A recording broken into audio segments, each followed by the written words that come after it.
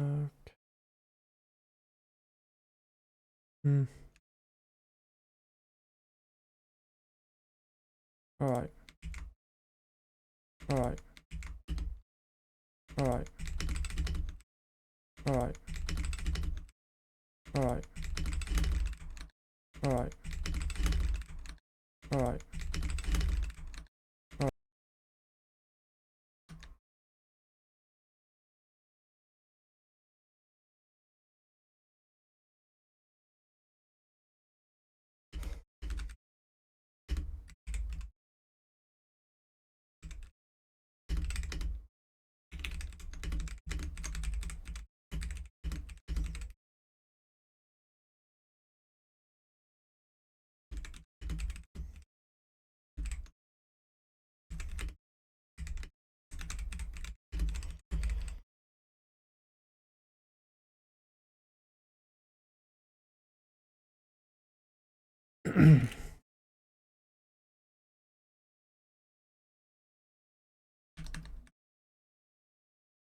um,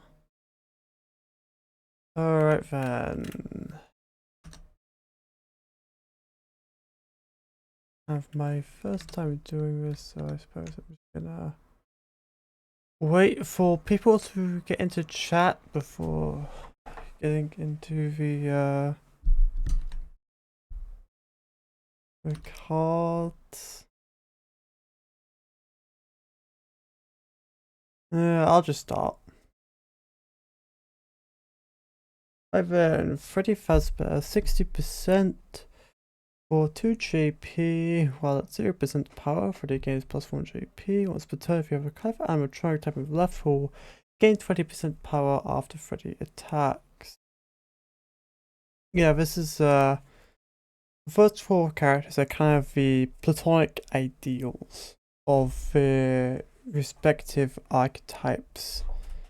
And Freddy has all the traits of his archetype. He's mid-range. The Freddy archetype is kind of chronically mid-range. It has very little stuff outside of a mid-range area.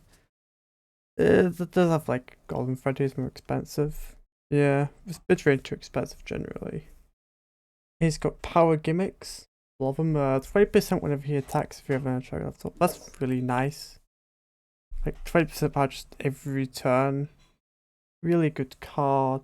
It's 3 JP at 0%. Yeah, just like great card. Like you can like pay 60% for 3 JP. Yeah, really good. Alright, Bonnie is kind of a bit of a less solid archetype from Freddy. 40% for 2 JP. And he has a once per turn to put minus 1 JP. The card is powerful. Basically, he's got equal to or less of the number of rabbits on your map until the end of your turn. Not really much to say about him. I mean, he's like, I don't know much about Bonnie. I don't believe this guy's used all that much in his archetype. 40% for 2 JP is pretty good. But unless you have lots of rabbits on your map, you can't really target many like actual targets you want to target. Ideally, you want to be targeting like 2 or 3 JP with Bonnie so he can take them out. So that's 2 or 3 rabbits you need to do that. Alternatively, you could have 1 JP for something like Toy Boy to do. That could be a thing. I don't know, I don't really think about Bonnie as an archetype that much. Chica. Oh yeah, I forgot to bring up the design types and placements. That's on me. 30% for 2 JP. Once per turn, heal 1. Its effect does not deal damage. Again, really basic card. In case you know. Now, what's interesting is that she's kind of like she's just a cheap 2 JP body. So the chickens to use to heal a bit. It's not all that essential to their game plan, I wouldn't say. I mean, Freddy's not essential to the Bears game plan, but these are all very exemplary examples of it. Chica is like, it's more of a cheap thing for you to throw out alongside your other chickens. It improves Chica, she's like, go away. She's like genuinely not useful at all with that. Well, showing like Bone Sugar, she's nice. Oh, go away, Defense Heart. Yeah, 30% for 2 JPs are good. Foxy. 30% for 0 JP. When Foxy attacks at the end of the time, remove all counters on Foxy. When he blocks, remove 2+1 JP counters from him after the fight. Once per turn, add +1 JP counter to Foxy, max 4. And he's left for Fox animatronic. Now, the wording on Foxy is really interesting. So he removes all counters, not just JP counters, all of them. And I saw one person play him where they're using the once per turn to put JP counters on other cards called Foxy.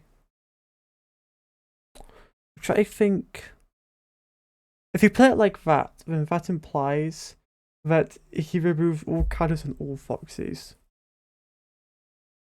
I don't know, I feel like Foxy should be replaced with this card.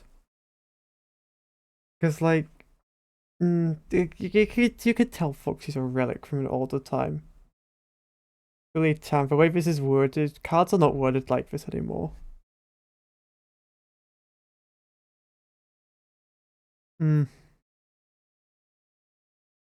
Oh, notification.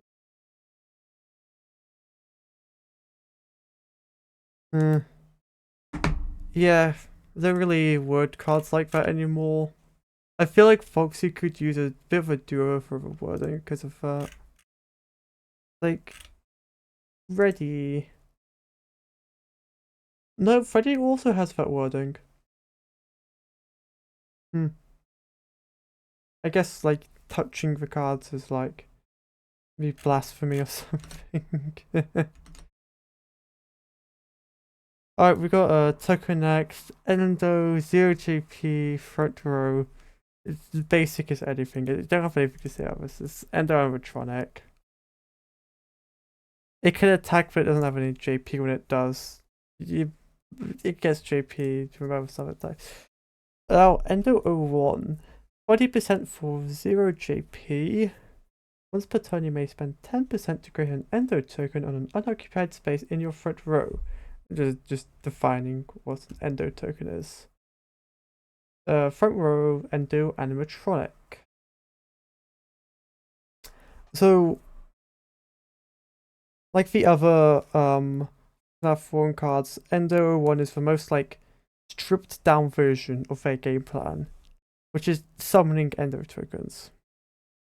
It's really good at that. Is like, I think it's the cheapest way for Endos to get Endo tokens. That isn't like losing Endos when you have Nightmare Endo. So he's like 30% total to get an Endo token and have Endo 1 out. That's really nice. He helps get Endos out fast, so Endos can do the overpowered bullshit. With like Endo Army and Rendo getting like free GP on all their cards front row. Yeah, good for that. Golden Freddy, 100% for 5 JP. This card is aggressive and its JP can't be lowered. End of your turn, reactivate this card. If this card didn't deal damage or send this card to salvage, return it to your hand. Omni, Bear, Springlock Spirit. You know, Golden Freddy feels kind of a little power crept by Golden Freddy LLC these days. But Golden Freddy's cost can be reduced, so if you're going for a lot of cost reduction, base Golden Freddy could be nice for that.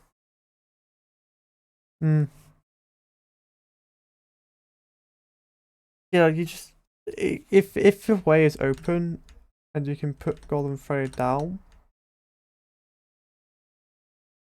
Oh hey, now I didn't notice you two in chat. Hey Waterfall, hey Audacious Mouse. Yeah, I'm reading out the cards. Sorry, I need to look over at chat more. I'm reading out all the cards. Yeah. I hope the stream works alright. I hope it works good. So I'm just reading them out and saying my thoughts on them.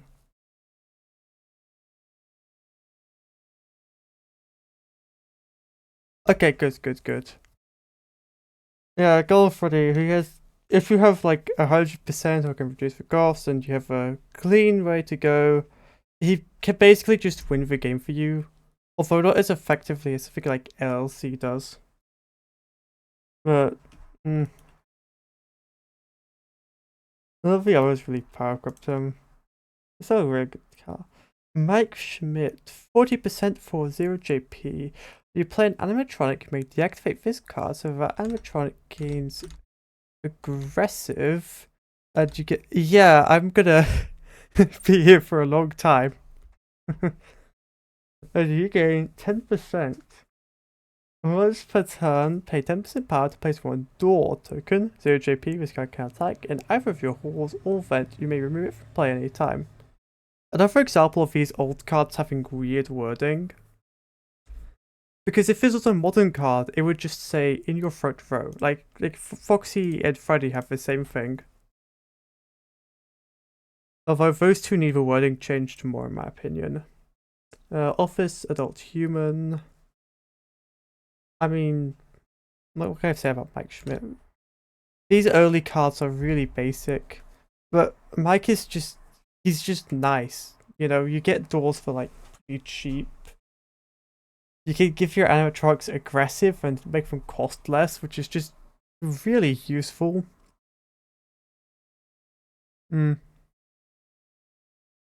You know, he's just a really good support card. He supports your defense and your offense very nicely. Door. Now, what's interesting about this is that the background, it's the FNAF 1 section, and the background is the FNAF 1 background. And yet, this is clearly the door from Ultimate Custom Night. Some. It's just nitpicking.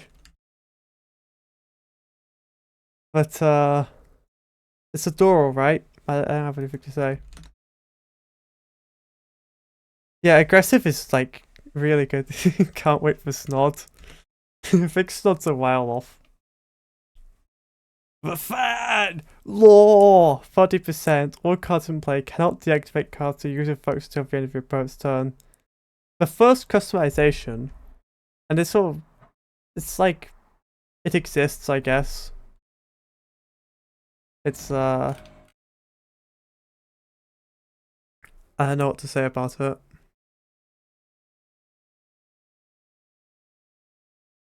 I mean, the thing is, you can't run this if you're playing a deck that deactivates cards to use a lot of effects. Because it does that to your cards too, and like, you just kind of have to guess that your opponent will run that when you're running this. And then also just hope that you can bring it out in time to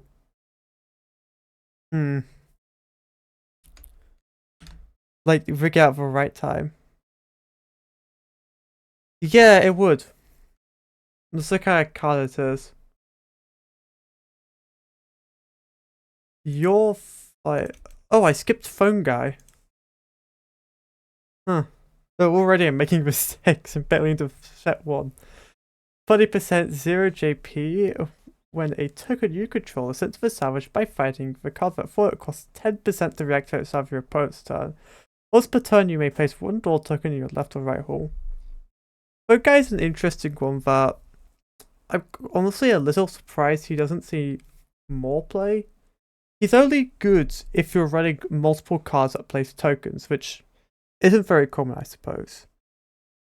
But just making your opponent have to spend power on reactivating cards is probably pretty nice for stalling. And he has 3 doors, so that's nice if you're spending power to place your other tokens. The thing is, he doesn't provide any utility outside of tokens. Outside of supporting other tokens and placing his own tokens, he doesn't give anything. So I suppose if, like endos would like him. Endos or or something like that.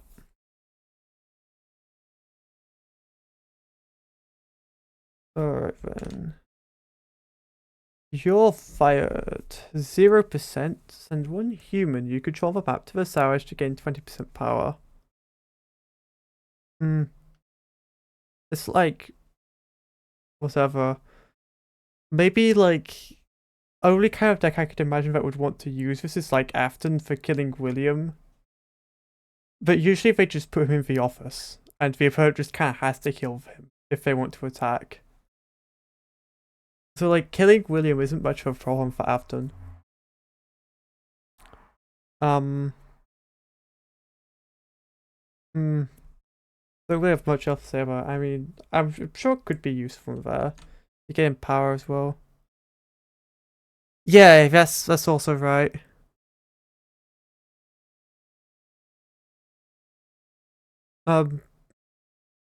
Okay, Uncharted Freezer.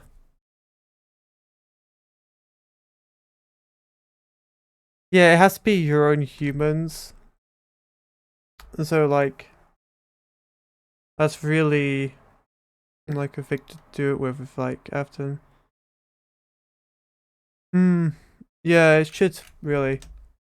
Yeah, I think if this was made when if negative costs were like a thing, probably would.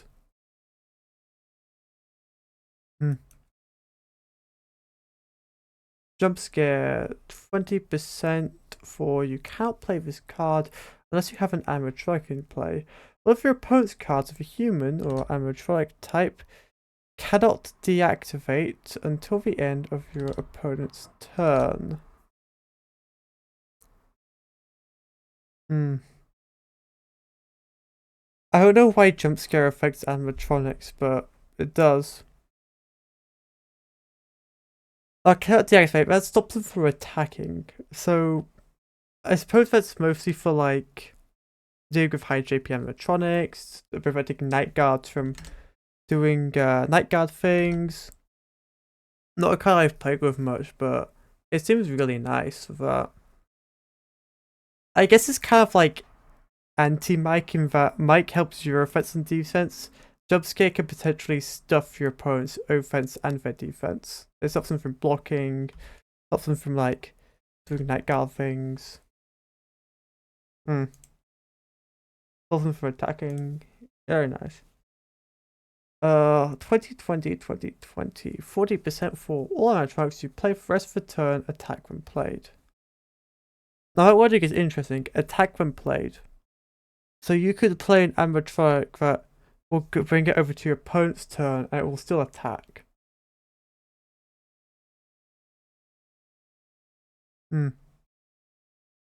Now, you're spending 40% on this already, and most animatronics you would like to play with this are expensive anyway. So this is like probably relegated to a deck like Freddy that can build a lot of power.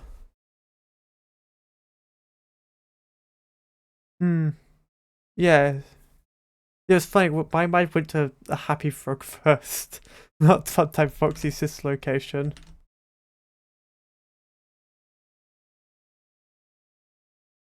But the thing is, if you're playing this with Freddy, Freddy already has like Golden Freddy and Withered Freddy that are already aggressive.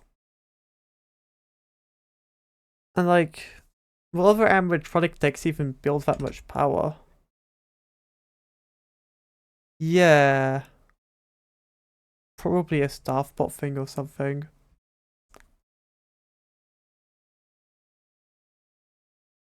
Hmm. I mean, I don't know, maybe if we were going staff pots, you could do it with Glamrock Freddy. Because he has a thing where he can't attack, and this is an effect that forces him to attack. Like, maybe, but I don't think Glamrock Freddy is like.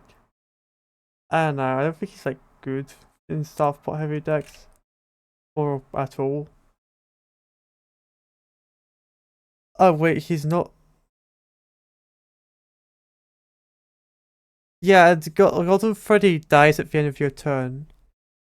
Anyway, well, oh no, it would attack as soon as it's played if it was an animatronic, but it's not. Hmm. It's heal 1 HP, this effect can't deal damage, 20%. If you have a card with Chica under your control, it gains +1 GP when blocking attacks till the end of your opponent's turn. Food customization. Hmm. I mean, it's probably like pretty nice for what are those toppings? What are those toppings supposed to be on the pizza? It's like colored rocks. um.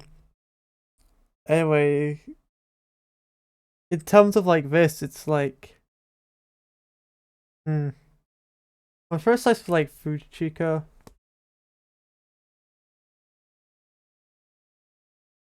Probably. I don't know. I don't play enough chica to really know. But a little food chica.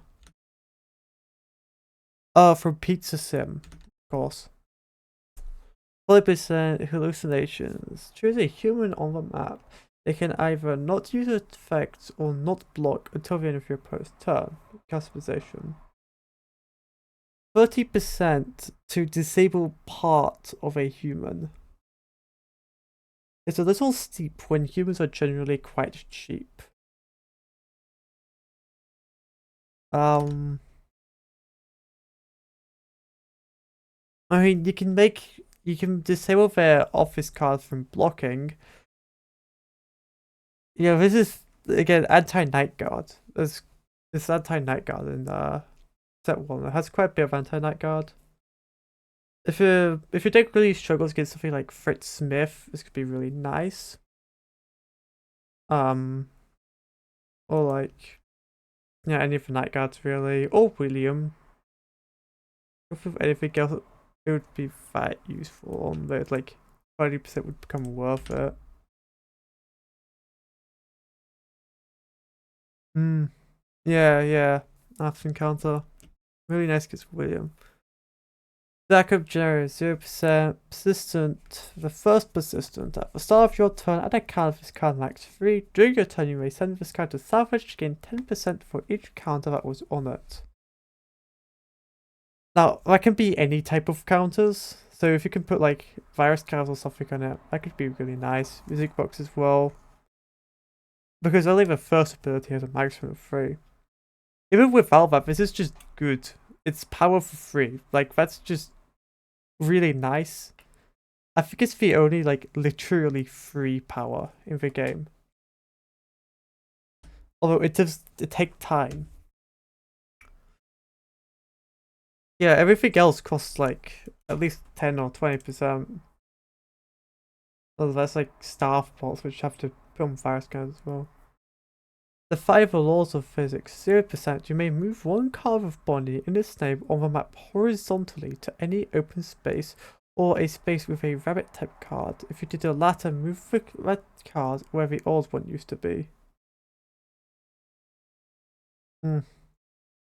It's the first like meme card, I'd say. A card that's based on like a joke.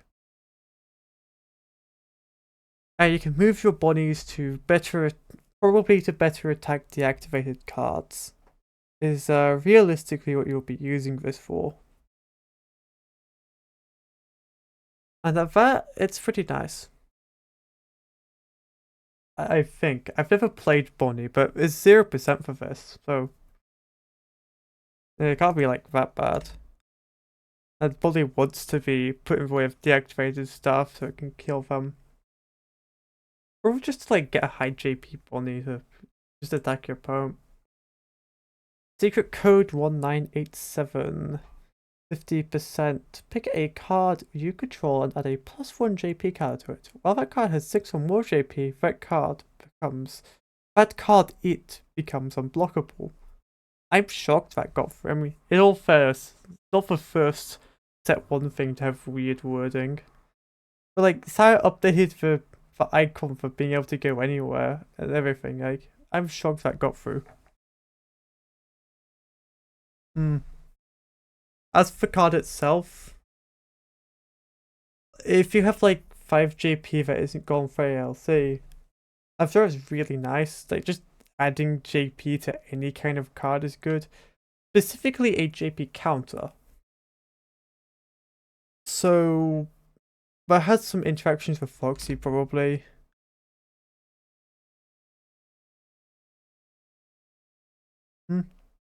Really, this is type from the 5 laws of physics. Oh yeah, there is.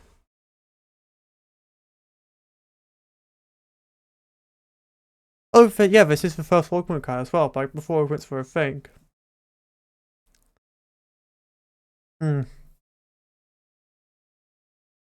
Well, kind of an augment card. It's... Yeah, this is an augment because of the unblockable effect. Absolutely. The thing is, like, the kind of cards you want to be using this on are already really expensive. They're just putting more commitments on top of that.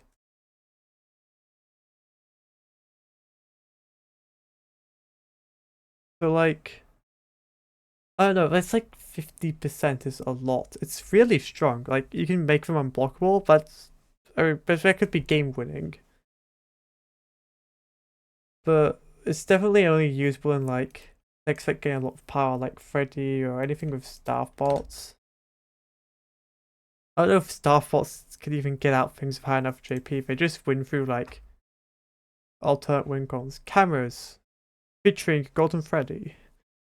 10% reveal the top 2 cards of both players' decks, return them to the top of the decks as they were.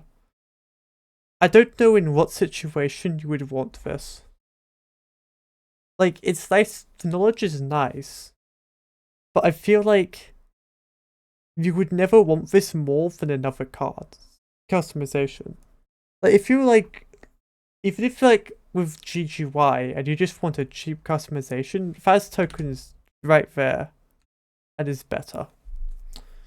Because it does something that's actually useful. I mean, the knowledge can be useful, but it also just could be completely useless, and that's outside of your control.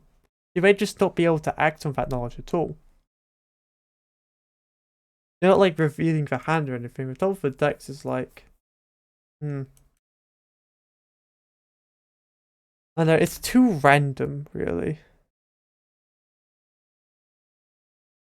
Maybe for a search of fast. Yeah, that's like, that could be useful for that. 1 second, I'm just gonna disable. There's like a pop up on the Twitch chat for me. Just to save that. Power outage 0%. Set power to 0%. Your cards without Freddy in their name can't attack or activate effects of a turn. One card with Freddy in its name you control can't be blocked on its next attack. Customization. This card is like what makes the Freddy deck. You could just turn something into Golden Freddy ALC with this. You could turn Withered Freddy or one of the other Golden Freddys if you're running one of those for some reason into Golden Freddy ALC. Also, you give original Freddy +1 JP as well. That's like really nice.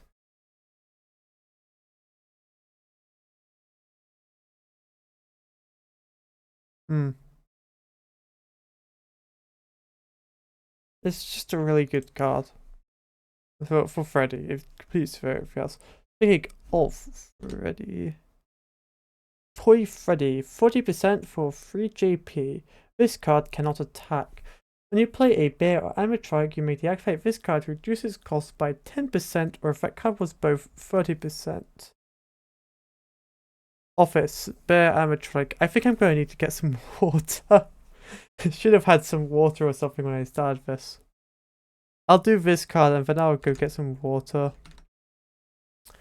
Anyway, 3 JP in the office, just really nice, even if he can't attack. That's just amazing defense for the cost. And the cost reduction is just really good. That's really useful. Exactly, he's Mr. Value. He provides amazing defensive value. He's like Fritz Smith if he didn't have defender and stayed alive after blocking. He reduces the cost of bears or animatronics, and if it's both 30% cost reduction is just crazy. That's like half the cost of most Freddies. Yeah.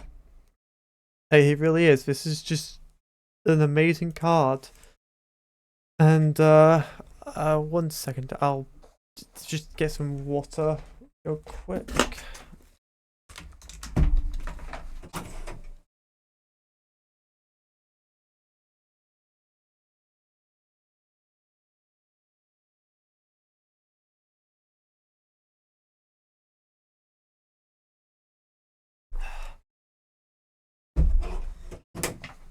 Hey, I'm back. Yeah, really strong start for FNAF 2. Really good showing at the start. Followed up by Toy Bonnie. This card cannot attack normally. Alright, 20% for 1 JP, first of all. This card may attack any of your opponent's deactivated cards on their map. This is...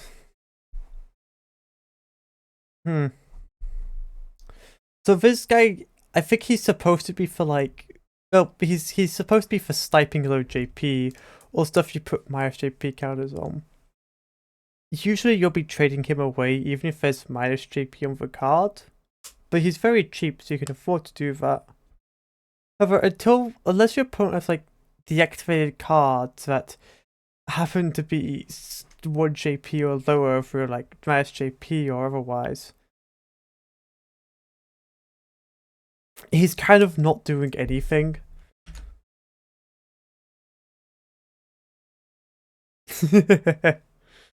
Yeah, this is I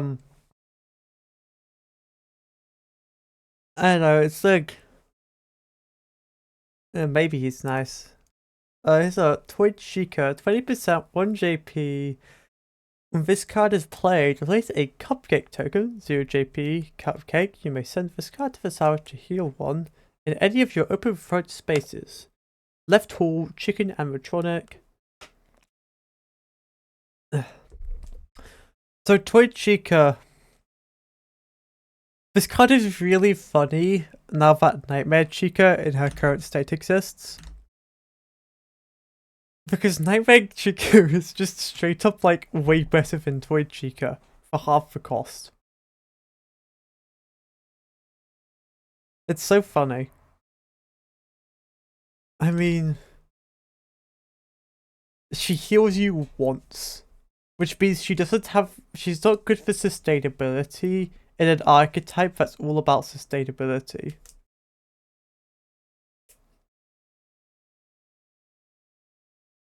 So like, yeah, the cupcake is a body.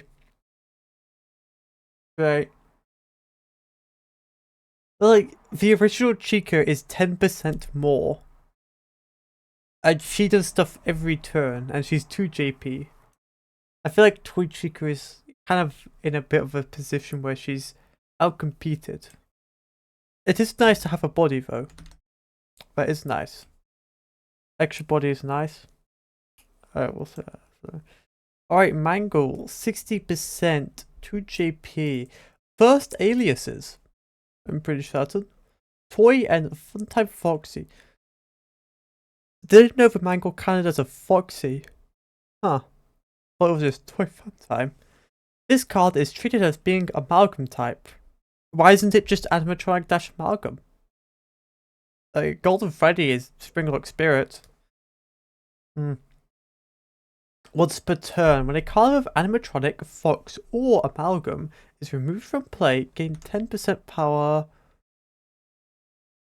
Okay, after her effect. Right. Yeah, she's a body. Right, I see. I see what you mean. I hope we talk about the cupcake.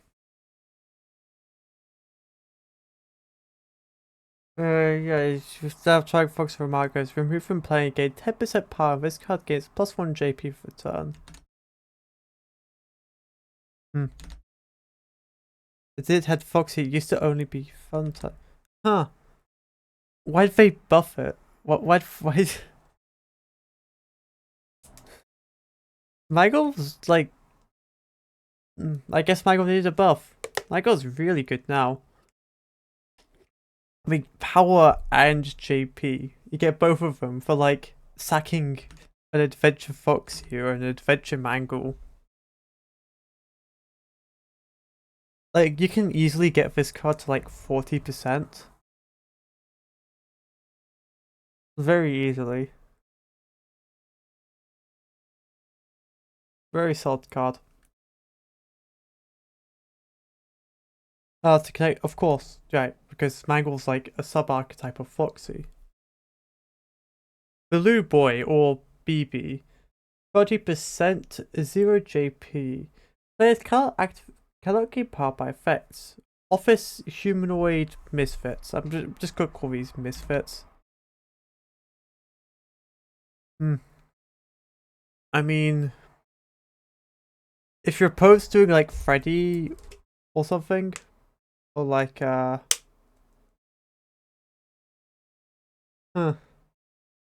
that's fine. Or the sorry, just something I noticed in real life. Or staff bots. Then Blue Boy can be nice for that. Yeah.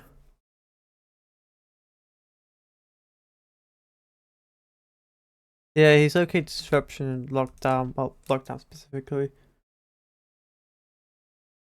If you know your opponent really likes playing decks that gain a lot of power from things, Bloom Boy can be just a very nice card to just put in there. Like how people were considering putting JJ in because of how popular Afton was, well, how good Afton was. Speaking of, would be yeah, no, Balloon Boy would be really good if he was off map. It would be like you'd have to Deathcoin him. Onto JJ, 20%, 0 JP again. I'll leave the alt art version. There's no like original artwork version for JJ, just alt art. It's pretty good though. I do like it, so I'm not gonna complain. Players cannot reduce the play cost of cards. Office humanoid misfit. Like this is just yeah, this is just another thing that counters Afton. Specifically, Afton. I don't think many other decks reduce the play cost of cards that much. For her to be really generally useful. BB and JJ are just like counterpick cards, really. Yeah, it's really nice alt art. I really like it. I suppose I would never play the original art version of this. Anyway, so there's not really much point in it existing. Out of the toy Metronics, onto best viewers on 1 second, how do I 1 second, you look like you're trying to scam people. How do I how do I ban you?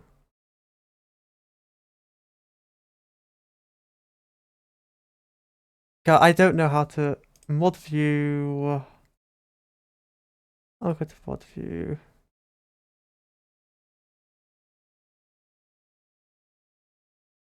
There we are. Just banned them. Yeah, account created 19 hours ago, by the way. Like, literally made the account yesterday. Most obvious spot ever. Hmm. Oh wait.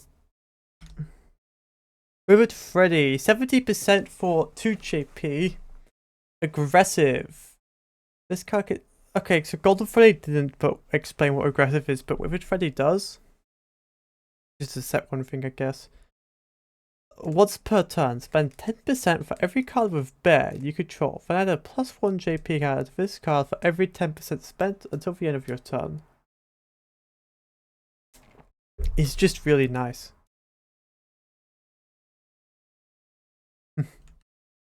Just like a really good card. I mean, you use him with Blackout and Freddy to just kind of kill the opponent. You use him to take out any like boss cards they have set up. He's just like really easy to guess out, really high JP. Because like, it just costs power, that's it. Freddy has power and spades. Like, it costs power and you need bears out. So if you're playing Freddy, you just have those things. Really good card.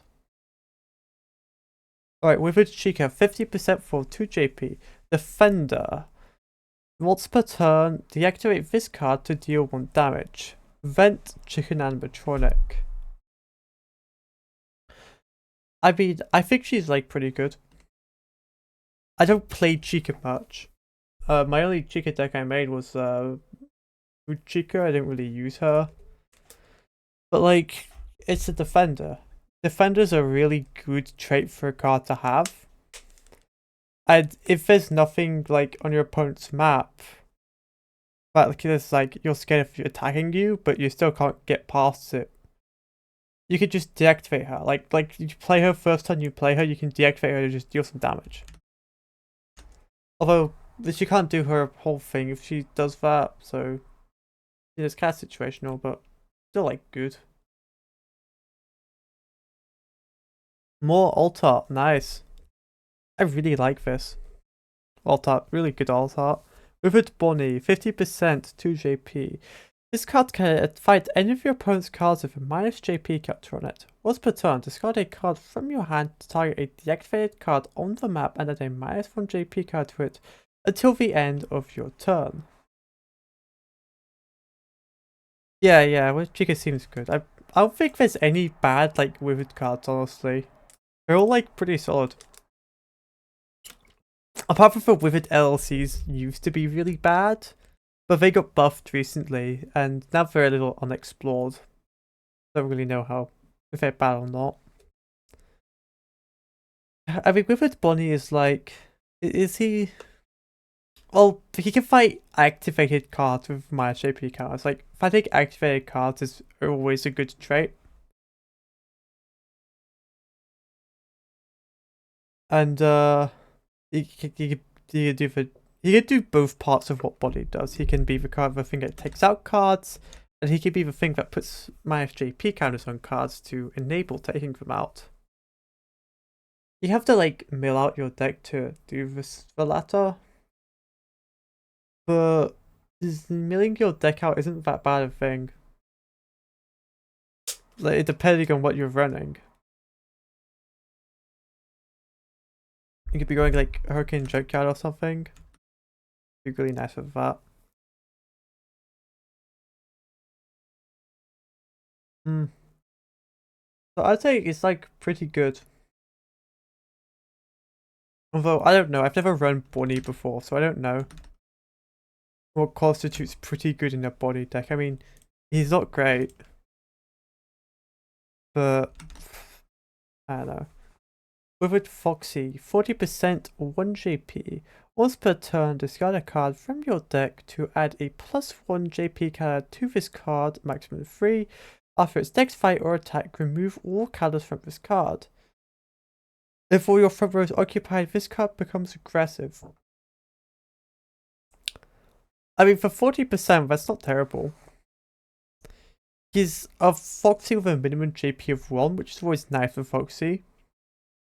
So he's not so like after he attacks, he's not like completely 100% vulnerable.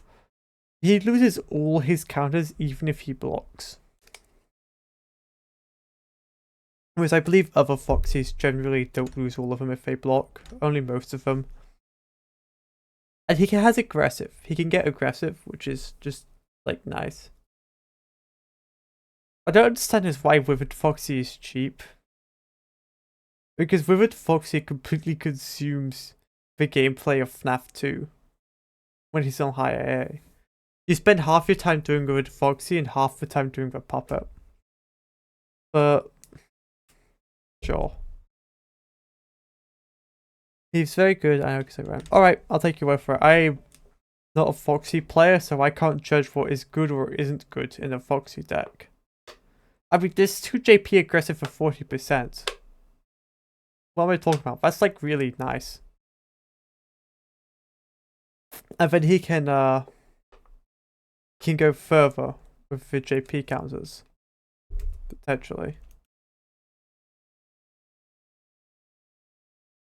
Alright, Cupcake is the front row 0 JP. The front row means nothing. It just goes wherever card that plays it says it goes. 0 JP, set it to salvage to heal 1. It's a body on the field, you heal with it.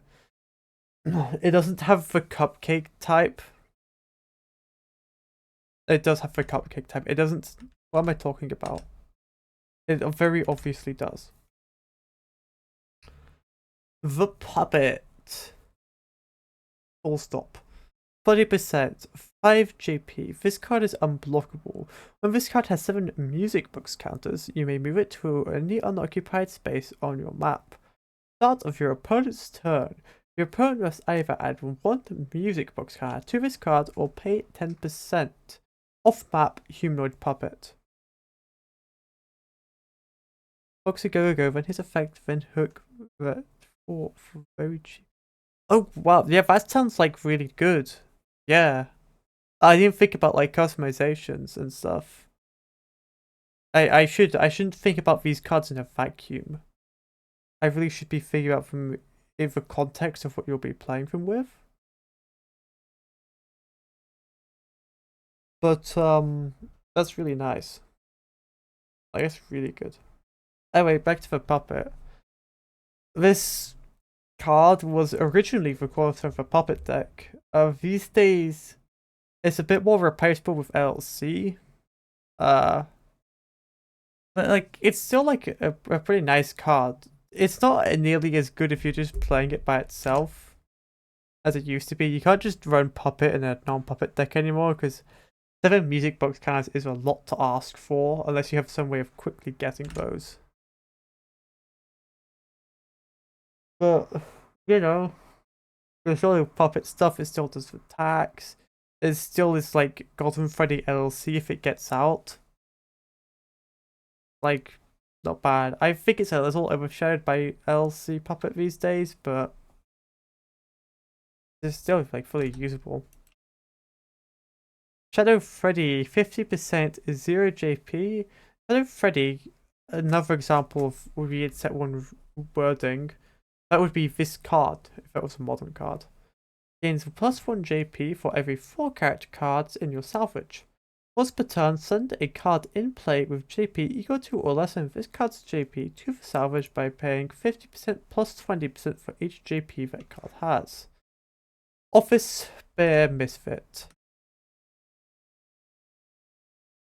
I mean, he's just like very good. For like what he does. If you're putting a lot of cards in salvage, he's a win con. Even if you're not, like, just sending cards in play to the salvage. Like, he could just kill off-map cards for like 50%. He could just kill night guards for 50%. That's really nice. Yeah, Candle Spirits as a whole. I think Spirits is like pretty good now. So like, well, I say pretty good. I don't know for sure. Spirits, some Spirits decks feel good, but it's difficult to make decks with. Anyway, it's just like a good card. Like, he could be both your win con and also like a mid-game card, and that's really valuable to have.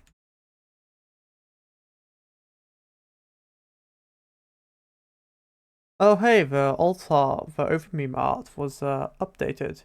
Ruxfasfask, 50% for 1 JP. You may play a child spirit from your hand or salvage for minus 30% by deactivating this card. For as long as the child spirit is in play, any Ruxfasfask cards you have can be used to fulfill any name-based card effect requirements for child spirits played this way. Once per turn, for every 2 spirit or child cards in either player salvages, gain 10%. Office Rabbit Misfit. Interesting card. In the past, this guy sucked. Now, I'd say this modern effect is unexplored. It could be really nice. It could still, I mean, he gets to play child spirits for free. He gets the copyright effect. That's just really good. But I don't think he's necessarily an auto pick for spirits. But he's really good within that archetype. Firstly, if you need to bring spirits back from salvage, he's really useful for that. If you're putting spirits in salvage, he's really good.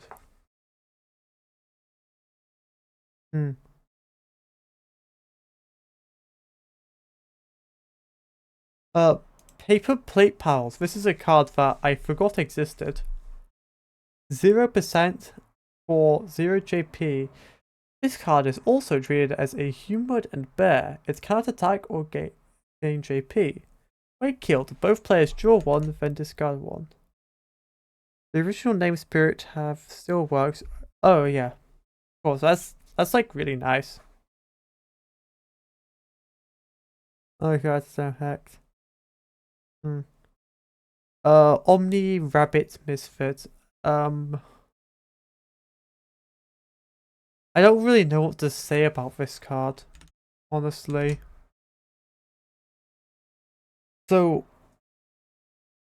you want to block with this card so it can mill out your and your opponent's decks. So you want to use this in things that mill. But it also has a lot of designs. Which is mostly for like drawing, I suppose. That's mostly what you were going to use those designs for. But both of those abilities are quite niche. I don't know. I don't see it with Paper Plate Pals. I'm sure they're good at something, but I don't see the vision. Endo 02, 30% for 0 JP. If your opponent has 30% or more power, this card has the defender keyword. Once per turn, you may send 1 Endo you control to the salvage to gain 20%. The benefit of this card to need. Yeah. Other cards that need to be designed, I'm sure it's very nice for.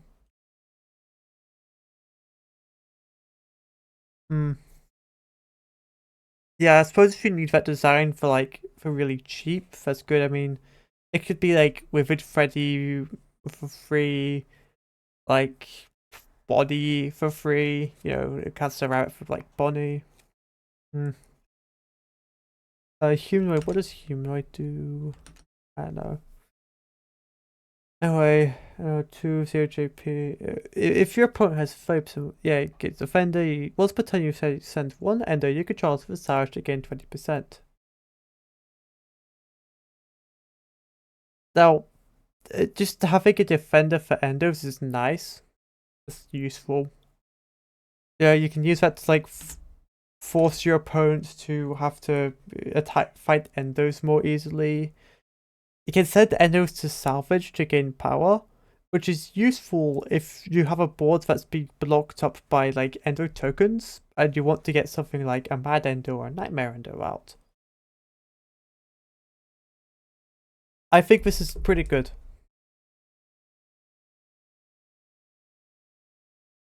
Not an ender I see used for that often, but Brit Smith, 40%, 0 JP.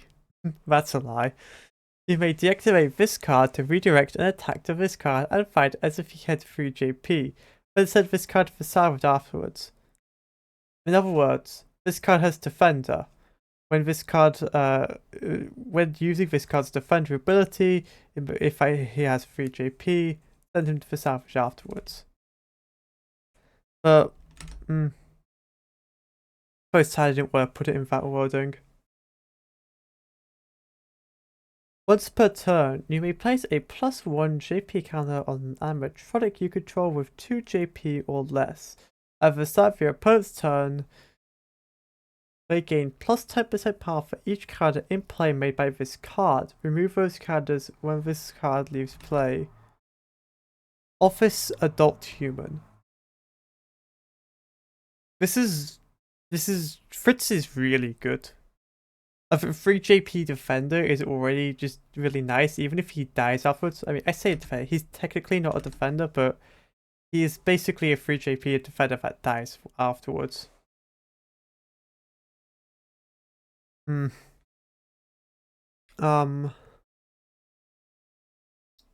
Also, like, the JP and animatronics. Like, this guy can do some disgusting stuff with Jackie. Also, just putting more JP on animatronics is really good, although you can't do it too much. Actually, no, you can do it a lot, because you could just block with Fritz Smith and he dies. This is a very easy to kill card. Like, really solid card. Moving on to Jeremy Fitzgerald. Jeremy Fitzgerald. The left solid card, I'd say.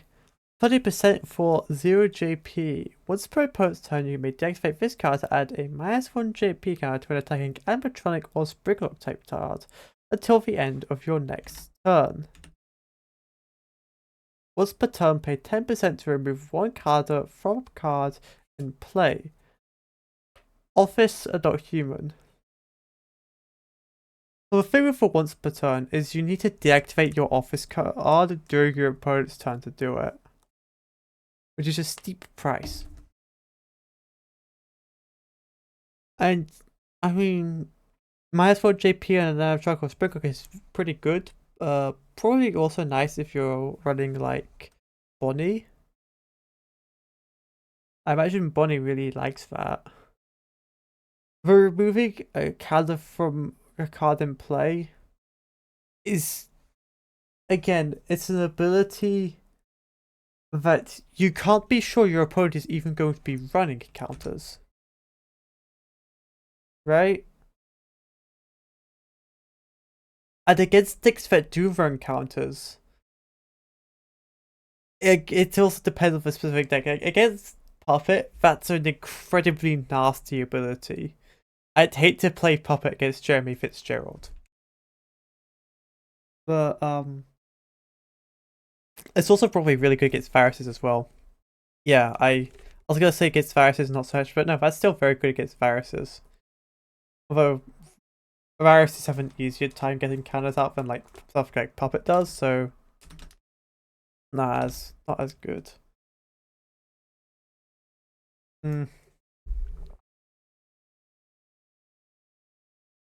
I'd say he's pretty good. Although, no, it's matchup dependent. That's the thing. So he's not pretty good. He's pretty good in specific matchups. Wait, hold on. Hold on a second. Jeremy Fitzgerald. You could use that to remove lock counters from Wolpertinger Bonnie, I guess. I guess with Great Escape Girls and Freddy, that wouldn't be as practical.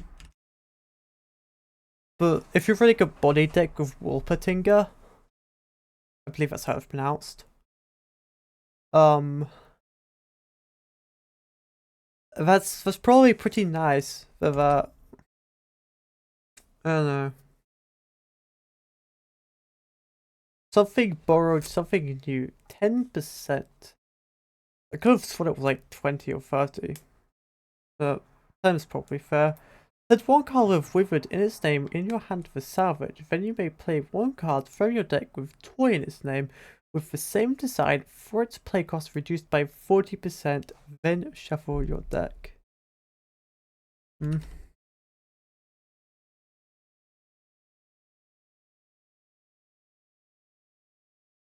Oh, to who? Grayscale. No, not Grayscale. I'm thinking about Wolpertinger Bonnie.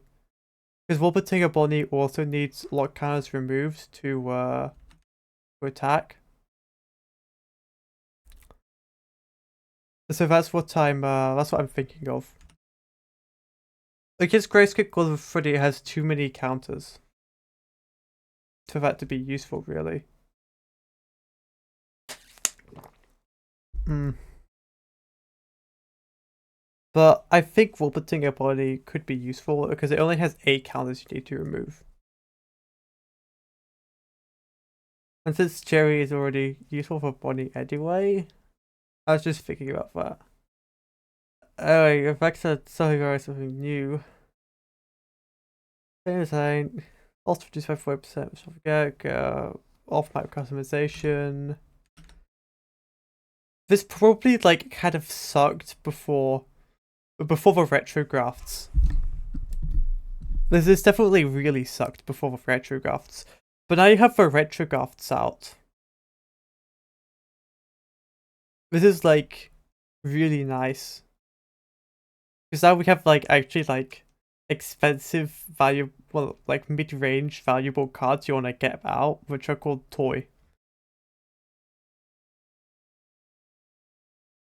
Like the 40% cost reduction is really solid for those.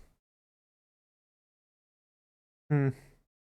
I mean, hold on, you could use it for Mangle as well. Actually, no, this is good for Mangle.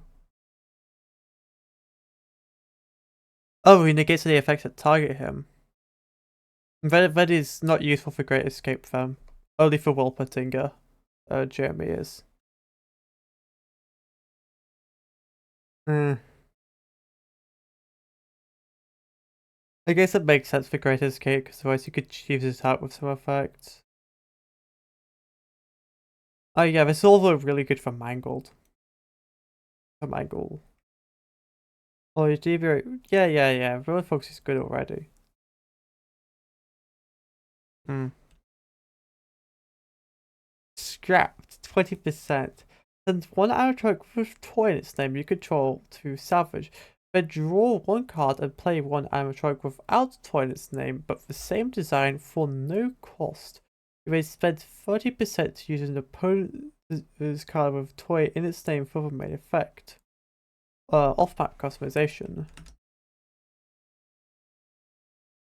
Hmm. I mean, hmm. You're getting rid of a toy to play a non-toy for 20%, pretty much. I mean, that's probably pretty nice. Especially with someone like, with Retrograph Big Bunny isn't a toy. Actually, not good for him. He's not a toy. But this seems pretty nice if you're running a lot of toys. And that's the thing, if you're running a lot of toys. And most of the toys aren't good. And the toys that are good you want to keep. Like Toy Freddy. You wanna keep him. You wanna keep the Mangle. Hmm. Retrographs are similar. I feel wait. Could you use this to get retrograph? No, retrograph that doesn't have. You could use this to get Golden Fire for 20%, I guess. That would be nice. Reactivated 40%. Send one card with Withered in its name to active, but it loses. That's weird wording, but loses 1 JP for turn. Off-map customization. So you reactivated a withered card, but loses 1 JP for a turn. You know, I imagine this goes hard as... Like, this goes really hard with something like Withered Freddy. Yeah, I imagine that goes like really well with something like Withered Freddy. Knight of Misfits. 40%. Keep revealing cards from the top of your deck until you reveal a Misfit type card. Type card type. Then play it for its minus 10% for every revealed card. Then shuffle your deck. Off-map customization, that's... So I was really question, can you see anyone else in the chat? Or just see... I can see just you in the chat. First of all. Are there other people in the chat? No, it's just you. That's what I can see. I just think everyone else is like watching this in the background. This used to be an archive card. Huh. Interesting, that's... I like archives half your deck. Potentially, depending on your luck. I've only ever seen this be used to get a nightmare out for basically free. I don't know if it's worth it for like any other misfits. Because most of them aren't that expensive. It's only good on like a really expensive card. And you don't want to be running any cheaper misfits than this. You could stack your deck if you didn't play mis.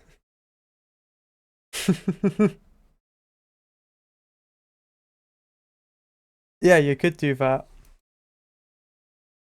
Hmm.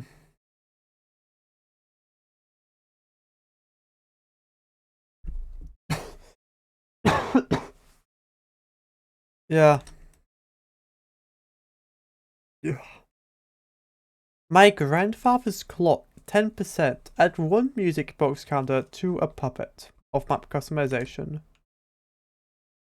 I don't know why I specify off-map customization. There's not any on-map customizations. I mean... This seems alright, but I've never seen a waterfall player. I've not played against anyone else's puppet. I guess, like, your other ways of getting music box counters also do other things. Flat soda.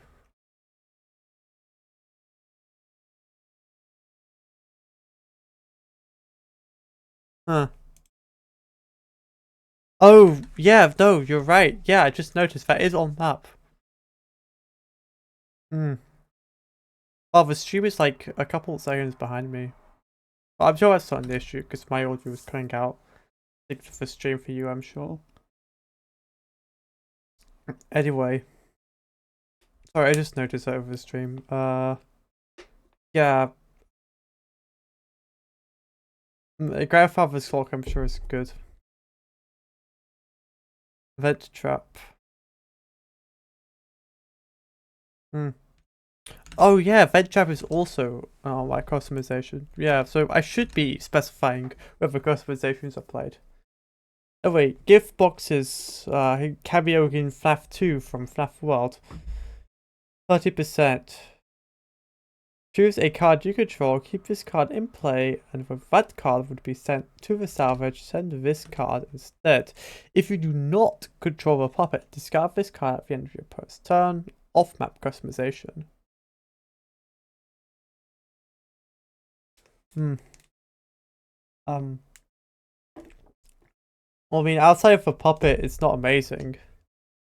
So if you're running puppet, you could use it to like keep a nightmare run alive, right? Unless your opponent has the box. But there's never anything you can do about the box unless you're playing Afton.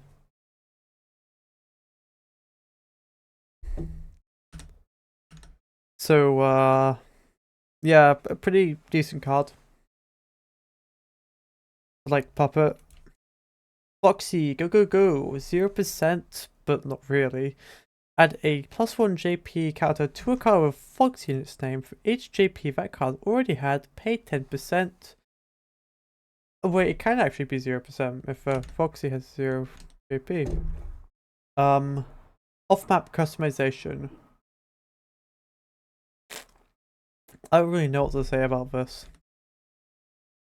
Not very great in my opinion, since one music box with 10 power, or at least before, because it could only tie up a puppet. Yeah, I see what you mean, Van. I feel like the best use case for that these days would be putting it on, like, on Nightmare On, or maybe Nightmare on LC, but who uses that anyway? As for Go Go Go, Foxy Go Go Go, this is probably best on like the Mangle, who doesn't lose the JP counters. I mean, with Foxy's, it's pretty nice as well. You can get 4 JP with the Foxy out very quickly. Yeah, pretty solid card. Pretty nice. Flat Soda, 20% heal 1. This effect can't deal damage. Place this card in your office as a 0 JP card that can't attack or gain JP. It can't kill any card by fighting. Omni Food Customization. I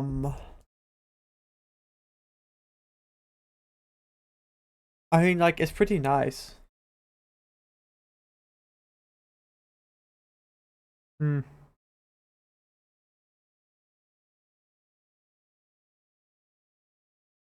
Yeah.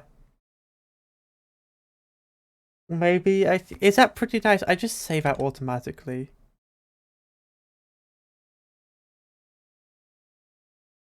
You did against meme.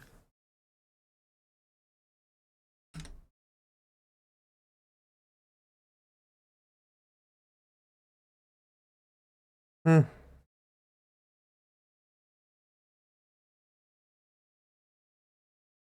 Oh, against you. I see. What's that? Play, which card was it when you said that? Sorry, I'm a little bit behind.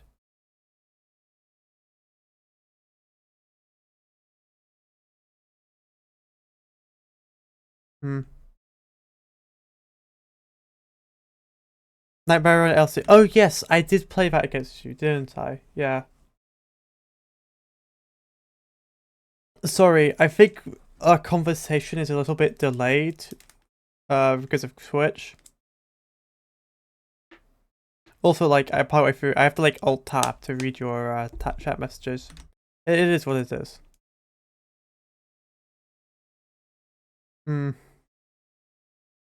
Yeah, I suppose I did play against you. Anyway, Flat Soda.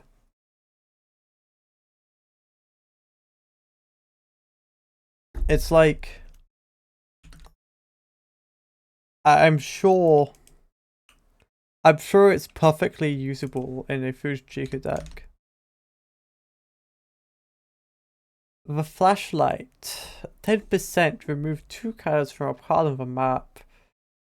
Off-map customization.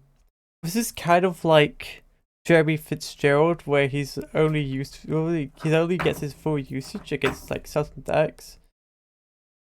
Except it only has 1 usage. So either you're running Wolpertinger, or you're playing against a puppet or a virus deck or something. Those are the only times that this is useful. So I don't know. I don't think this is a card that's very good, and I don't think it should be very good. It kind of feels like a little bit of a mean card to play if you know you're going to be playing against a puppet player. Like if you feel like being mean to them for No good reason. You're like kind of a puppet.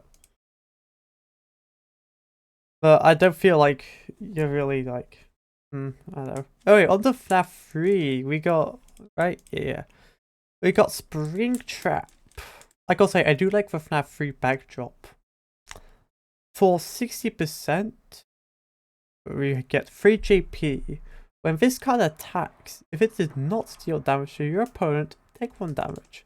Once per turn, discard a card with Afton or Trap in its name, or a spirit from your hand to gain 10% and or move this card a space laterally. Front row Rabbit Springlock. Or a spirit is new, I think. No, it's not because it only on the. Oh yes, you're right. No, that's not good against the puppet, is it? I guess that's just a Night Marion thing then. Well, that's like really niche. That's a really bad card.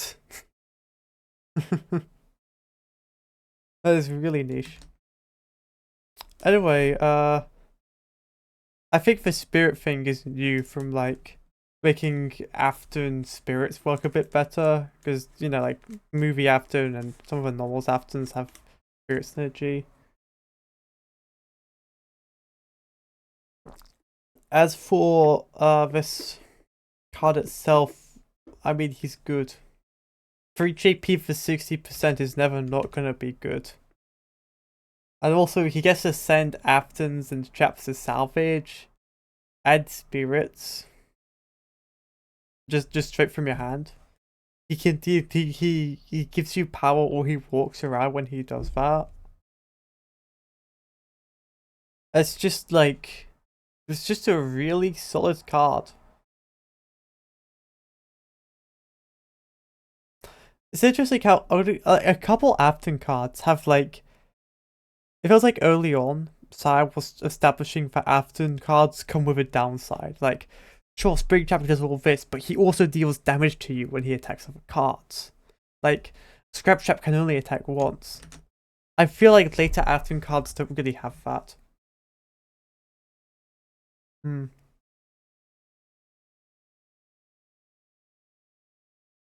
Anyway, onto Spring Bonnie. Ugh. This is an alt art. Look at that. Okay, the Ultimate Cyborg. A pretty good alt art. Like, this looks really nice. It looks very in-game. I like the eyes behind the mask. 30% for 1 JP. This card can be worn by an adult human. The first costume. This guy didn't used to be a costume, obviously. Well, costumes weren't around. When this card is sent from the hand or deck to the salvage, draw 1. When this card is killed, gain 10%. When this card is played, reveal the top 3 cards of your deck and add 1 card with Afton or Trap in its name to your hand for an archive. This is like... This guy's weird. Omni Rabbit Springlock. Because he does 3 things that are like entirely separate. So he can be worn by an adult human to give them 1 JP. I believe that's how wearing works. Is it just like the card gains the JP body of the card that wears it? Oh no. Look, it's not from Help Wanted because there's 1 second. There's credit. And if there's credit, then that means it's an alt art. All the alt arts are credited. Also, in Help Wanted, that's Glitch Trap doing that, not Spring Bonnie.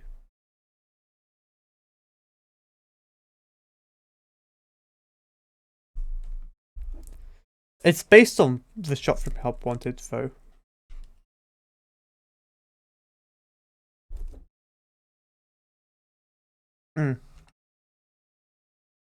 Oh yeah, he's like he does stuff when he gets killed, which is nice. Like he has synergy with Springtrap there.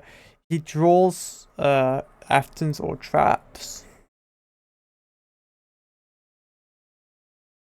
And he gives GP to an adult human.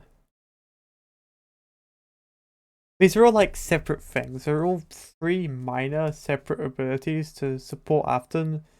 Except for being worn by an adult human. That's Afton doesn't have 0 JP adult humans. Unless I'm getting how wearing works mixed up.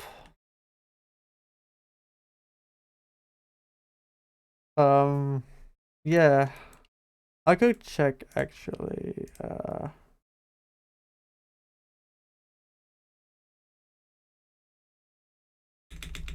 Okay, 1 second.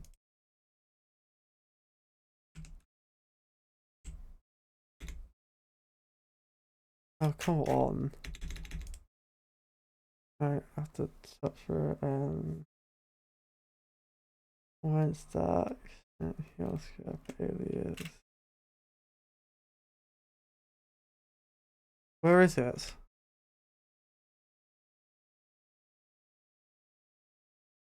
Werewolf is just a body who can be on. Okay.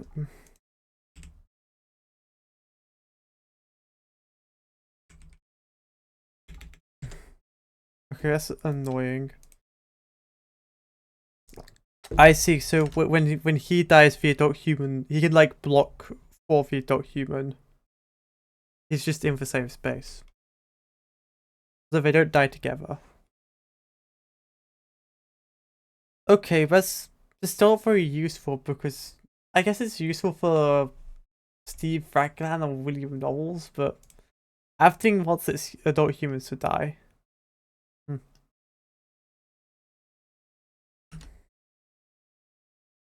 Alright, Phantom Freddy. For 10%, you get 0 JP. If this card attacks without being blocked, gain 20% power. If you control a bear or spring lock, gain 30% power instead. After this card attacks, kill this card. Office Bear Illusion. The first illusion.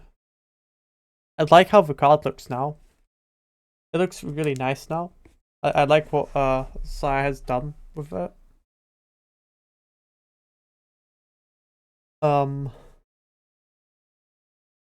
As for the effect, it's probably one of the stronger phantoms. Redirect customization card to him if the card below him is. Oh!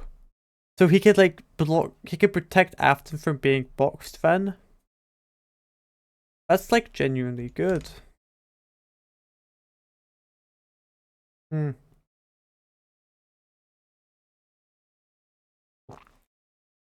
Phantom Freddy is back to Phantom Freddy, probably one of the stronger phantoms.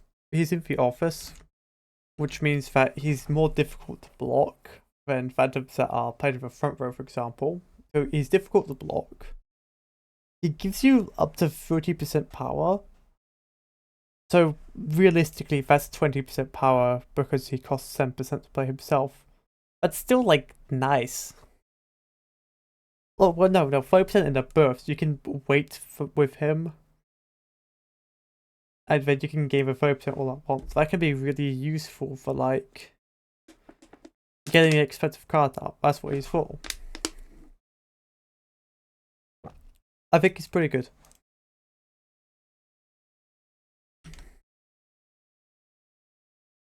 Phantom Chica. 10% for 0 JP. If this card attacks without being blocked, deal 1 damage. If you control a Springlock type card or chicken, deal 1 more damage. If this card attacks, kill this card. Office Chicken Illusion. That's 10% for dealing 2 damage to your opponent.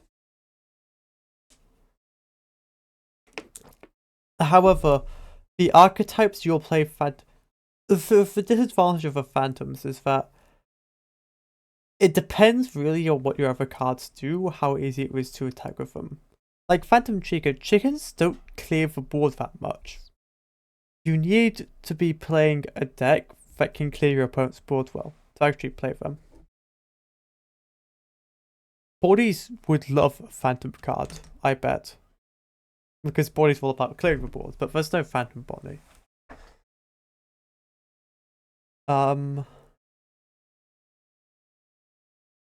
That's a Phantom Chica. I mean, I feel like it's difficult to get her to hit. Phantom Freddy probably also difficult to get him to hit. Because I mean, bears can clear the board better than chickens are. Can they want to do that more than chickens do? But I don't know. I Phantom Foxy, 10% for 0 JP. When this card attacks without being blocking, add a +1 JP to a card you control until the end of the turn. If that card has Fox or Spring Lock, add one more +1 JP card to it until the end of the turn. After this card attacks, kill this card. Office Fox Illusion. And to cause a choice of their effect or deactivate. Oh yes, of course. Yeah. Yeah, of course, and they could also potentially kill stuff in the office as well. Yeah, I was thinking about killing for both of them, but there is that as well. We can clear the way for other characters. Phantom Foxy is like a solid effect. He's probably, that's like just more JP on your foxes is really nice. Also, Springhawks, you could play him in like Afton technically. I don't think you want to, but you could do that. It's just really good. One more +1 JP added to it until the end. Yeah, really nice card. Phantom Mangle. 30%. First one to cross more than 10. For 0 JP, when this card is sent to the salvage the card that fought it does not reactivate next turn. There should be a comma there. Until that card reactivates, your opponent can't use customizations with a play cost less than that card.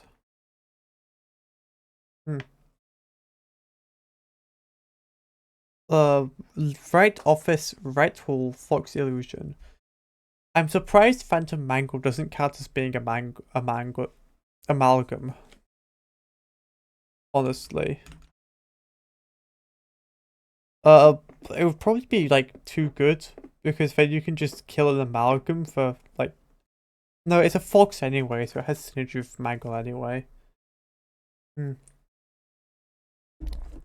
Anyway, that's it's 30% for potentially for like a kind of defensive company issued taser.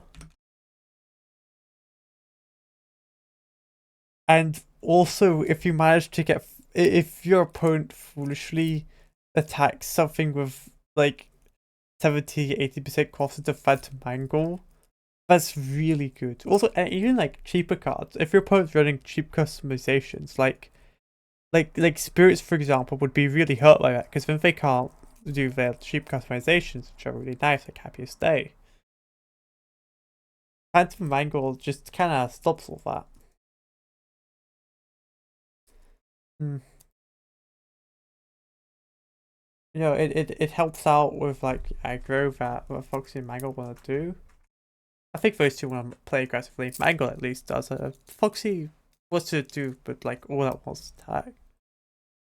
And Alpha Strike is the turn. Anyway, Phantom Balloon Boy. 10% for 0 JP. This card cannot gain JP. The only Phantom to have that, I believe. When this card blocks, the card it blocked loses 1 JP until the end of your next turn. Omni Humanoid Illusion. I've mostly seen this be played in a deck that, you know what I'm talking about. It uses like a Balloon Kid to just flood the board with these.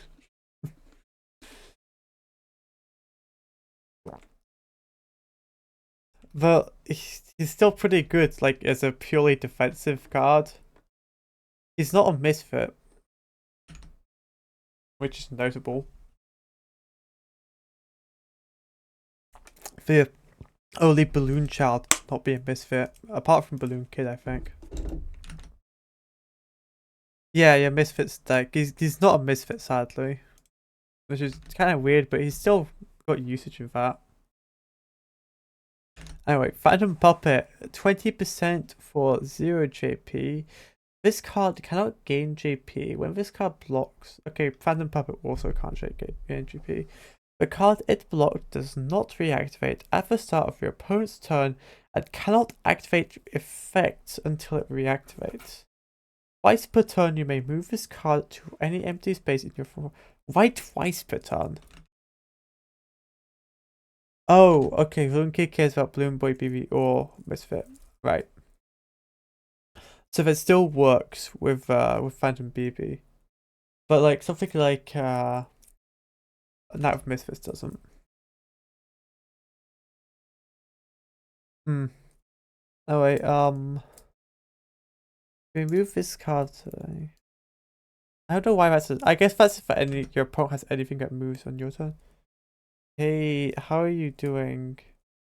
I'm doing fine. Ruby underscore XYY. I'm doing good. Just reading out some FCG cards. I don't know why I read out your name so slowly. Sorry. Yeah. Hmm. Interesting card. Kind of like a pseudo Doug that doesn't mill.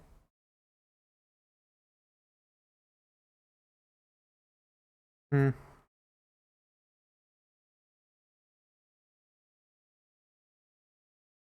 Yeah. So, it's like a defensive Doug, I suppose. I don't think he's any good in Puppet decks. Shadow Puppet isn't, because it doesn't interact with Puppet at all. Until a card that actually does interact with Puppet, though. Shadow Puppet. For 30%, you have 0 JP. When a card would add a music box counter to a card you control, you may deactivate this card to gain 10%. When played, play a Charlie full. Oh, sorry, it's Shadow Puppet full stop. I almost forgot. When played, play a Charlie full stop or Puppet full stop from your hand or salvage for its cost minus 20%. There is cost by another 10% for each music box counter in play. Off map, humanoid misfit. When are we playing FNAF 1M? Oh, FNAF 1. Sorry, I just picked the FNAF 1 thing. I'm not actually playing FNAF. Bro hasn't heard of what? Look, I'm just reading out cards for a FNAF fan thing. I didn't really know what to tell you about. Look, I'm not aware of what FNAF with an M is. Is that did I like did I set up my category wrong?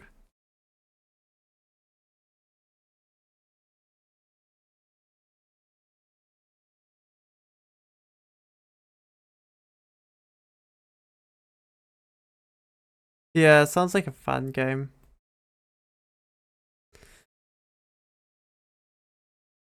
Hmm.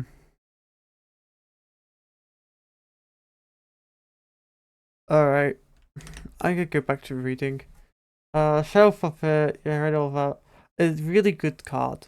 It used to be like too good. I think it's more balanced now, personally. There's certainly some people who would argue against that. But I think it's still like pretty strong. But it's definitely not like bad or anything.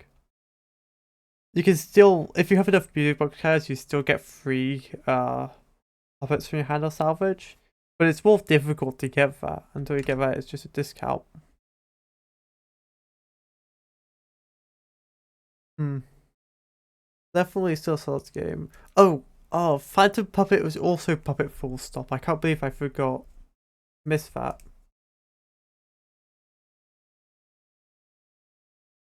Hmm. Phone Dude. 20% for 0 JP. You may scrap this card to play one card with Spring Trap in its name from your hand for its cost minus 30%. You can't use this effect the turn this card is played. Speaking of, when this card is played, reveal the top card of your deck. If it's a Spring Lock or has Phantom in its name, add it to your hand and draw one. If not, leave it. Okay, my name's Bruce. Alright, Office Adult Human. The stream's going good. I mean, I still have like hundreds of cards left to go. So we're gonna be here for a while. Unless you won't asking me. Yeah.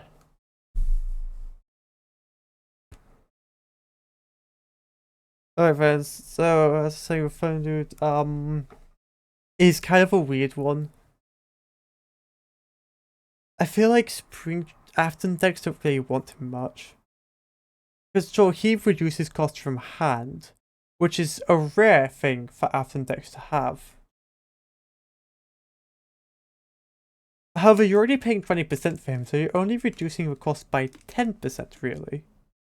If that's what we're using him for. And for revealing the top card thing is a gamble which is more likely to pay off if you're running Afton, sure. Very likely to pay off if you're running Afton. But I feel like Afton wants other things more, and Afton really likes its office spaces. Phone Dude takes those up. Do you play other games besides this? This is my first stream. So like, we'll find out when I stream later. Yeah, that's a thing. Phone Dude has to compete with Retrographed. I mean, I might stream some like fan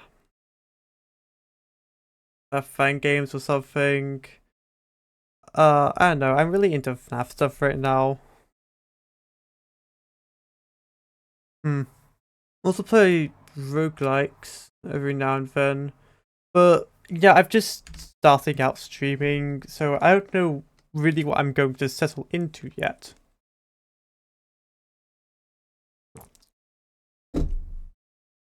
You know? Hmm.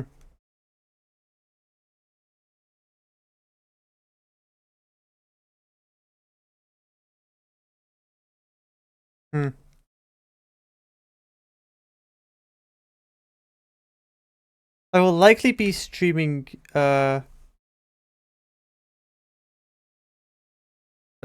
words.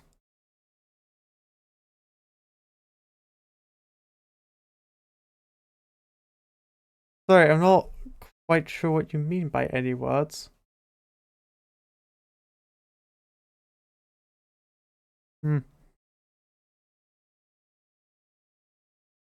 Yeah, I already I said like I mostly play it depends, I play a lot of different games.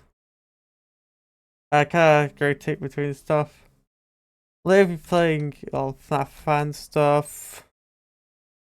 I might also try. I've been playing the end of this night lately as well, but anyway, I need to get back to the reading. I can't distract myself from that. I don't want the stream to go on any longer than it already has. It's all in your mind. 0%. Discard a card in your hand. For every 10% of its play cost, reveal the top cards of your deck and add 2 cards with illusion among them. Then archive. Off-map customization. This is interesting. See, like outside of nightmares, would be illusions aren't very expensive outside nightmares. So this is really for nightmares. Oh, you don't really want to put this in a very expensive card. Even nightmares is mostly cheap stuff. Because you're only adding 2 illusions. If you're running a lot of illusions, you don't want to pick up very expensive cards. I suppose it's good for drawing something really valuable for nightmares, like Nightmare Threadbare or something. I thought about my channel customization yet. Look.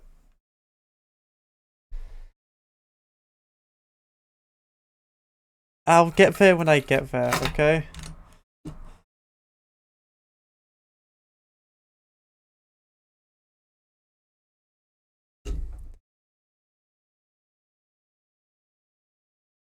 Hmm. It makes you archive.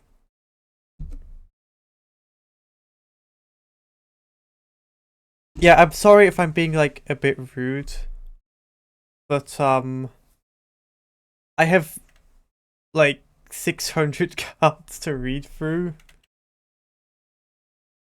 So I wanna spend, yeah, I do Gyroshout since 4 to 5 years on commissions. Oh, okay, you're here for, oh, okay, you're advertising your business, alright. I wouldn't like to see some of your work right now. I'm kind of focusing on this.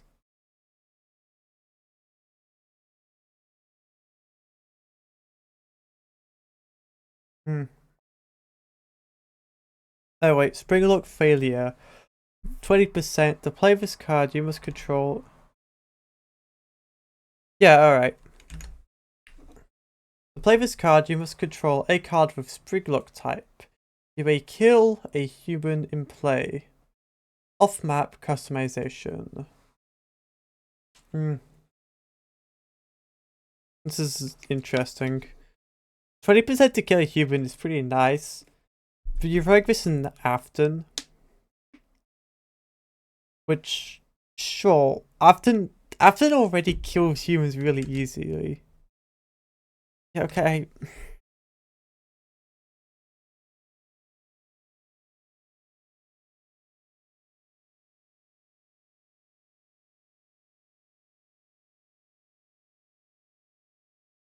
Yo, whatever. Anyway, kill a human in play. Afton already kills humans really easily, so it's not really that useful. That.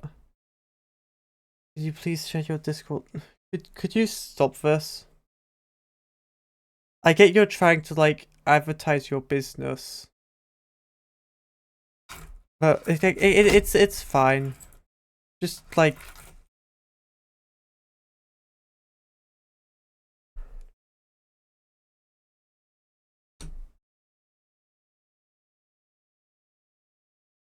I'm kind of doing something. Half-eaten pork dog. For 10%, flip a coin. If heads, deal 1 damage. If tails, heal 1. Off-map food customization. 10% for a chance to deal damage is pretty nice. So like the healing 1, it's decent value. But it's not guaranteed to deal 1 damage. So, yeah,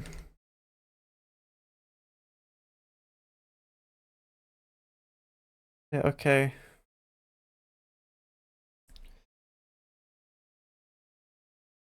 I will do if I'm feel interested.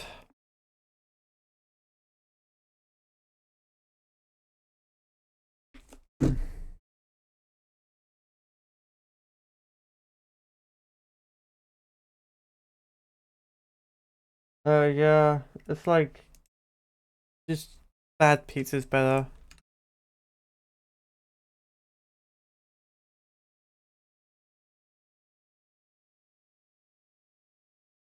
Alright, I always come back 0% for play one card with William or alternatively Trap.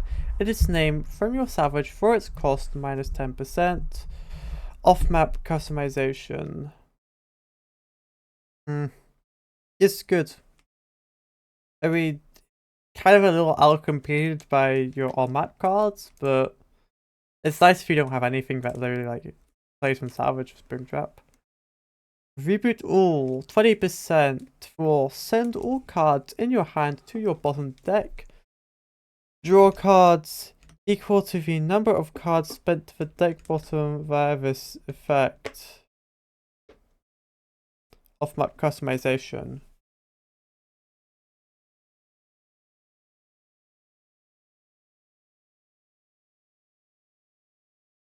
It's just not good. That's not a good card. Why would I want to ever put this in my deck?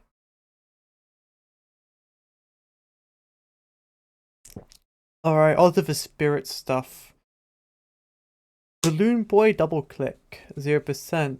If there is no card in play with the same name, you may play a child or spirit card with a cost of 30% or less from your hand for no cost.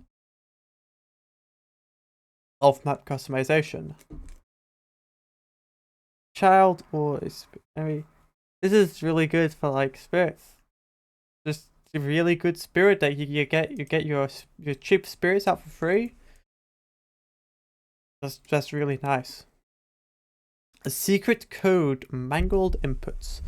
20% for that you get persistent when you or your opponent plays a child spirit whose name isn't already played.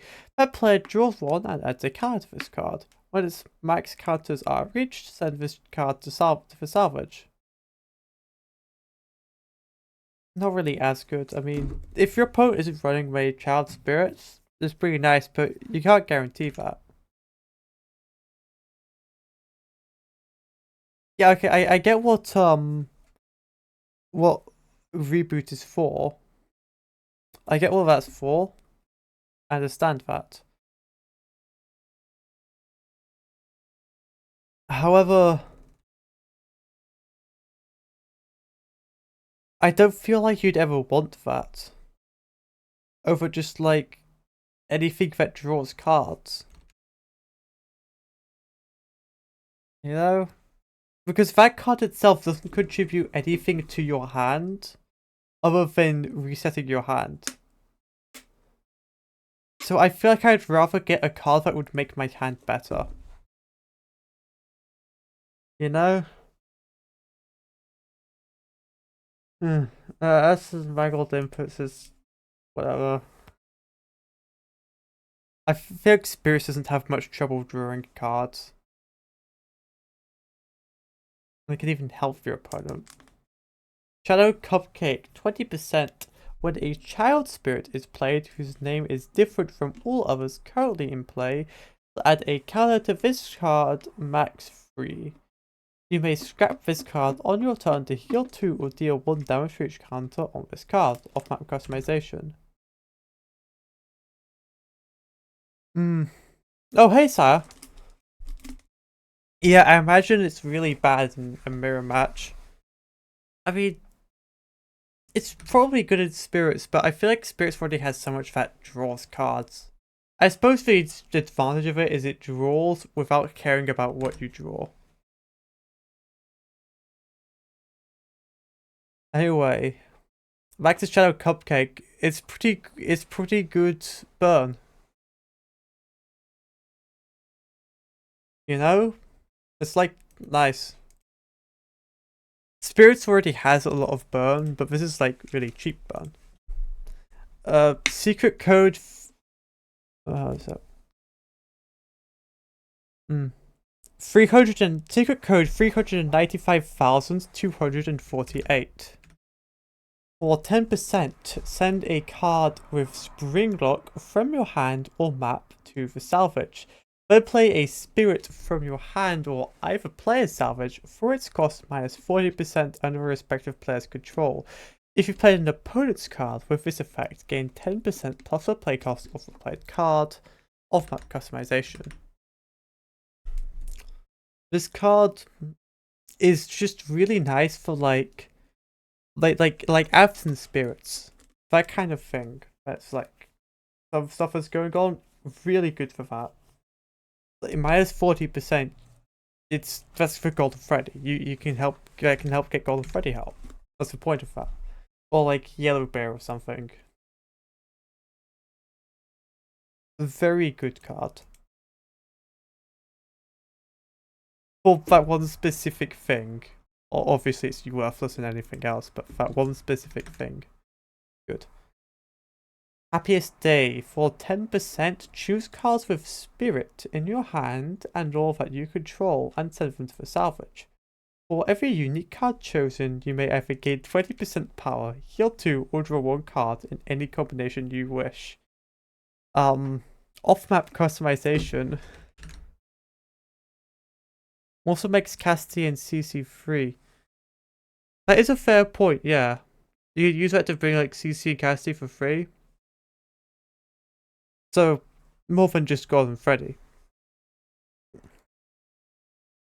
Yeah, you do need to run Springlock, but there's a fair couple of Springlock stuff that has synergy with spirits. Like Yellow Rabbit, for example. So it's supposed to be used in like the point of crossover between spirits and Afton, which is a narrow place. Also, a Harlequin baby.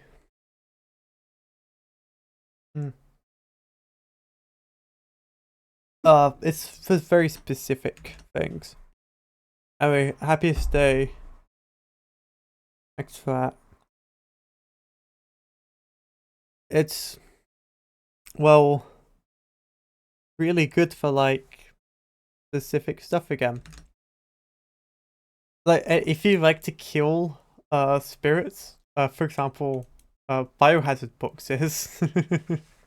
Really funny with biohazard boxes. Now that Sire's on the screen and just seeing me mention that, that's probably gonna get nerfed. Because you could just heal 3 and then deal 6 damage with that combo if you have 3 spirits out. It's kind of ridiculous.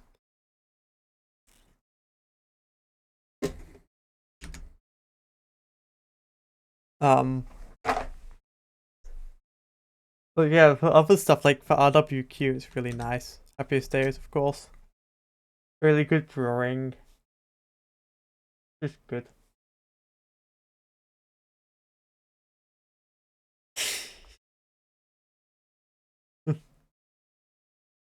Yeah, maybe if it needs nothing, but it's difficult to get out. Audio Lure. 20%. Move one of your opponent's cards with 3 or more JP to an open front row space on their side of a map of your choice. Off-map customization.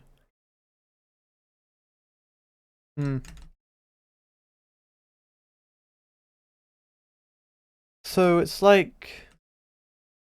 Oh yeah, I should have posted this in self-promo, I just noticed. Should have posted this stream link in self-promo, not FCG, whatever.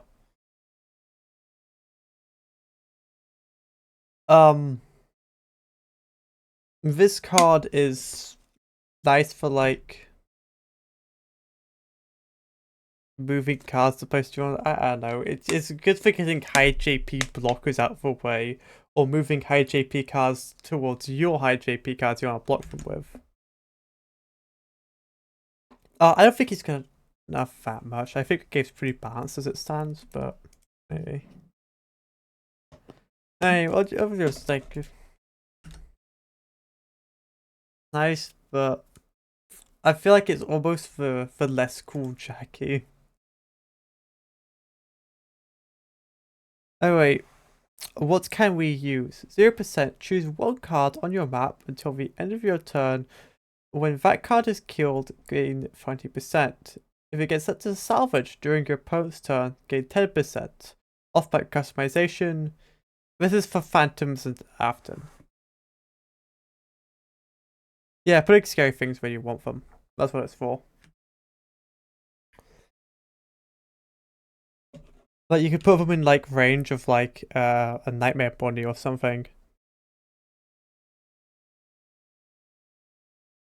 Alright, back to what can we use. This is a card for Afton and Phantoms.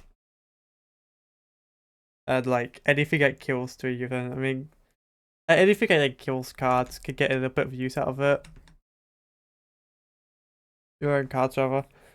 Oh wait, so surprisingly enough, none of the Knight modifier things that FAF3 has got cards. Which makes sense. I mean, what would you even do for like...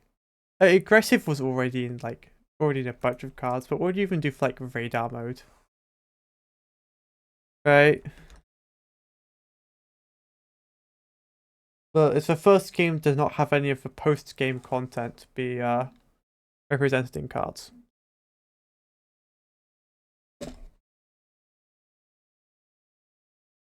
Hmm. Yeah, what would you even do for those? Nightmare Freddy. For 70% free JP. This card cannot attack or block normally. Instead, this card can only attack or block attacks from cards which are adjacent to a card with Nightmare in their name. When he deactivates, add a Freddle counter to this card. Once per turn, gain 10% for each Freddle counter on this card. If you have 3 or more, deal 1 damage. It's just good. This is just like a good anchor for Nightmares. It's a 3 JP blocker that can end up giving you a lot of power and dealing quite a bit of burn as the game goes on. He's not just a blocker, he can attack cards that are active. It's just really nice. Alright, it's been a little bit since we've seen an alt art. We got Nightmare Bonnie. For 30%, he has 1 JP. When this card attacks a deactivate... yeah, he does. When this card attacks a deactivated card, the opposing card has minus 2 JP for fight. Once per turn, deactivate a card adjacent to a card with Nightmare in their name, whose JP is equal to or less of the number of cards on your map. Left Office Rabbit Illusion. This is just really good. Again, he could just kill 3 JP. He could just do that. That's just really nice. Deactivate problematic cards for your Nightmares. In the front row, or in the office if you have a Nightmare Cupcake. Or if they're running Nightmares. Just a really useful card for that archetype. After you need multiple Nightmares out to deactivate the cards. You know, regular Bonnie deck wishes it had something like this guy. The closest they have a Withered Bonnie. Withered Bonnie is like Nightmare Bonnie. But no, it's a really valuable card for Nightmare deck. And it starts a trend of like the wall spaces being the most important 2 spaces for Nightmare deck. The archetype rather. Nightmare Cupcake. North cost 0 JP. Wait kill deal 1 damage to whatever player had this card on their map. There can only be 1 Nightmare Cupcake token on either side of the map. Front row, but we don't care about that because it depends on whoever's playing it. And a cupcake.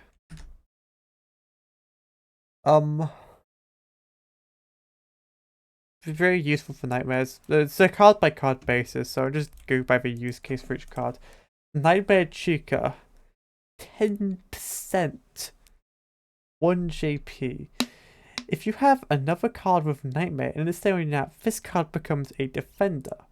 Before this card attacks, place 1 Nightmare Cupcake token on an opponent's open front space, 0 JP, Cupcake, we'll already go over that. Red Hall's Chicken Illusion. Another amazing card for Nightmares. She gets so much for 10%. Every time she attacks, you get Nightmare Cupcake if you don't have one out already. Which is really valuable. That's really useful. Extends Nightmare range, you can deal burn. Like, she's a defender. She counts as being a Nightmare on the field. She is so efficient for her cost. She does so much for her cost. Like, just, it cannot be said, an incredibly valuable card. Nightmare Foxy 80%. Remember when this was like 40%? To be fair, it's really good now. But still, it used to be like 40%. That's a big jump. For 1 JP, aggressive. When played, reveal cards from your hand with Nightmare of the names to gain 10% for each, so not really 80%. 80% minus however many nightmares you have in your hand. You can actually like fine tune the amount of power you have with this guide to make sure you're at 40% power for anything that cares about that. So that's really nice. Start of your turn, if your other hall event is open, you must move this card to one of them. If you did, add a +1 JP card to this card. That's just very good. The having to move can be a downside, but he gets JP every turn and he doesn't lose them when he attacks. So he breaks the rules of Foxy. It's really useful. Fool's Fox Illusion. Just a really solid card for Nightmare deck. Like Nightmare Archetype power. Nightmare is full of really solid cards and plus trap. oh, and also Nightmare. Nightmare's interesting. Nightmare 100% 4 JP. For every 20% spent with this card, your opponent may either heal 2 or draw 1. You may send every card you control on the map to salvage or reduce the cost by 20%. To reduce the cost by 20% for each. You may take damage of your choice to reduce the cost by 10% for every 2 damage taken. You may stack these effects. Front row bear misfit.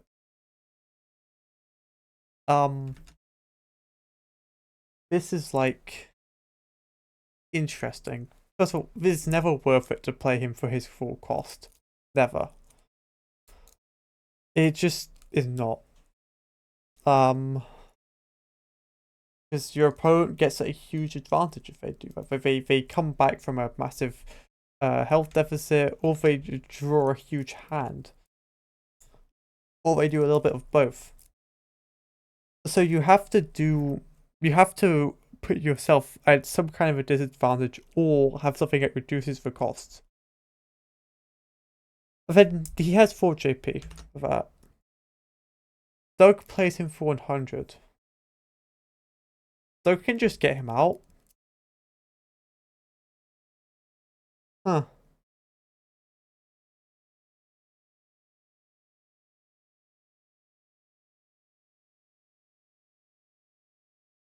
Okay. Oh, I guess I'll. Oh, yeah, he can like reduce the. He can get rid of the effect, can't he?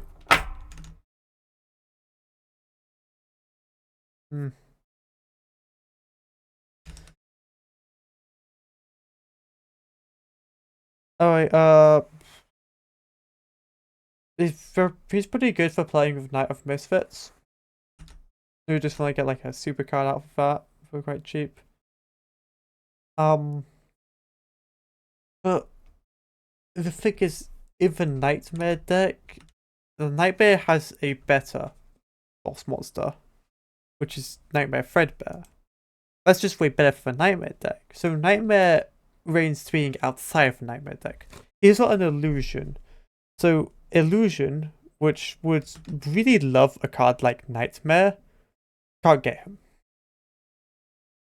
So what's left over for Nightmare to go to is he's a misfit card. Pretty much. When it comes to all of that. And sure, but Knights of Misfits can be a really good way to play him out if your archetype doesn't have another kind of boss card.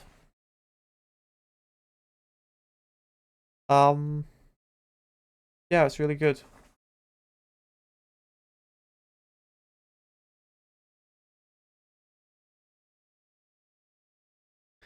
But other than that, it's like, he's kind of like a bit homeless right now.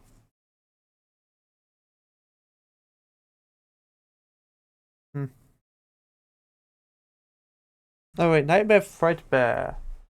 90% free JP. You need at least 4 unique cards with Nightmare in their names to play this card. Reduce the play cost of this card by 10% for every unique card with Nightmare its name in your salvage. If this card is played for 40% or less, it becomes aggressive and its JP can't be lowered. Omni Bear Illusion. Do you think I'm talking about the cards too much? Just thinking, there's like 600 cards to go through, and I've barely made a dent. We are, how long of a stream are we in right now? We are 2 hours into the stream. Oh, I need to speed up. I need to pick up the pace. For stuff for nightmares, it's very cheap when you have lots of nightmares out in salvage. You need them in salvage to play them. Aggressive 3 JP. This is really good. Plus trap. 30% 1 JP. Alias Nightmare. This card is played in lights off mode every time a card is played, to which position mode this card is in. While in lights off mode, it can attack and is unblockable. While in lights on mode, it can't attack. Omni Rabbit Plush.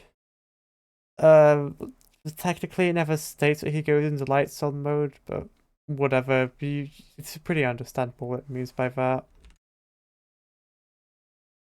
Maybe make this a 4-parter. Yeah, I could just do a separate part for each set.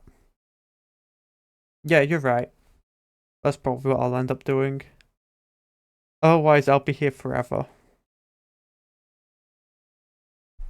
Plush Trap. He's a weird one.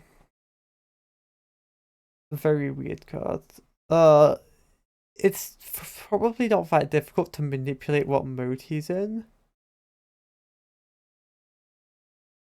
Yeah, I'll do that. Probably not that difficult to manipulate what mode he's in. But, yeah, he's unblockable when he gets to the correct mode. He's 30% for 1 JP.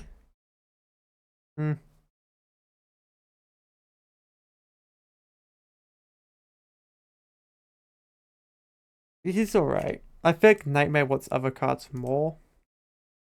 But I'm sure he's good for some things. Nightmare Balloon Boy. 50% free JP alias Toy BB. This card cannot attack unless there's a deactivated card in your opponent's office. Office Humanoid. Basically, it's like the 3rd Nightmare to not be an illusion. I guess having dual typing is only for special cards like God and Freddy. A really good card. 3 JP in the office for like mid-range is always worthwhile. And it's like he can't attack unless there's a deactivated card in person. Like, that happens fairly often. He forces them to be more conservative with like night guards or attackers in the office. Because otherwise he can just get in for really big damage. And if you have a Nightmare Cupcake out, Nightmare Bonnie, hey, Shadow 1, I got created yesterday. If you have Nightmare Bonnie,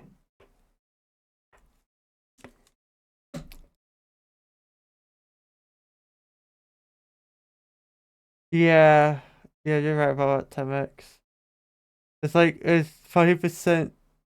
It's like, you can get cheaper 1 JP out that does more than what Plus Trap does. Or 1 JP of that cost that does more than what Plus Trap does.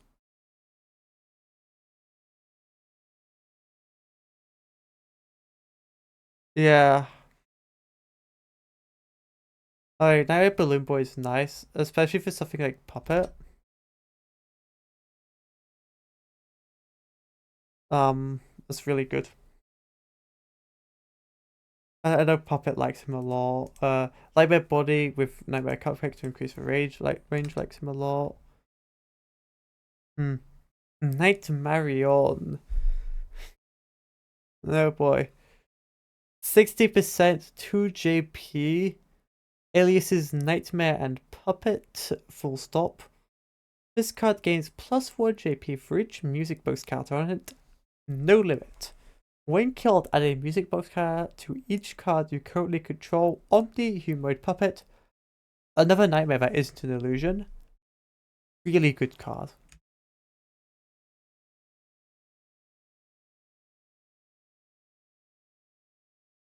Yeah, the full stop matters. I know the full stop matters. So that's why I'm explicitly pointing out every time I come across it, because sometimes I miss it, right? The thing with a full stop is it's easy to miss.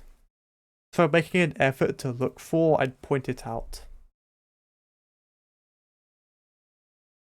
I don't understand why it isn't just alias V puppet. There's probably a good reason for that, but I don't know. Because that seems like the obvious answer, but that's not the case, so there's definitely a good reason why it's puppet full stop instead. Anyway, this card is alright initially, mid-range 2JP,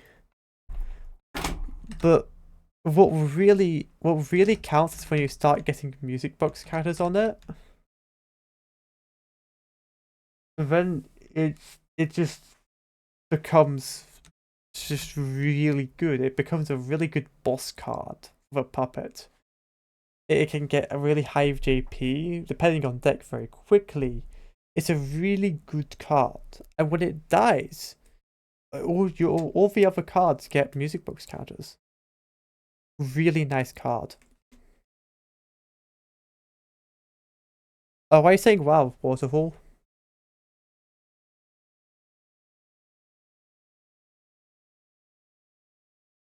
Is it something I said?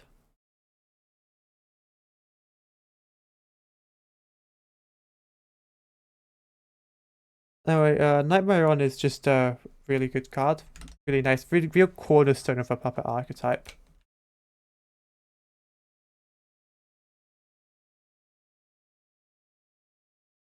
If like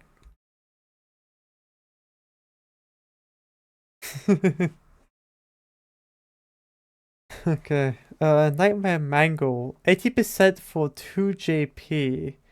It won't stay at that.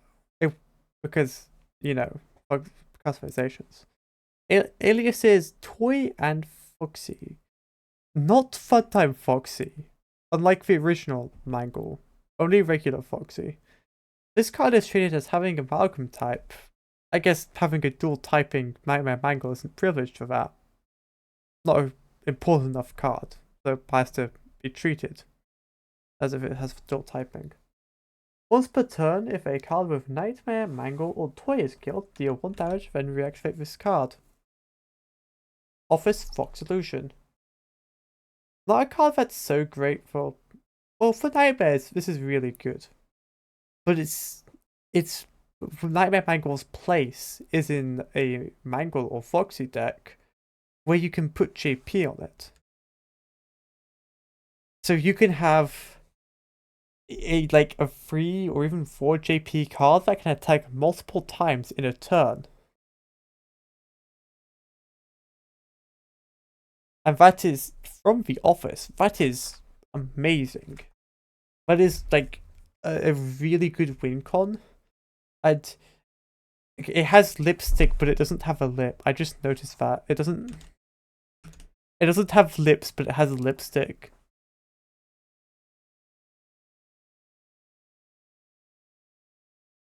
Let's go to Bother Me now.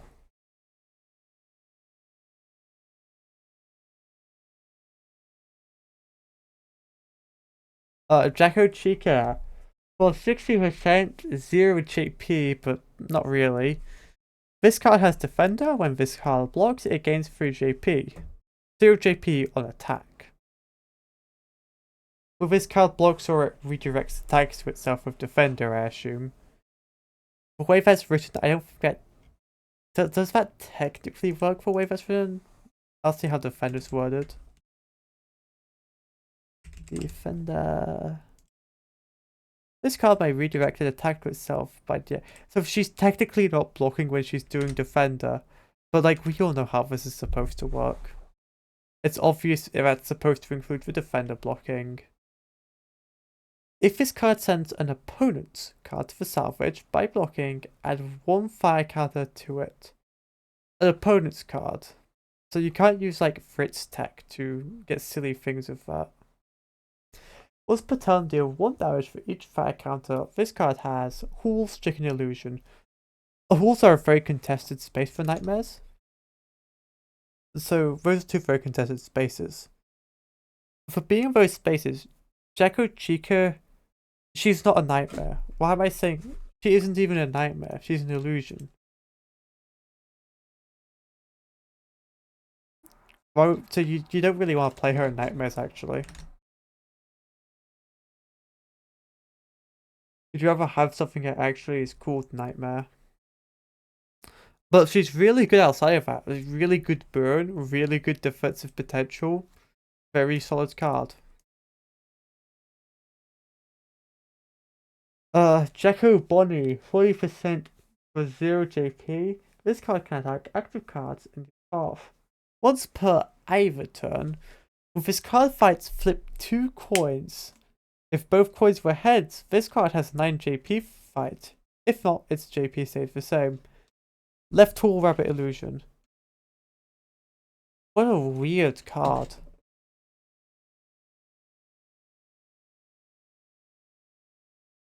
It's bad because you can attack with one, have her block, then crash into her with something else. You can attack with a card, have her block that, then crash into her with something else.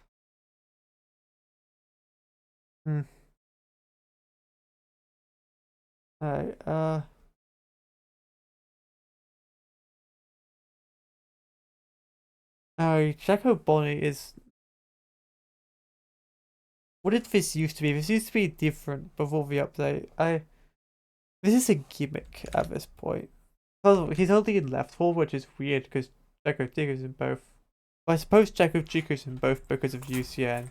Yeah, it's because UCN, but she's in both. But Jacko Bonnie has a 1 in 4 chance to attack with 9 GP.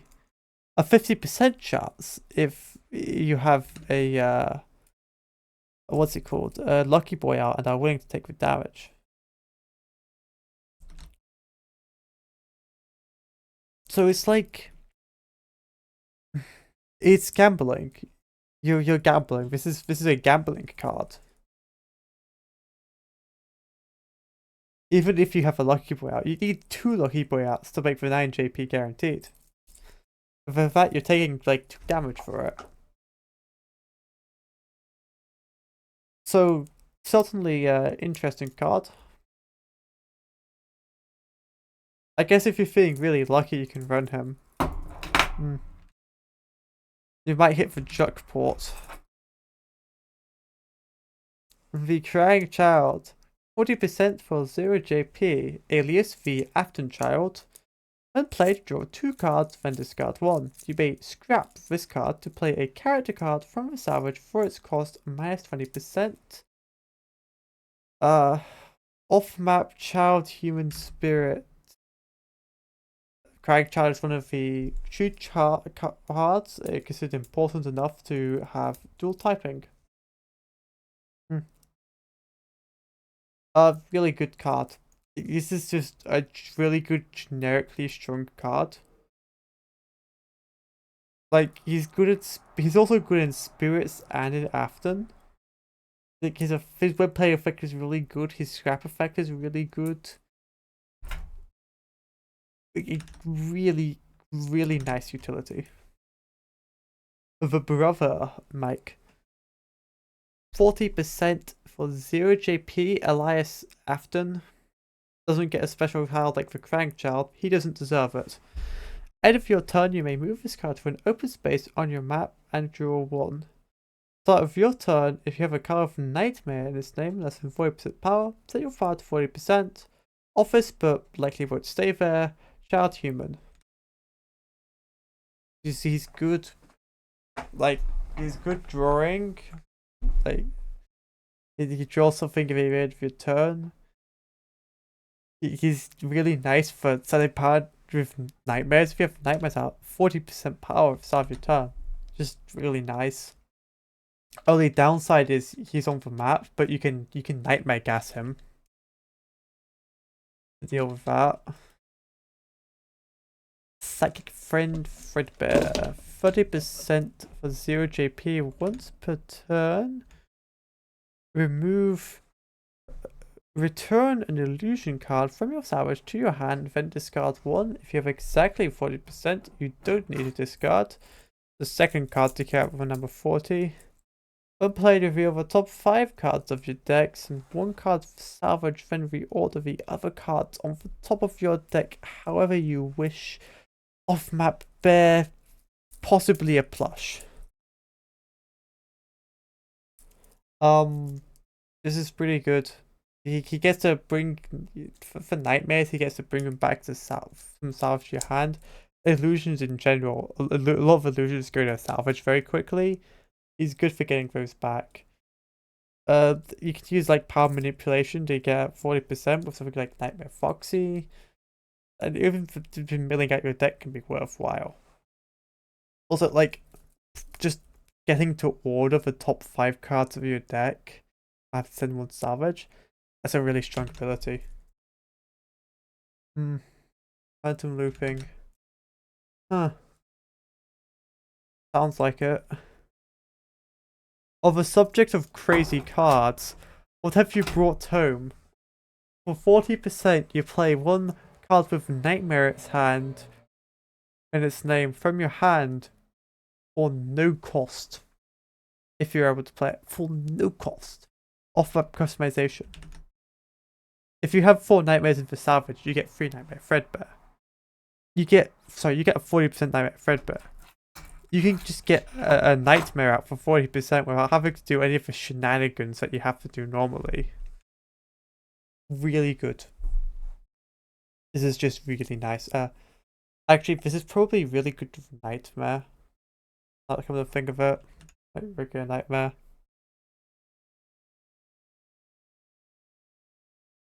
Anyway, the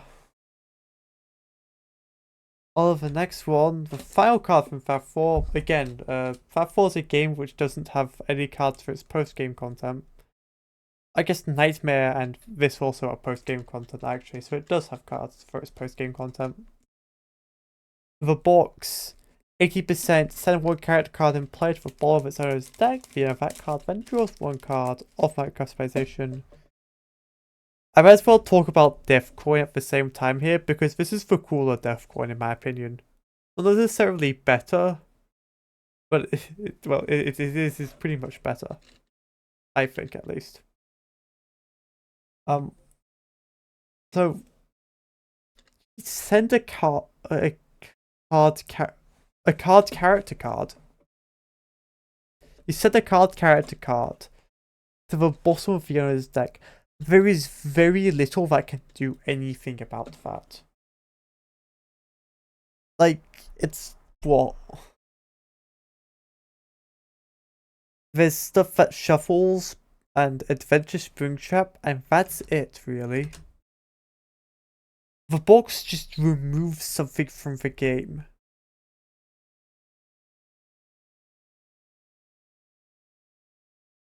And there is... What can you even... Unless you have a couple of specific cards, your opponent can't do anything about it.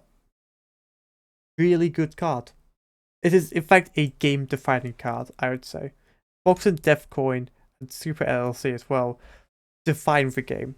Without these cards, it would be a completely different game.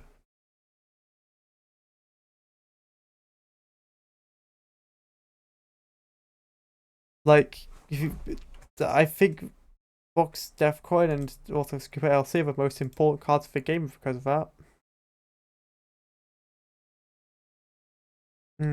Anyway, onto a Lumberbot. No, 1JP, Omni, Lumber, Animatronic. An Auto Chipper, which is the same, but it's got 3 JP. These are both summoned by Mr. Chipper. For 60%, you get 2 JP. Once per turn, send one animatronic card on your opponent's map with 2 JP or less To the salvage. If it was sent without fail, flip a coin. If heads, replace it with a lumberbots token, a 1 JP lumber animatronic. Your tails, play it with auto chipper. Is a competitive event, is beaver game. This is a fun card, in my opinion. I think it's pretty cool. How good he is depends on random chance, unless you're running a lucky boy. But like, he can just get rid of the utility of animatronics. That's the point of him. He's not reliable for removing good JP animatronics. He's not reliable for that. But he gets rid of their utility, which can be very valuable. Speaking of valuable, Mad Endo. 60% free JP when this card is deactivated. It has -1 JP, front row, Endo boss. Not a game card. No. Again, it's for dual typing. Dual typing is a privilege that few cards are afforded. I get that. Doesn't even have count stats like Mangle does. It's just really good for endos. You know, he's got 3 JP, just swings with that. He can defend with 3 JP, though it has to deactivate to block attacks actually, so I don't think it does defend with 3 JP. I don't know. No, it has to deactivate to attack as well. It defends with 3 JP. It's vulnerable when it gets deactivated. It's just a really nice card. Endos can buff him up so we can get like 5 or 6 JP. Really good. Yeah, okay, it does. Yeah. Coffee. With 40%, 1 JP. You may deactivate this card, then target one card you control. It cannot be sent to the salvage until the end of your opponent's turn. Interesting. When this card attacks any -1 JP card on the card to a card on the map. Right tool, coffee might be an animatronic, maybe.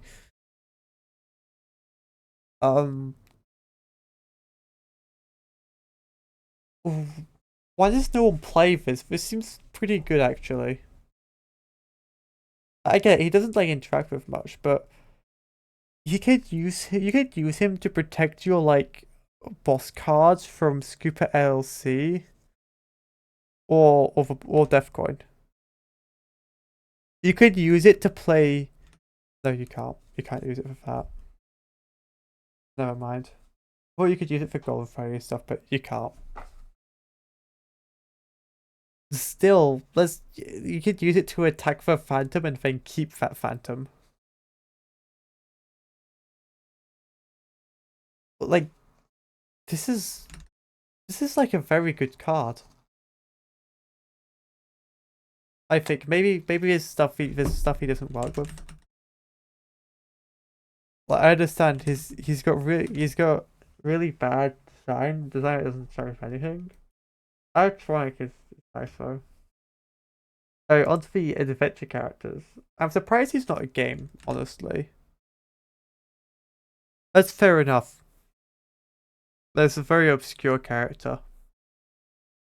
But it's set 1. I thought set 1 was very well discovered compared to the later sets.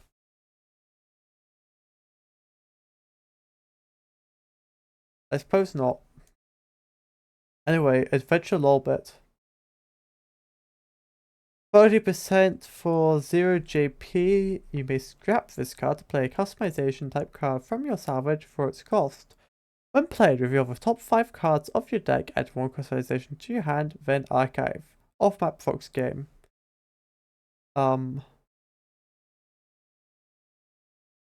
What can I say? It's a cornerstone of any deck that uses a lot of customizations.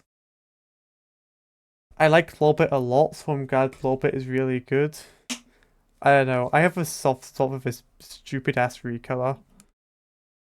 So I'm glad she's good in this. Yeah, he's just a good card. like really nice for customization. Heavy decks.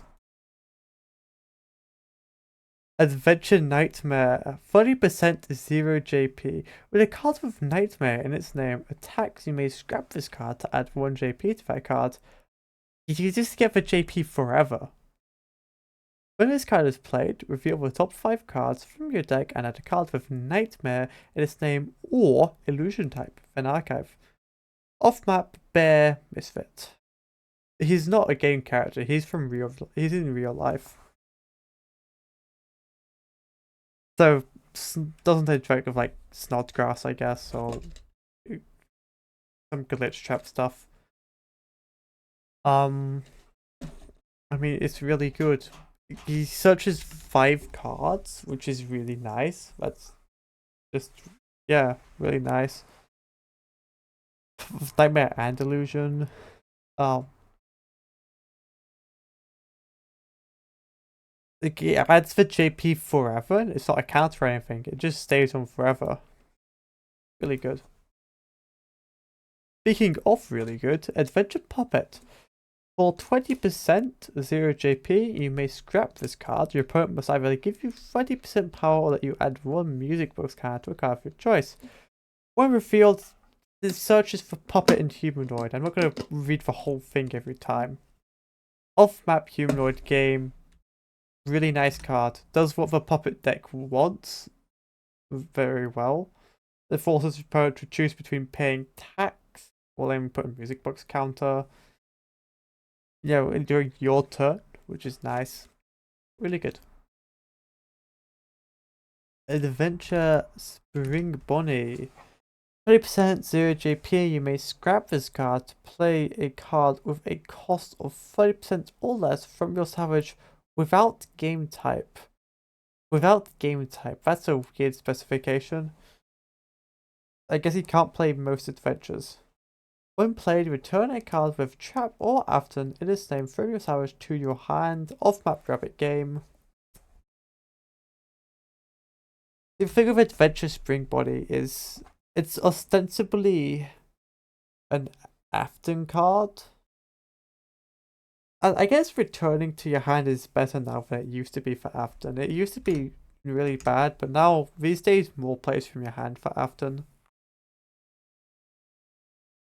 Yeah, it's just a nice card. Oh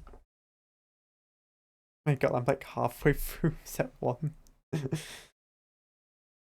I say it's a nice card. I don't know, for the scrap effect, feels mostly good for spirits. Afton himself doesn't have many cheap cards. I guess it's like Phantom, Big Trap, there's Big Trap Replica.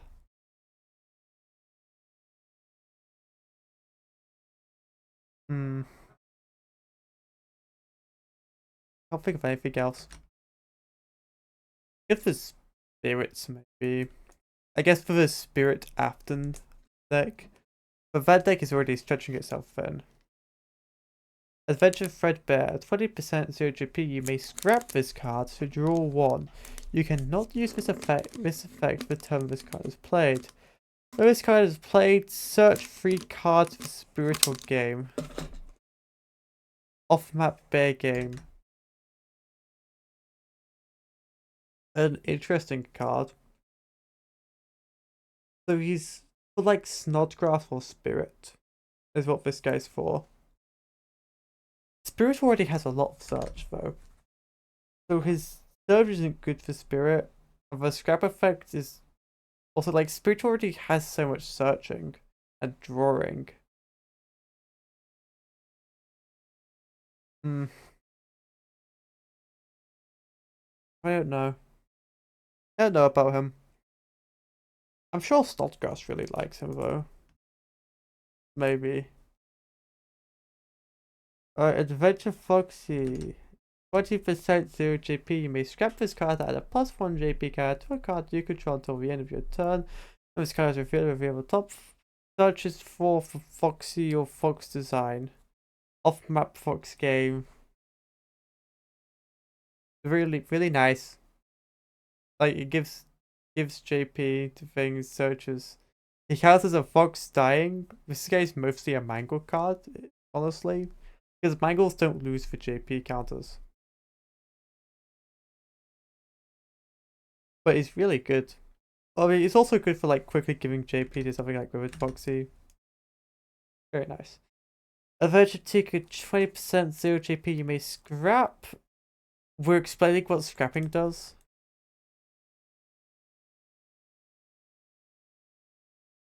I guess we are now. For Adventure Chica. This card to heal one. This card is played. Search for top 4 of your deck for Chica or Chicken. Off map chicken game. Not as strong an ability as like Adventure Foxy, honestly. The searching is nice, but I feel like the healing one isn't as strong as what Adventure Foxy, for example, does, as what Adventure Freddy, Adventure Boy do. I don't know, I feel like that's not quite as strong. It's still, like, not bad. Adventure Bonnie. 20% to 0 JP. You may scrap this card to add a -1 JP card to a card in play until the end of your turn. When this card is played, if you search for Rabbit or Bonnie, search for top 4 for Bonnie or Rabbit. Off-map Rabbit game. I don't know what to say about this guy. I don't know Bonnie well. All these adventure cards do like the most basic function of the deck with the archetype first representing. Adventure Freddy, 20%, scrap to gain 10% power, you can't use it with turns played. When played, search for Freddy or Bear, then archive. Off-map bear game, really nice card. Good searching, he gives power. He counts as being a bear. Another thing with all these, this is a bear, this is a rabbit, this is a chicken, this is a fox. These are all useful things. Like, having a rabbit on the board helps you get out like -JP. Being a bear helps with Freddy. Being a fox is nice for like Mangle. Speaking of the Mangle, Adventure Mangle, 20% 0 JP. You may scrap this card to return any card from your side to your hand, then discard one from your hand. When this card is played, search for top 4 for Mangle or Amalgam. Off-map, Fox game. Weirdly enough, I see this be played more often outside of Mangle than inside of Mangle. Because it's just like, it's just good. They're getting to play from, hello, sleep deprived mortal. Yeah, I am still going. You're saying that like you've been in the chat before. This is your first time in the chat.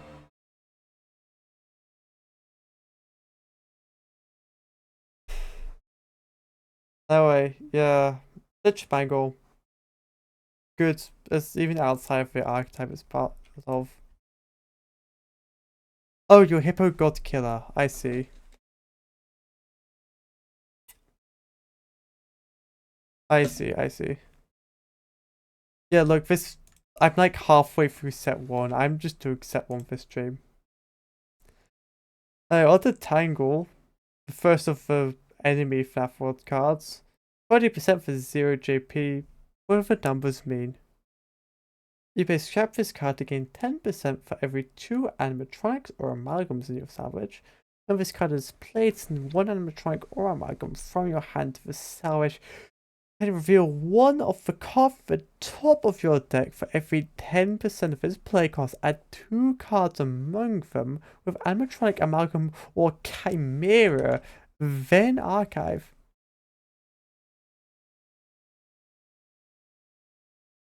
Oh, I see.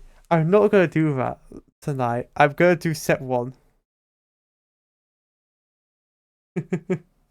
I've vastly overestimated the pace at which I could read this. So the stream title is misleading.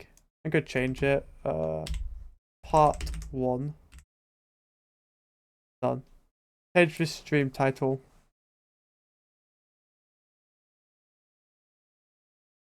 No, I'd be here before like 10 hours. More than that even. Yeah, Tangle, it's nice. Especially as the cards get more complicated. So I say it's nice. From your hand to the side, if you're one of the cards one of the cards for the reveal one card for the top of the deck for a 10%. Two cards on with Arrow Tracker Magma or Chimera Venom. This is a weird card. Makes sense. Tangle's good. Yeah, it seems good. It's interesting.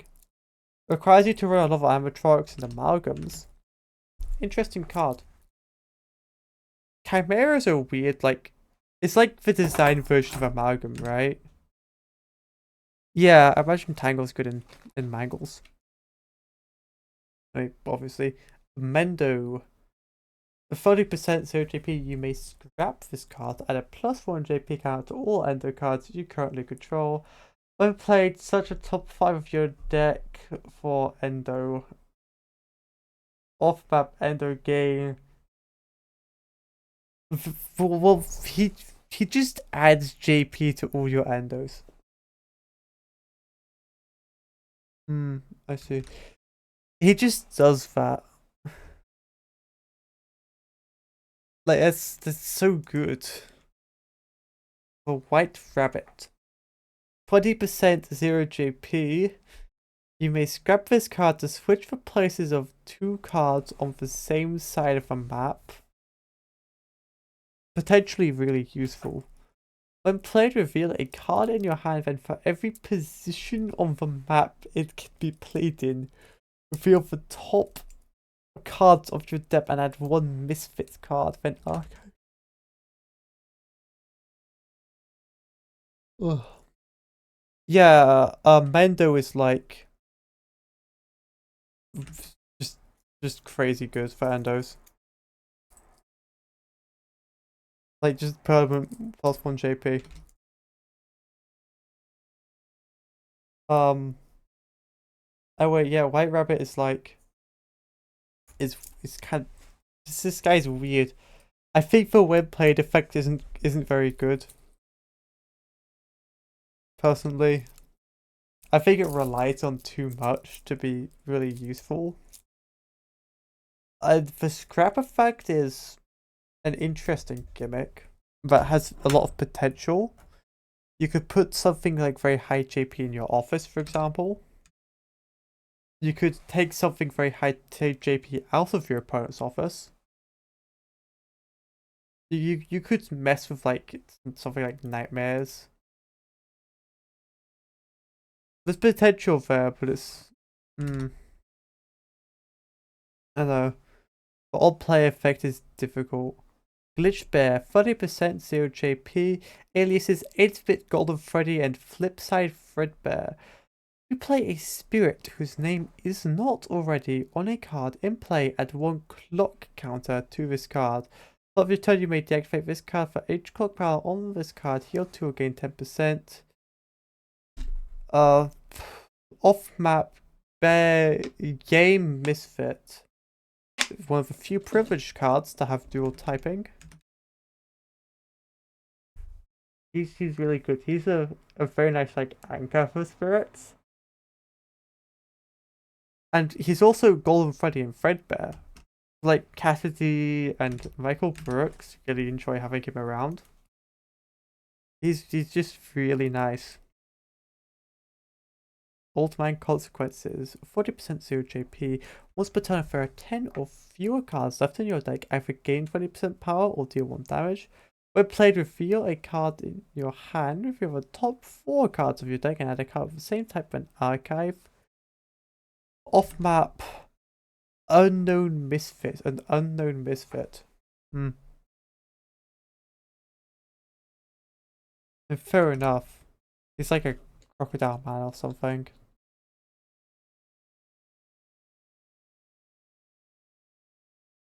Anyway, yeah, he's like, you have to give your deck that area to get his once per turn out. Oh, what mic is that? Uh, there's a 1 second. Let me just check. It's a 5 fine microphone, and yeah, it is a very good mic.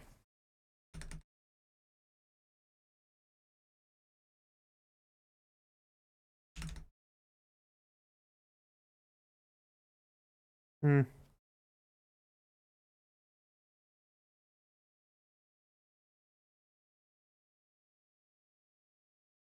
Anyway, yeah, all I got to say is it's a good card for specific decks that use him. He's also just very good to drawing like anything. Chica's Magic Rainbow, 100% 6 GP. This card reactivates at the end of each turn. When this card is played, return all cards you control to your hand. You start off your turn, you may discard 4 cards from your hand. If you did not, this card cannot attack or block until your next turn. And nice alt art by Overmeme. Nice to shoot. Oh yeah, someone earlier was trying to sell me commissions, and I didn't know how to respond to that really. I didn't want to like be rude.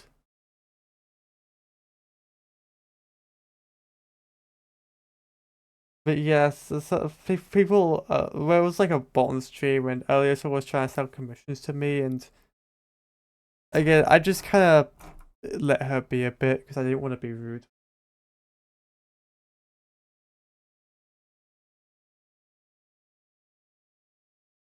Oh, yeah. Oh wait, Chica's Magic Rainbow is this is a card that has been played to terrifying effect against me with Balloon Kid. Balloon Kid is a really helpful card. Other than that, she's really difficult to get out.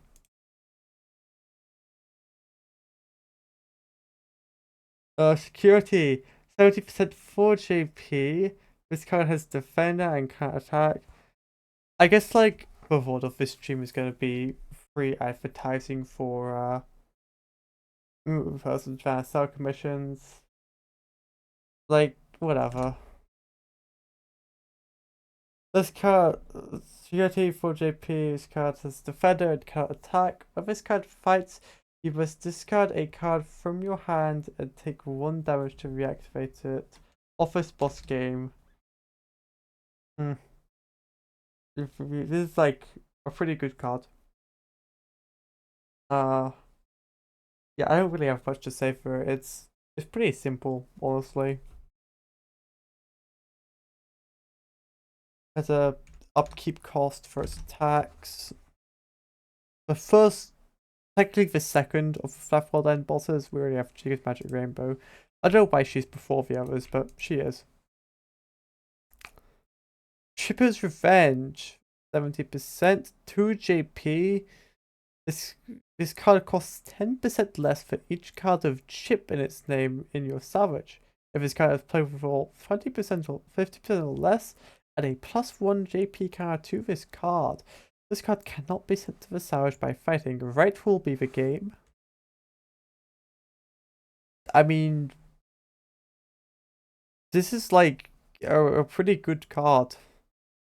Only like customizations and effects can send him to salvage, so he just kind of sticks around. You know, it's like he can have 3 JP if you have like 2 chipped cards in your salvage. So that's like he could be really good. Although he is like Deathcoin or box bait. Or Scooper LLC if he's at 3 JP.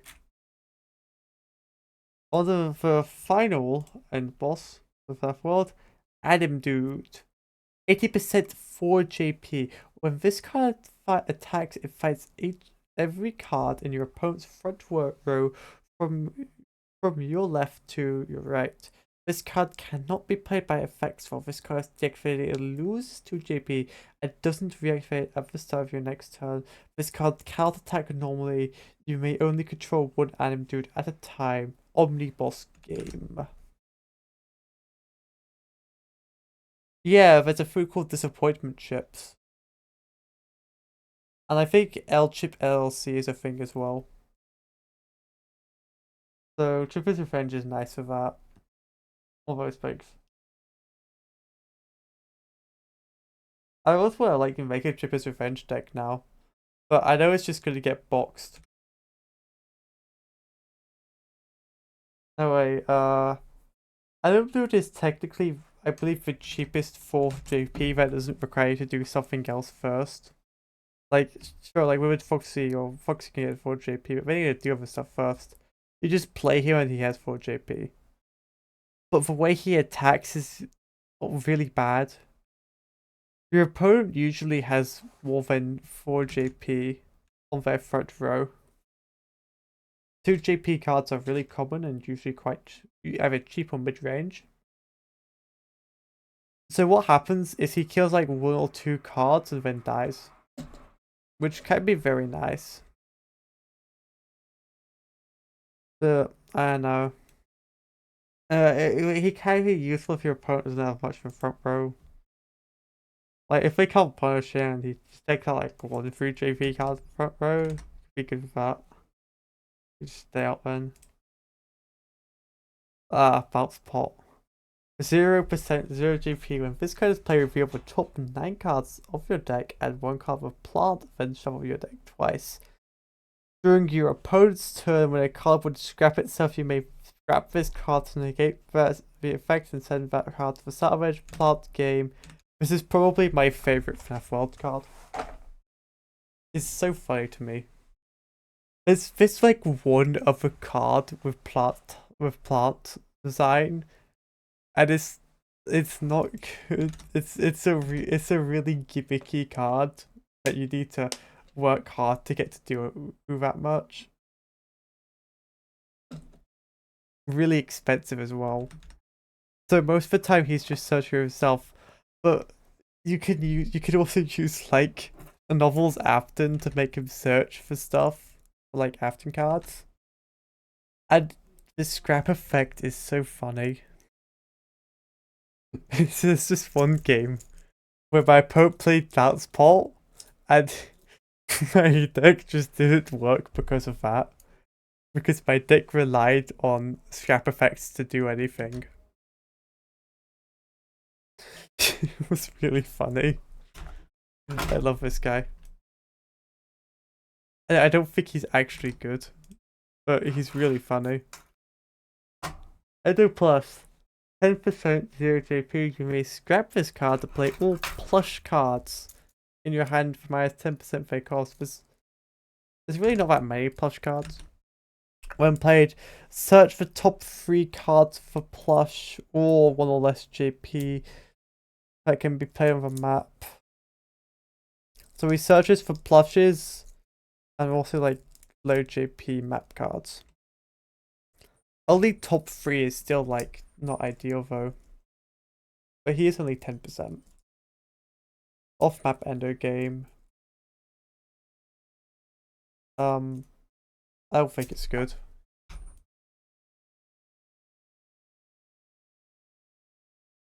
Rare chip find characters. 40% reveal the top 5 cards of your deck, add a character card to your hand and archive. Off map customization.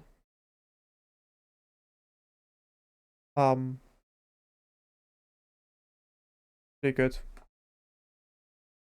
I mean, this is a really simple card. I don't really know what to say. You search 5 for characters.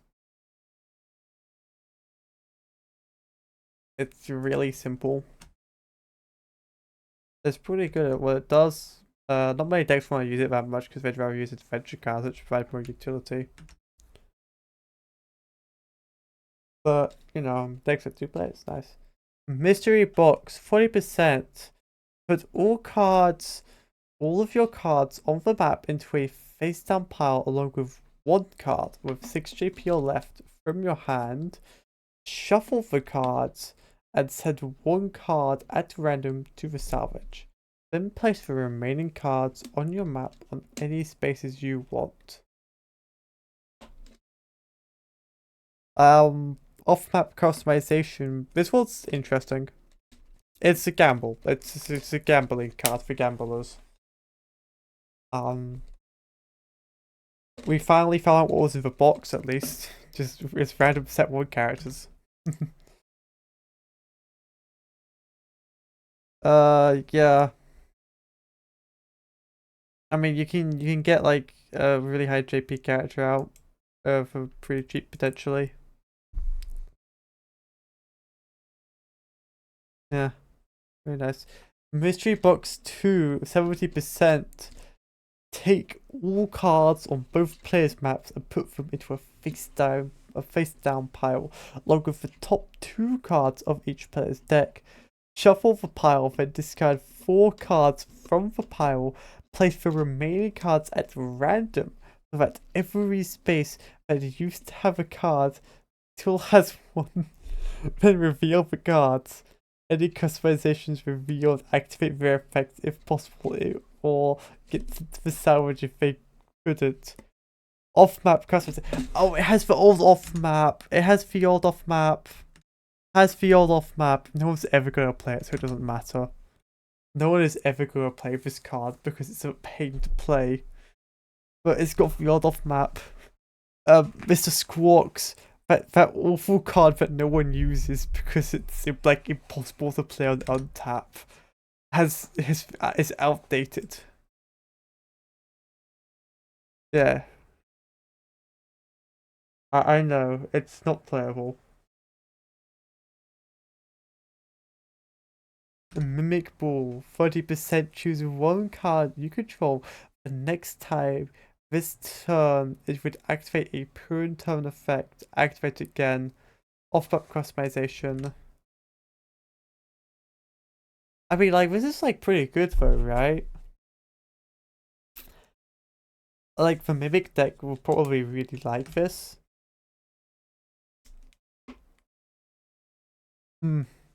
Cool.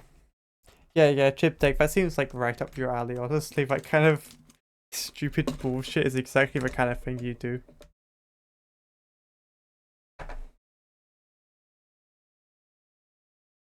Hmm. Oh wait, yeah, but Mimic Ball is interesting. I'm surprised I've never seen it be played, honestly. Oh, there's so much FNAF World stuff. I'm gonna look at the alt art. Endo Army. 20%. All Endo cards you control gain 2 GP until the end of your... the alt art's outdated. The alt art's outdated. Alt art's outdated. This one actually matters, so I'll at squawk. This has to be updated off map indicator.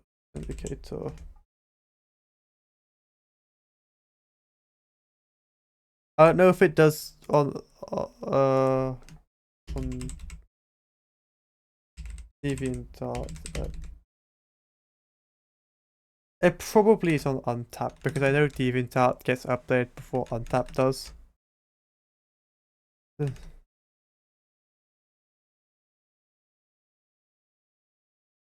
Yeah, this is what this is for. You know, this like stream is just fighting stuff like that, I guess. Light Shield, 40% persistent. When you play this card, it has 3 counters. When you would take damage, remove 1 counter from this card for each damage taken and negate the damage. And this card has none of its counters, send it to the salvage. Off-map customization.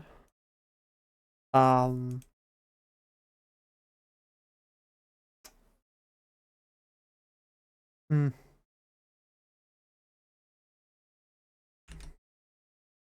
I'm sure this has potential in some decks. Like maybe a deck with like if you're playing Hudson maybe and you're sitting on low health, something like that.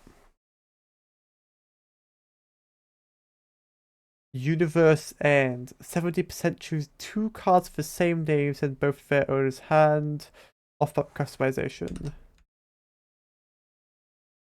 Um, this one's kind of difficult to find use cases for. Because you need to be a mirror matchup, not just of archetypes, but of specific cards. Hmm. And for what it does, I think it's overcosted because Psychic Blast is basically the same thing. Except you only need like a bear out. And it's 20% cheaper. And it's just a card in that bear's path. But this is a meme card. So, you know, it's fine. The last couple cards are all Fafwell Booms. Hello, Matthew. Alright, bad pizza, 30% deal 1 damage. If you control Nightmare Trigger, then deal 1 more damage. Off-map food customization. It's pretty good. I'm going to like get set 1 done tonight. I don't think I have time to do the rest of the sets. Because like, there's a lot. You know? I'm like 3 hours into the stream. I can't do more of the set 1. Oh yeah, this is like a cornerstone of any like Bone Chica deck. Really good. This is my first stream.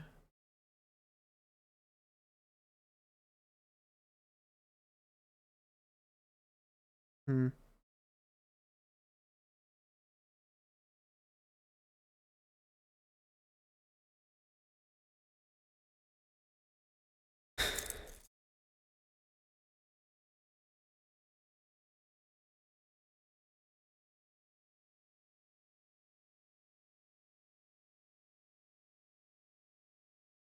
Yeah.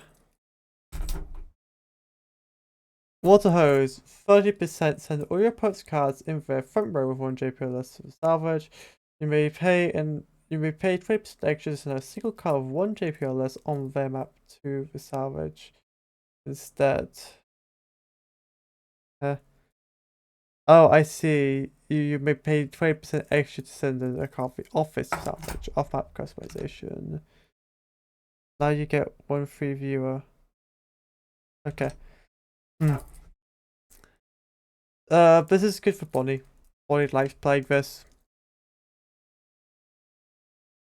Speaking of Bonnie, I must join your. Unscrew 40%. Choose a card with Bonnie in its name under your control and pick an opponent's card on their map with a play cost equal to less than the chosen Bonnie. If it has 0 JP, send it to the salvage. If it does not, flip a coin. If the coin's landed on tails, send that card to salvage. Hmm. Interesting gimmick. It's like a. How. This game look interesting. How long have you been playing this game?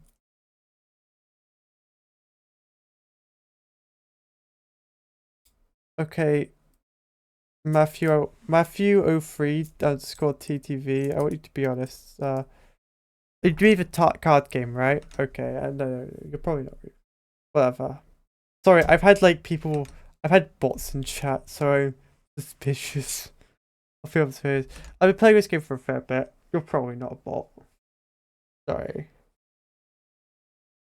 Coming out of tails. I'm playing it for a fair bit.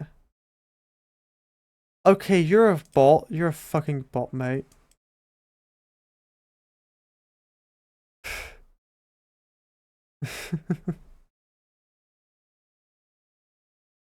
Matthew, see what happened, buddy. I'm Sorry, I'm on edge for bots right now.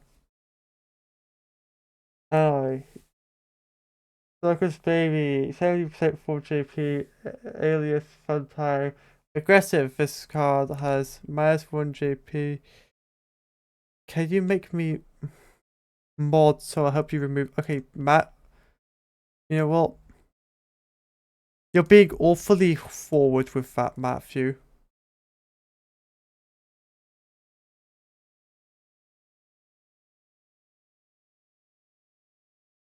You're being awfully forward with that.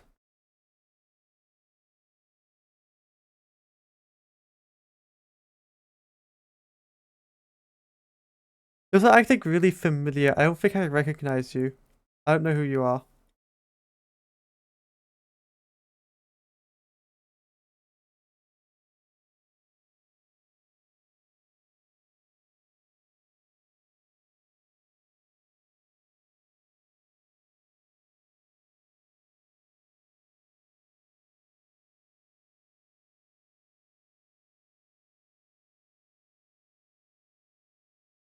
Hmm.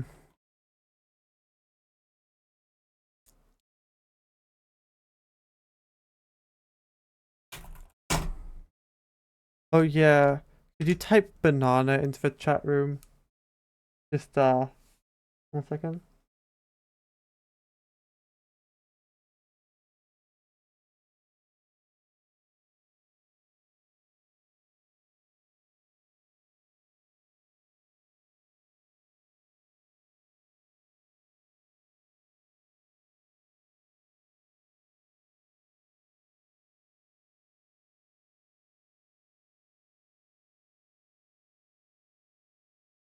Yeah, you're banned.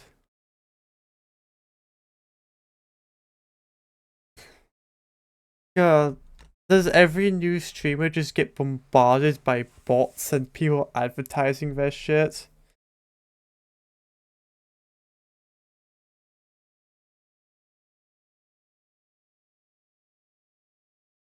Maybe Matthew wasn't a bot, but he was being really forward and acting really familiar. So like, you know.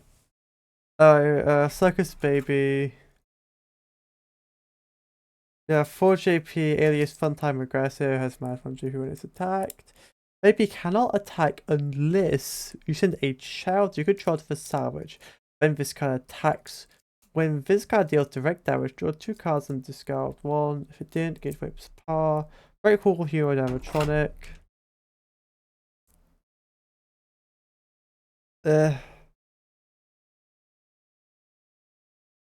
She is 4JP. That's the thing, she is 4JP. But she blocks with 3JP. Eh. Hold on, what's this? Oh, nice. This is a chip deck then. Is that deck you're talking about?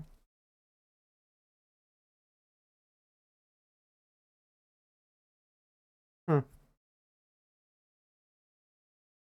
Awesome.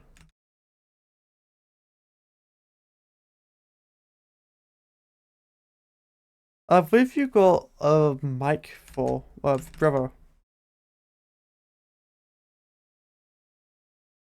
I don't see what he's for in the deck. Oh, is he for like deactivating with mic and chip, I guess? Yeah, I see. It's mic and chip. He's like drawing with them. I see. Hmm.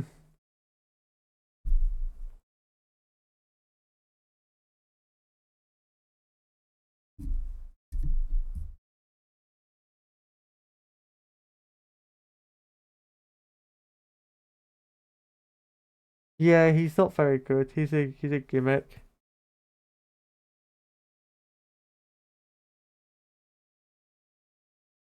Well, it's 1 JP. The other one is 1 JP, not 2 JP. So the idea is you get rid of utility from animatronics. Or you can get rid of like animatronic bosses, potentially.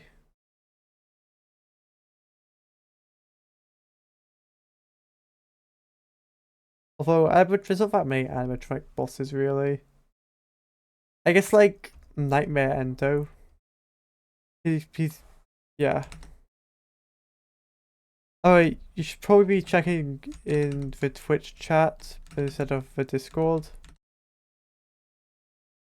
Just for the sake of other people in the Twitch chat, you know?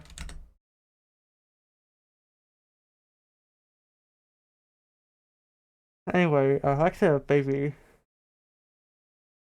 Nice card, the other has draw 2 cards and just got one for the game shot. I mean, she's interesting. She is 4 JP, like I said, 4 JP always good, but you need to send children to salvage to do that. But other babies do like that.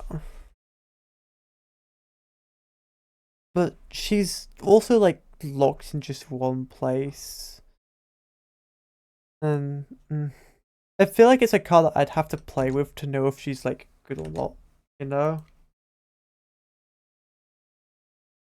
Oh yeah, I will comment something about the FNAF world set of cards. Why are Desk Guy and Adventure Baby not present? That's something that confuses me.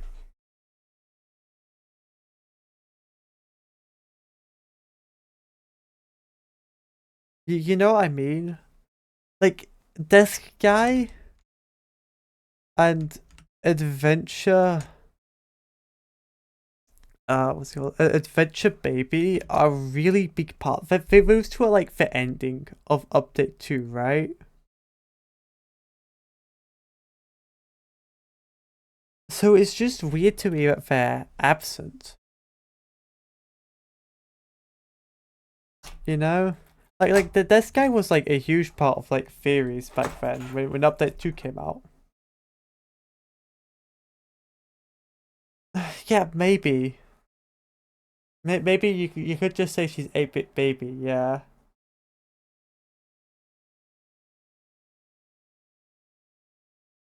Yeah, but like William gets multiple cards which are just William, right? Michael gets like 4 cards to his own. You know? Arguably like 5 or 6 depending on what you think of the lore.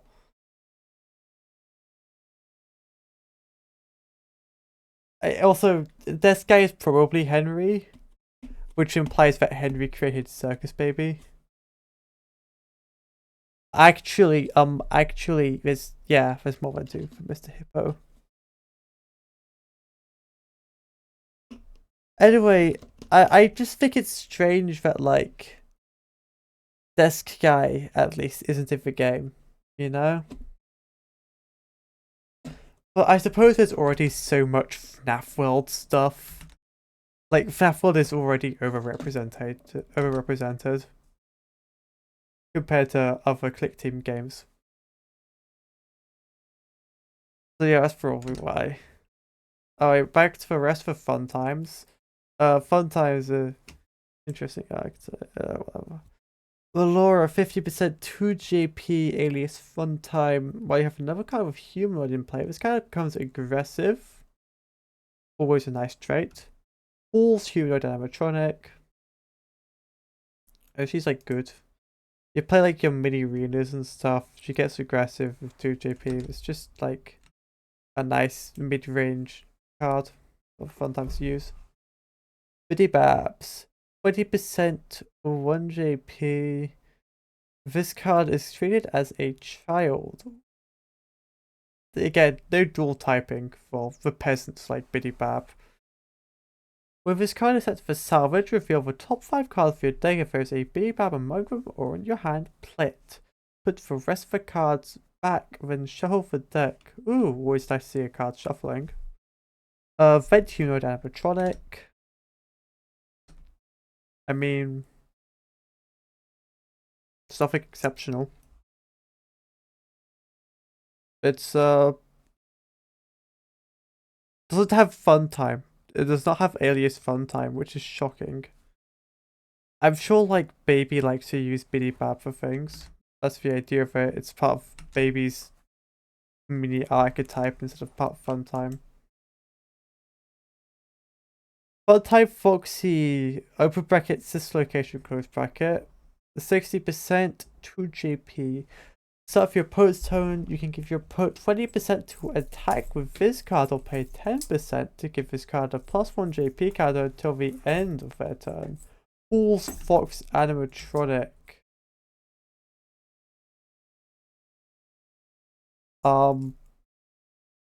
Yeah, it's pretty. She's pretty good. So I don't know Foxy well. You put JP on this, you attack with it on their turn. You know, use like Foxy go go go, whatever. Put JP attack with it. It's their turn. At the start of their turn. You can attack with it at the start of their turn, like immediately after you play it. If you can't like. Yeah, he's pretty good. Bon Bon. Been a fair bit since we had a token. Although this set does have more tokens than most sets. No fairness. Null 1 JP. When this card attacks, gain 10%. When set to the side at the end of the attack, you can control 1 bomb token at a time. Front row, but the placement of tokens doesn't really matter. Rabbit Puppet. This is good. This is good. This is a really good token. And the one who plays Bonbon, Funtime Freddy, 60% for 2 JP. Once per turn, put a Bonbon on one of your opponent's bases. Fool's Bear Animatronic. He's just really good. He's one of like the best Freddys, in my opinion. Because Bonbon is just like amazing. It's a 1 JP token. It consistently gets you power. Like, Funtime Freddy is a really good card. And also he's powerful for Funtime stuff. That's really nice to have. And then we have Bonnet. Speaking of really good cards, this is not it. 0% for 0 GP. Maybe. 0% for 0 GP. Alias Bonnie. And you control a card with Bonbon or a card with their favorite's name. This card gains 1 GP. Office Rabbit Puppet. So like, you need a Bonbon or a Funtime Freddy out, and she's 0% for 1 JP in the office. I think she's too like situational. She's situational, and then she doesn't give much for being situational. That's the thing. But yeah, she is free. She is free.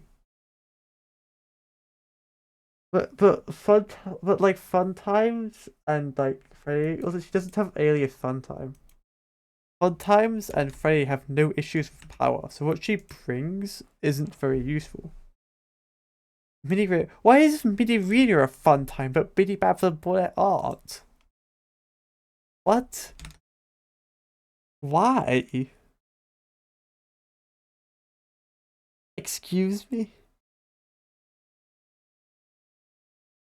Whatever. 20% 1 JP alias Funtime. When played, you may play another card with Funtime its name and animatronic type from your hand. First cost by 10%. Front row hero animatronic. Solid card.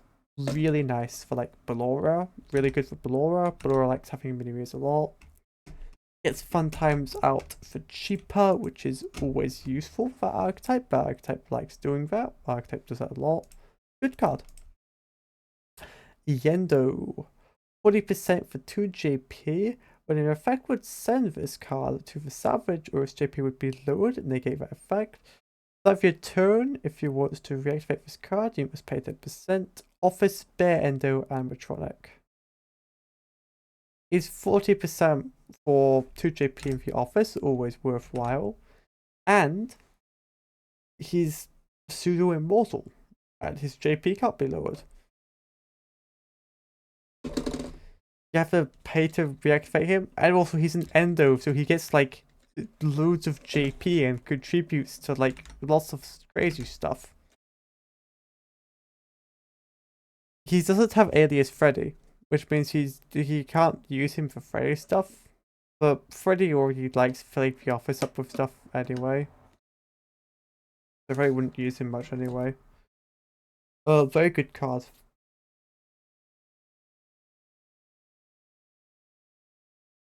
Electrobab, speaking of very good cards.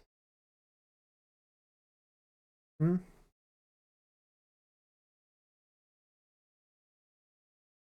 Sure. What is it that you made?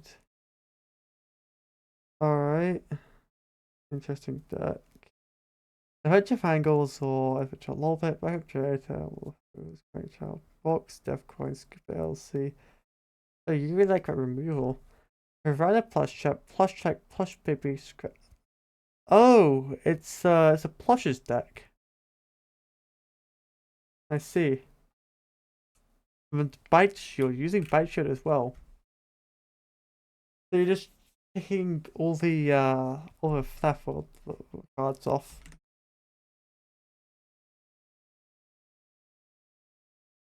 Hmm. Yeah, it's a store deck. I see.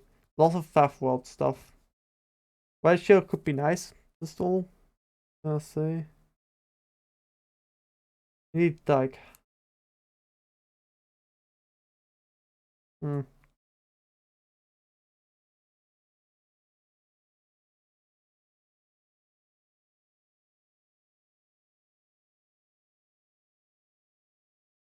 Hmm.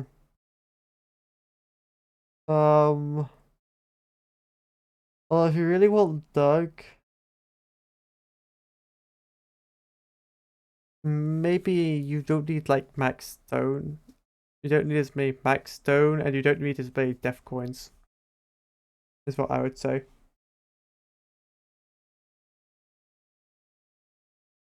Or even like Bite Shield, maybe you don't need as many Bite Shield.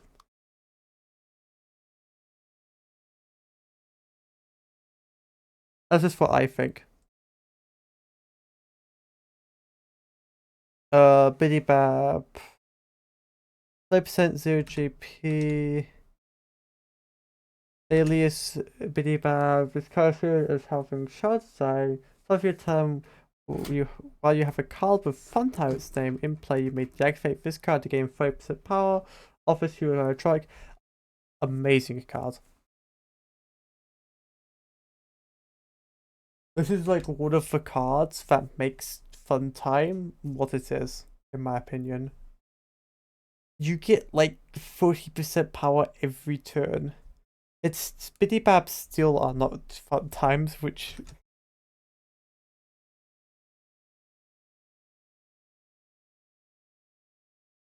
have I covered the goats yet? Well, anything before this point I've covered.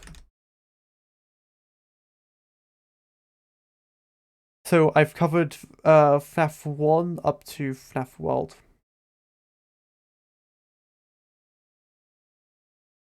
Hmm. Yeah. I go like a deck with coffee in it, maybe. Because coffee's good. I think coffee's a really overlooked card.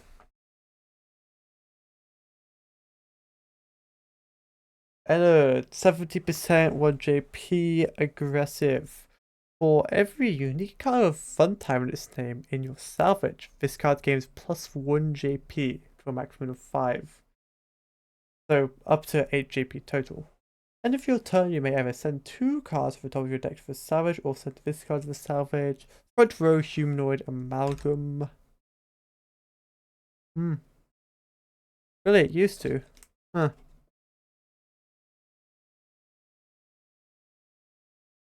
What happened? Did people just like lose interest or did it fall behind the meta?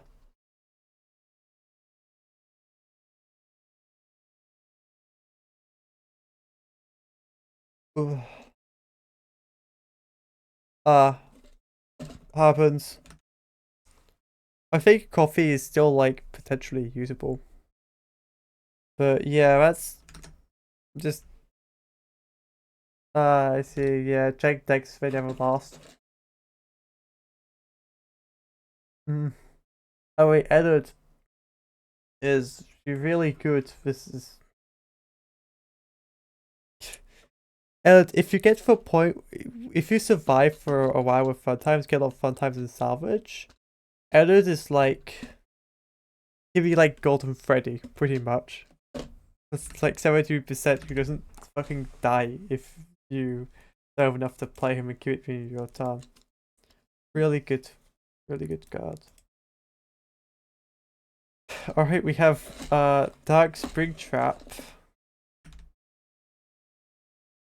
70% 2 JP. When this card attacks, send one card of Afton or Trap in its name from your hand to this salvage or take 1 damage. If you didn't, take 1 damage instead. What? Excuse me?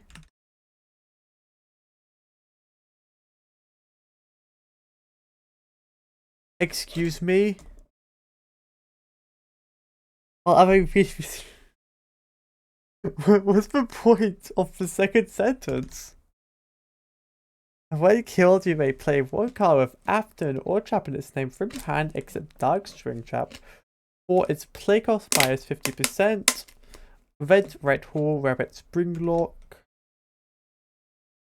He's like good. Also like, I don't know. He's very expensive for his when killed effect. You can have cards do the same for cheaper.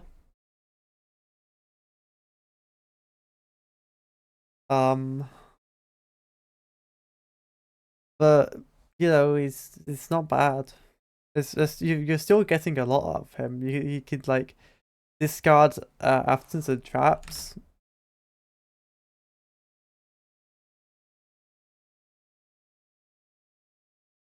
Yeah, it is an Afton deck in all fairness.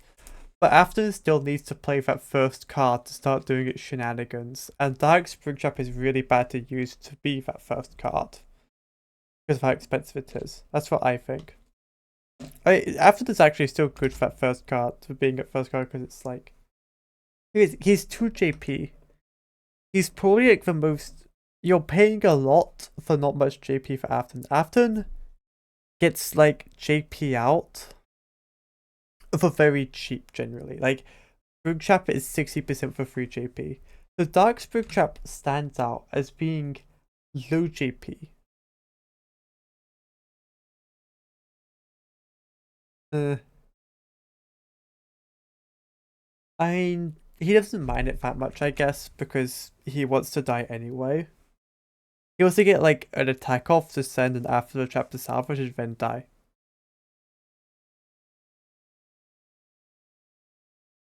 Yeah, yeah. That Dark Springtrap is good for doing that. Good card. Like he was once 2 JP, honestly. Michael Afton Corpse.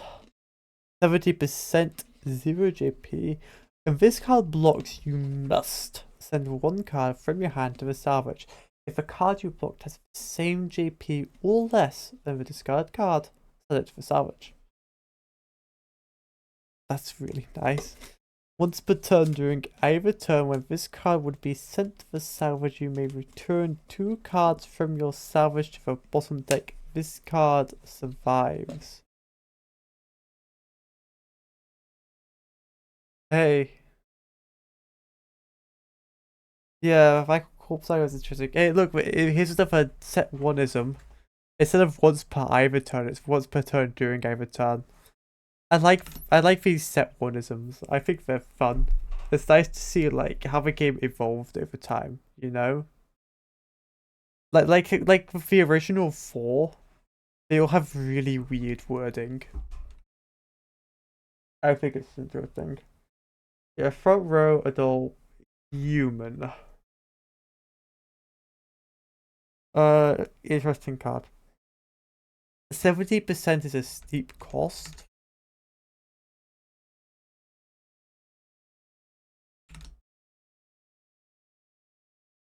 Oh yeah, actually that would be really nice for Vengeful Spirit abilities, wouldn't it? Because his downside is that he mills your deck out when he would die. But that's like an upside for those. Yeah, it could be nice. Hell yeah.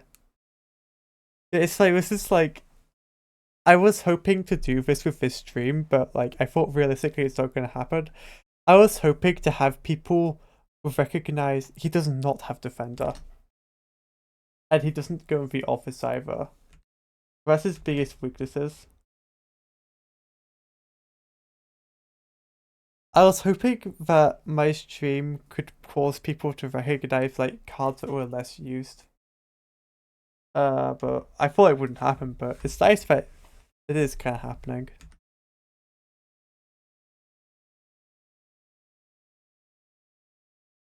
Hmm. Yeah.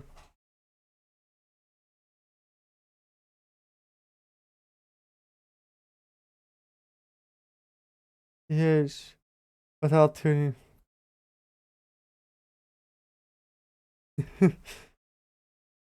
I feel like most people on the phantoms like that. It phantoms. If you're gonna make a phantoms deck, I'd suggest looking into the twisted animatronics. I think Twisted Wolf especially is very underrated in my opinion. Twisted Wolf is, in my opinion, kind of just like a better Piranha Plus trap. Like straight up, I think it's almost a better Piranha Plus trap. Because it's cheaper, it's 2 JP in the office. It has similar downsides and it has an additional upside. Also Hudson. I really like Hudson. And New Frights Trap 2. I think they're really good.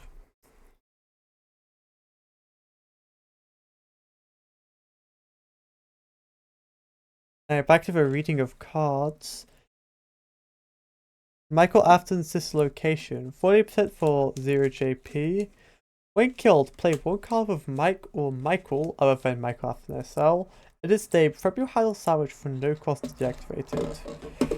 Once per turn, when you play a card from your salvage, gain 10% and or move this card laterally one space.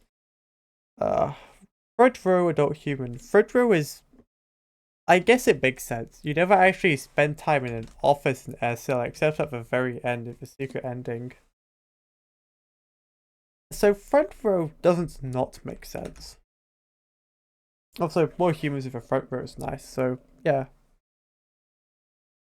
Hmm. Now what's interesting is that he can play Corpse Mike for literally free.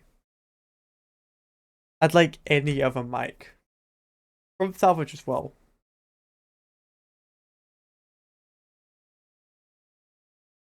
So I think he'd be good for that. You know what would be a really funny card? It's just for like fucking mic trap. I need human search. A human search. What searches Steve Ragland. Steve Ragland searches for humans. I'm failing certain that Steve Ragland he either searches for adults and children or he searches for humans. But Steve Ragland's your man. He's from Set Free.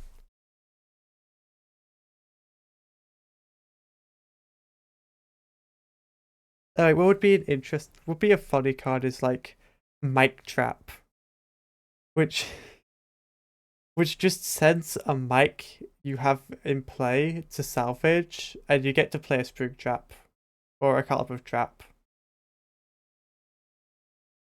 like from your deck. I don't think it would be good, but I think it'd be really funny.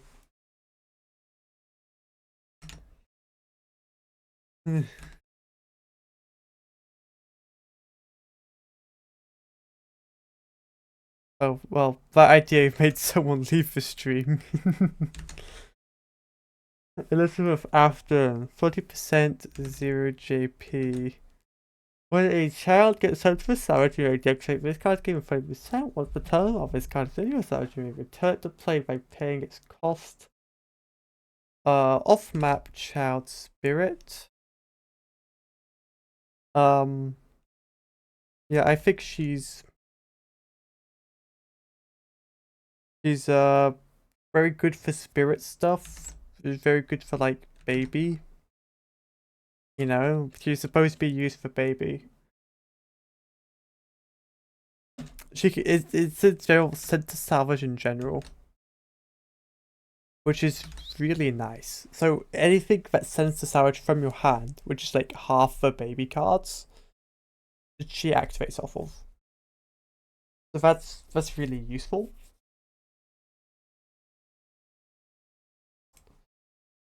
So speaking of baby cards, 8-bit baby.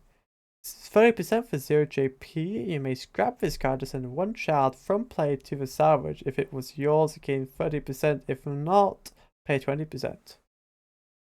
Yeah, that's just nice. This card is play with your top 5 cards of your deck, anyone with baby in its name or child type to your hand, then archive.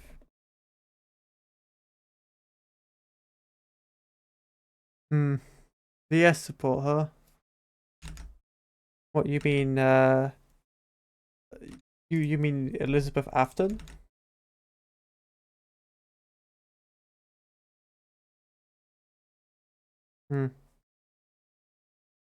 Yeah, Liz. Yeah, I can see that. I could see her being VS support. 8-bit baby is pretty nice. If you play her against Vengeful Spirit, she kinda just invalidates the whole deck. Because Vengeful Spirit's a child, right? So you could just kill it.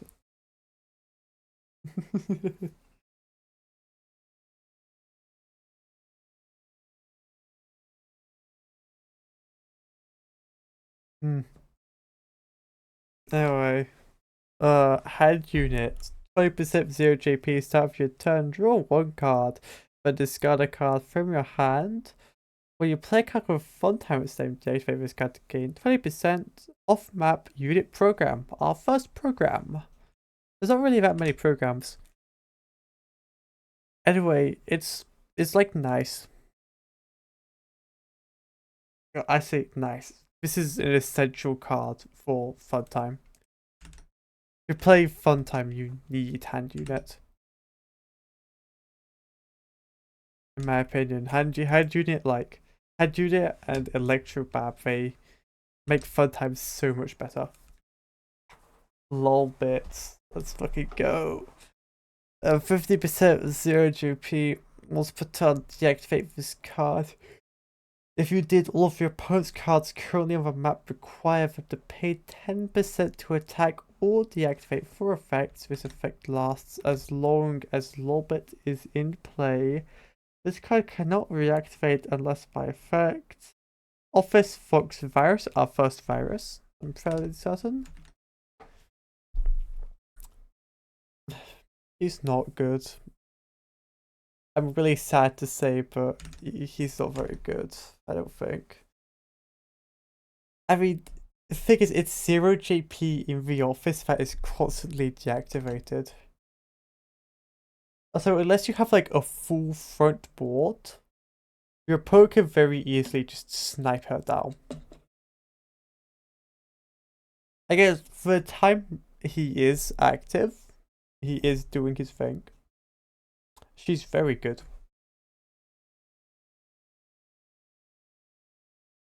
Yeah, that's very good. But the thing of Lolbert, he needs to make his price back, right? So she needs to do her thing like 5 times to be worth it. Oh wait, controlled shock. For 40% to reactivate one card with fun time in the same way you control, but it cannot use its effects until the end of your turn. Till the end of your opponent's turn and remove any and all counters on it. Off that customization. What's that good? Remove any and all counters on it. Hold on. Okay, so it doesn't remove Edit's JP. Because Edit's JP isn't counters. I got a bit worried there. That it would be bad. You can make Edit attack twice. That's good. Although 40% is steep for like generally doing fun time stuff. You can a little bit's not a fun time, so it doesn't really affect for a little bit.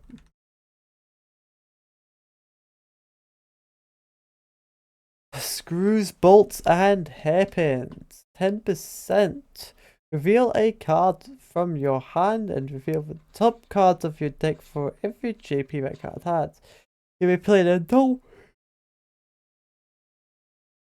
with a play cost of exactly 40% among them from no cost, then archive the rest of map customization. Huh.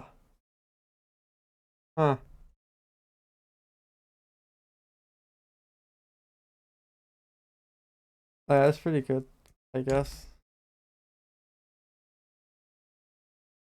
Yeah, it's very nice. Is it? It's exactly 40% cost adult, which is very specific. I guess if you're looking for like a specific night guard, if you're looking for a 40% night guard, I'm shocked it's exactly 40% and not 40% and left. Oh, it is what it is. The Scooper. Choose cards with fun time in their name from your map, send them to the salvage. Gain 20% for each card sent to the salvage. It's just really good. You put a bunch of fun types in salvage for Ennard, and then you get a bunch of power for Ennard. The Scooper is what you do to put out Ennard, and it's also good for other stuff, I'm certain.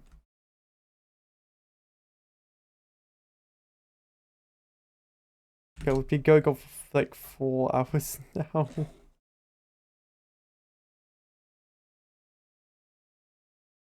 Ugh. Nearly done. Secret code 1983. 10% for rest of the turn is if an illusion type card is played by a card with after its saves effect or is played adjacent to a card after its save, get 20% off that customization. I remember this. Right. This is really good for Fright Strap, I imagine. I think this is one to look out for, in my opinion. I think Fright Trap can give you absurd power with this card.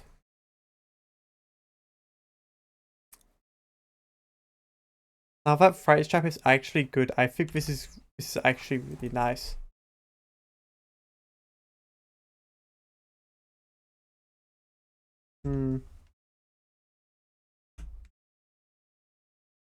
Oh hey, Hippo God Killer, are you still in the chat room? Because we're going to FAF6. Means your goats. Yeah, ping you in Discord if you don't have a chat room still. Alright, thank you.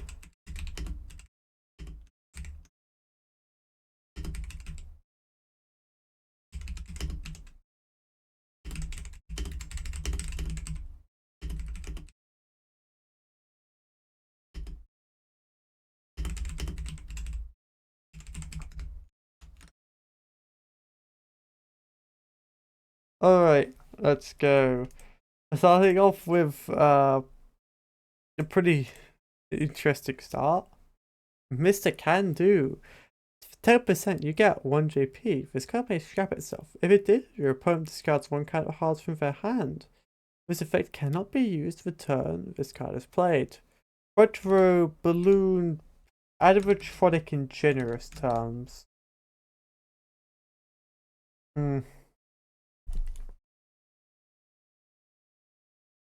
I mean, what can I say? It's not particularly good.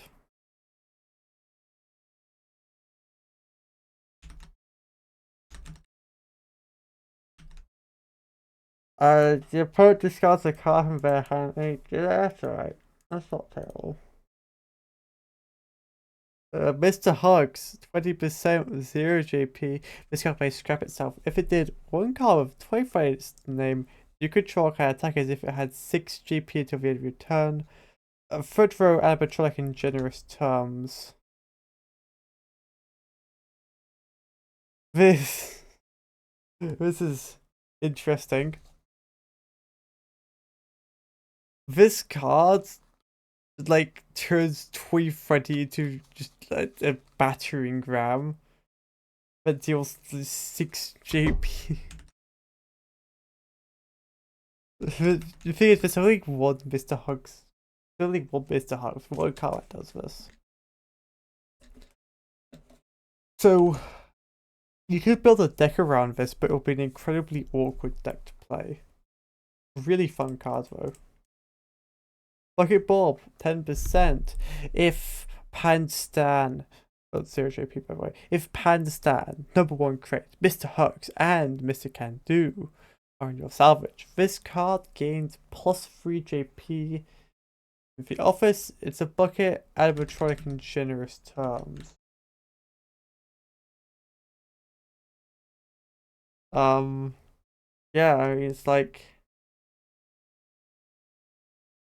it's a card. You play the other trash cards, you get them in your salvage, and you have a 3 JP office attacker. That's pretty good.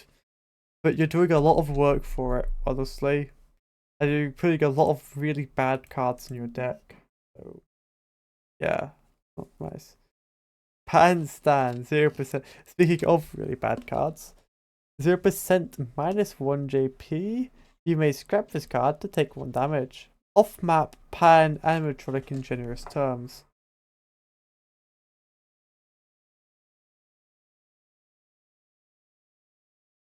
And this card sucks. That's the point.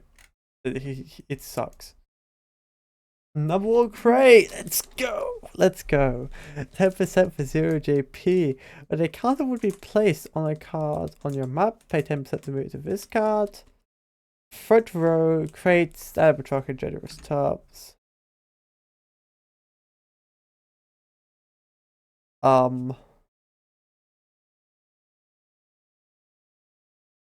I don't know what to say. I mean, you could put minus JP cards on him. If you play against Bonnie or something. But I don't think you would actually want to put your own colors on this guy like ever. Yeah, why would you ever do that?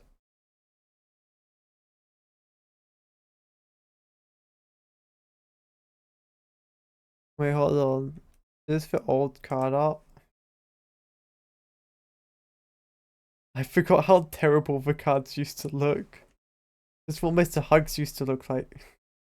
Guess the joke is that it looks terrible. One second, this is all a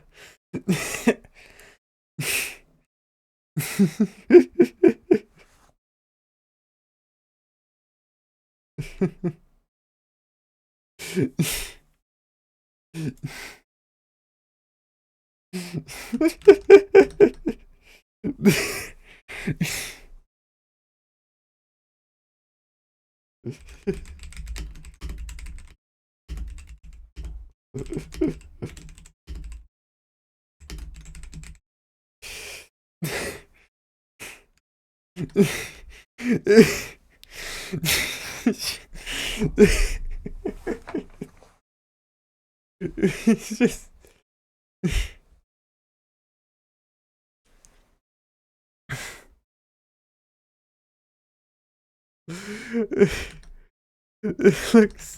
it looks so terrible.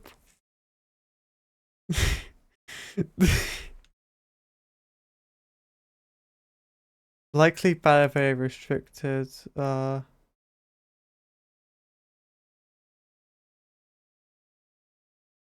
Yeah, I'm banning you again.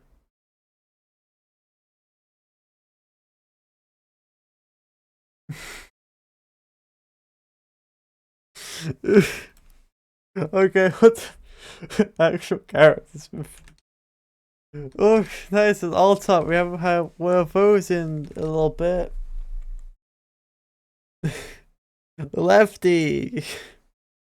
70% 3GP. Alias Lefty Charlie. Full stop. Puppet. Full stop. 2 for 2. Well, no. 2 for 3. When killed, add one music box counter to a candy control. Fool's Bear animatronic. Lefty is like a fairly expensive 3JP card that provides a bit of utility for the Puppet deck.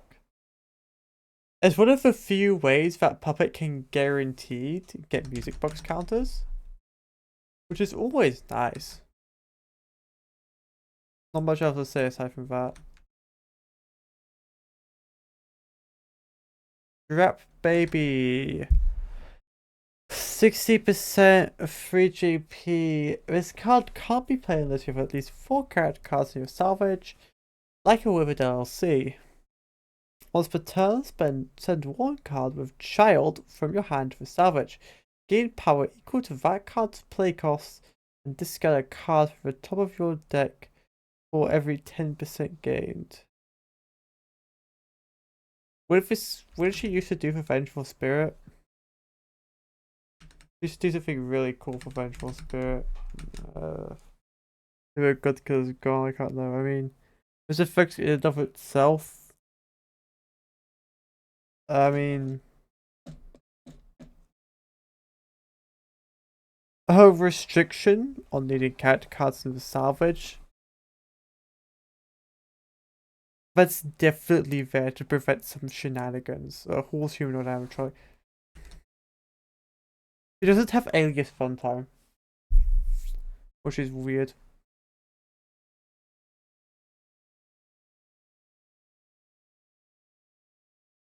Oh wait, speaking of funtime characters, multiplayer. Why the hell does this guy get alias funtime but not Scrap Baby, huh? Trans misogyny at work, I swear. Alright, so for 70% you get 3 JP, alias funtime, start of your turn, and a card from the top of your deck and apply some of the following effects, multiple may apply. If I had funtime, gain 1 in power. If I had baby, play draw 2, discard 1. If I had amalgam, this card gains +1 JP card. If they're above the above or none could be sent, take 1 damage. He's got to do this every time, and it's interesting. He's kind of between archetypes as a result of all that, and I don't think it's in his favor. Afton Scrap Trap. 50% for 3 JP after this card attacks since for salvage. When killed, play a card with Will or Trap in its name other than Afton Scrap Trap. From your salvage, deactivate for its play cost minus 50%. Left office, left hall, vent, rabbit, spring lock. This guy's amazing. For vengeful spirit. Oh my god, it's for vengeful spirit. For vengeful spirit. It's for vengeful spirit. For the vengeful bowl cut. Wow. I never noticed that. Anyway, yeah, he's absolute cornerstone of the Afton Archetypes game plan. He's really good. Like, it's sort of like play deactivated. He's 50% for 3 JP. If he only attacks once, that's still good value. And he, you know, he's just a will or a trap. That's a lot of cards. That's like almost every Afton card. You know, for play cost by 70%, I'll be really shit every time. He's just really good.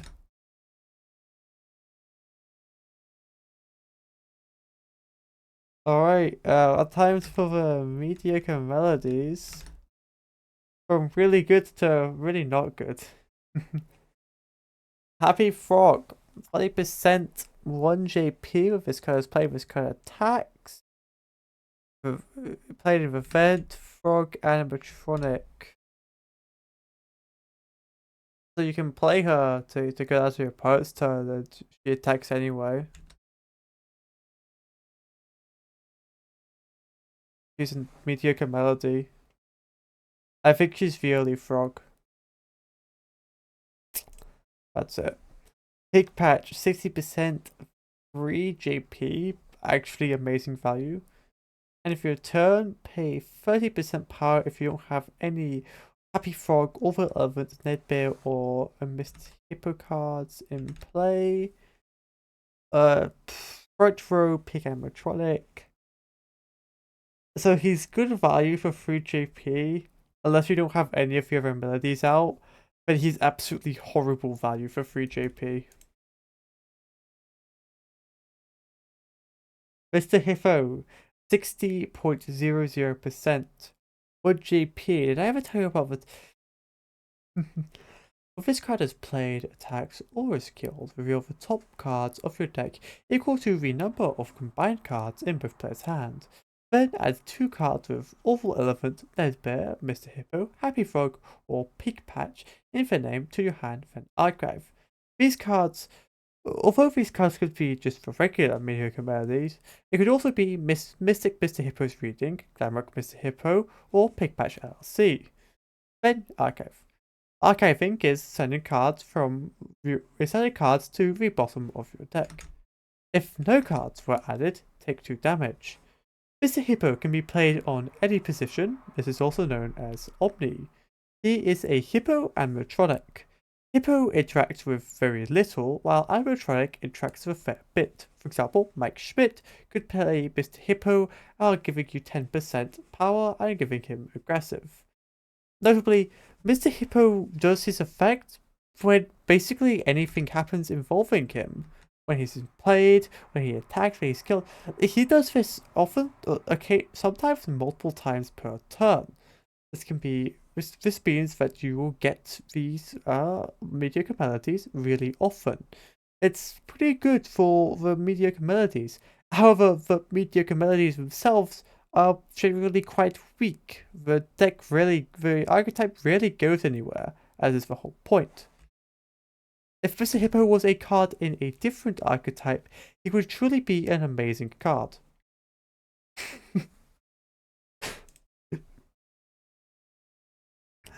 Nedbear, 30% 1 JP. Well, 30% or more during either turn, Nedbear gains 1 JP. So he's Evil Freddy. Once per turn, if you have a card truck with a right claw, gain 10% for start of Nedbear's attack. Left forward bear truck, he's opposite Freddy. You know, he gains power. He gains power for the start of the attack with a right claw. It's even worded in the weird way that Freddy is worded. You know? It's cool. Also, he has he's cheap 1 JP instead of mid range 3 JP. Orville Elephant, 50% 2 JP. Once per turn, play a card with Happy Frog, Nedbear, Pig Patch, Orville Elephant, or Mr. Hippo for minus 50% bread counter risk. For each bread counter risk card. Start of your turn, add 1 bread card to this card. Front row, Elephant animatronic. Like, he's pretty good. If you manage to keep him alive for a while, you can play the melodies for very cheap. He probably won't stay alive that long because he's only 2 JP. Alright. Nearing the end. Security Puppet.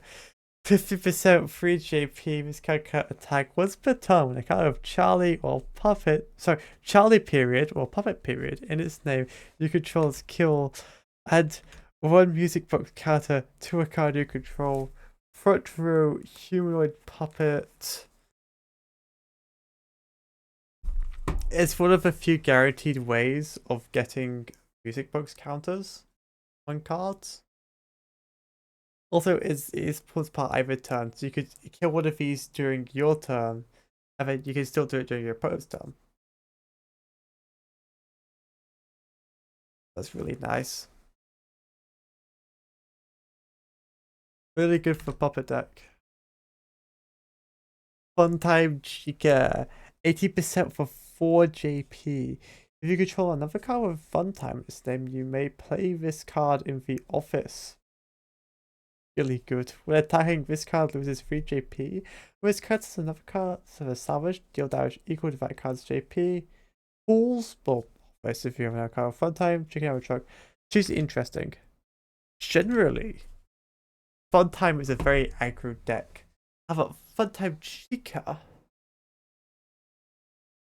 Lets you bring the game to a screeching halt.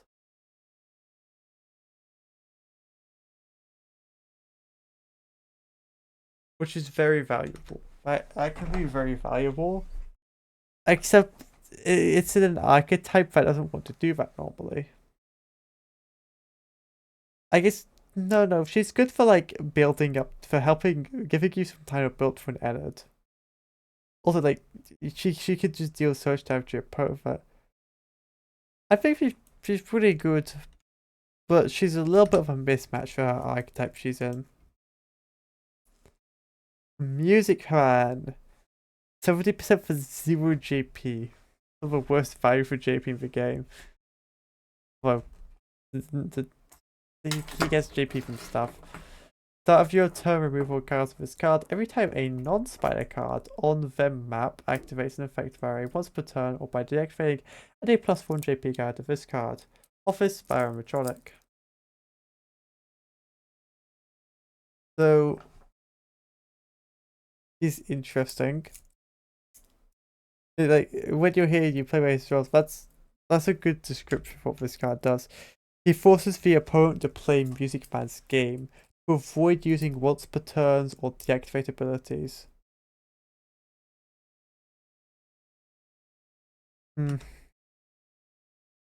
It's it's pretty nice. Except like he's 7% and your opponent could just not activate those and they kill him with something. Like if he ever ends up deactivating the office, they could just do that. But I think he has potential.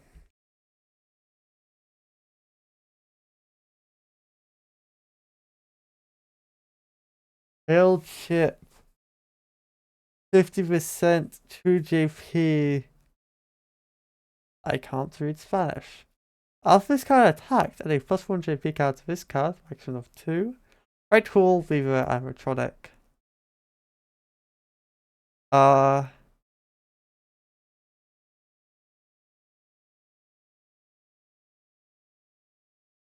That's very good. That's a good card. His mid range 2 JP and he can go up to 4. Why does no one play him? Excuse me? That's. I guess he doesn't have much. I guess he doesn't have like any synergy with anything that isn't like Chipper's Revenge. But come on. This guy's really not bad. He's actually really nice. Most underrated kind of game. Yeah. Yeah, I agree. He's like really nice. Hmm. I oh god, L chip archetype actually. Yeah, that's already kind of a thing with only like a couple cards. It'd be nice to have more of those. Although, what would you even add? I guess character from Chipper and Sons Lumberco. I guess like that's who you would add to the archetype. Oh, original characters. I see. Yeah, makes more sense. Hmm. Okay, Rockstar Body. 60% for 2 JP. Once per turn, discard a card from your hand and deactivate this card. Which point of JP that card had, adding an item JP card to the post card until the end of their turn. Front row, rather animatronic. Hmm. The first for Rockstar is interesting. Deactivate this card. Hmm. So he puts a lot of minus JP counters on the opponent's board. However, he has to deactivate to do that, so he leaves himself vulnerable, of course. And you gotta mill out your deck, but that's potentially useful. I think you have to discard high JP cards to do that. Which I guess Body is all about being able to work off of low JP. When if you're playing Body, it's like, it is until the end of their turn. That is also very useful. That is very nice.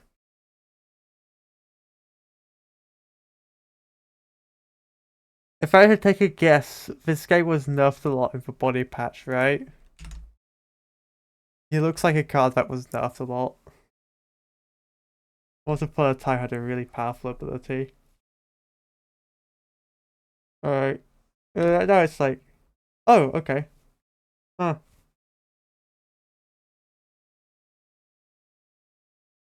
Yeah. I don't know, I'd have to play with him to really determine his strength. Like,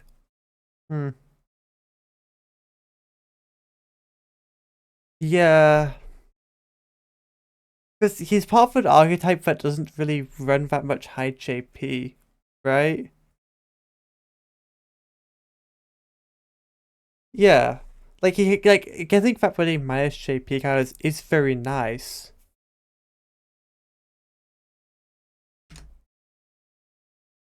It's like a good ability. For sure. Anyway, Rockstar Chica, 50% to JP. Of your turn, you may move this card to your upper wall if it's open. If you did, peel 1. And if your turn, you may reactivate this card. If you did, this card can't attack next turn. Pools, Chicken Animatronic. Reactivate this card if you do.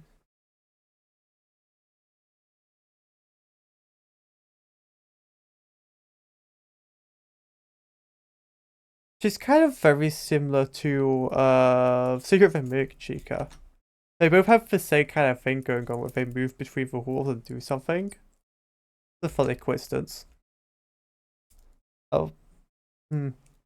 Also, her reactivate effect is nice for getting like you can be able to attack and then block afterwards, of course. That's the whole point of it. I don't really have that much to say about her.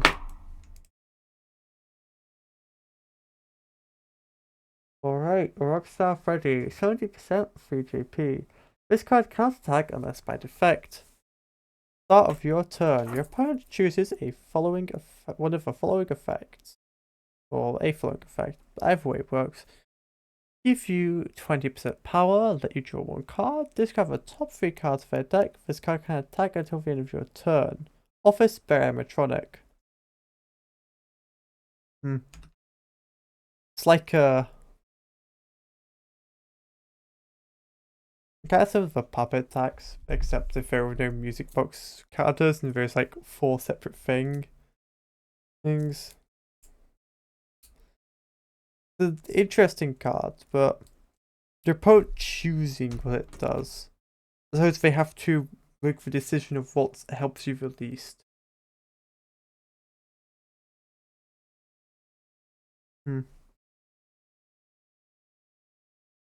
Rockstar Foxy, 50% 2 JP. This card can't attack unless I effect. Twice per turn. Flip a coin. If tails, this card attacks you. If heads, pick one of the following effects. Gain 30% power. Add +1 JP counter to card control. Draw 1. This card can attack until the end of your turn. Office Foxy truck. No, these are like opposites. That's neat. So, another card for gamblers. He takes up an office space, so he's really not. What's he called? Lucky Boy really doesn't help with him that much. Yeah, you could guarantee one of them. Yeah, just a gambler card. LP 40% 0 JP. During either turn, when an opponent's card would use a per turn or take effect to use an effect, you may scrap this card to negate that effect of the turn. Oh, it's Spout Spot. So you do it during either turn. When played, reveal the top 2 cards of your deck, send 1 to salvage and the other to hand. Off map Bear Puppet. Hmm.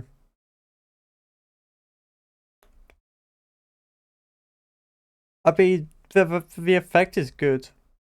That's one of Battle Spot's best things. The search is interesting.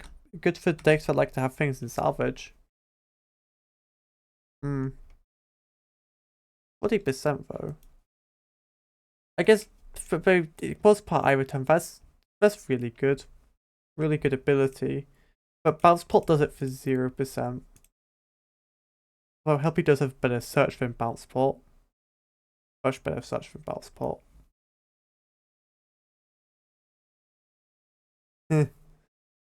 Because Set Man. Although Helpy can do it during your turn as well. Yeah. 40% 0 JP. When a card you control is killed, you may deactivate this card to send a with the same play cost or less to salvage and take 1 damage. I assume that means a card. Once per turn, for every 5 cards in both players' salvages, pay 10% to draw 1 card. Office Adult Human. It's really good. Uh, this guy is really rough to play against. I've not played with him, but his Once per turn is very nice as well. Like, yeah, just really good card. Very solid.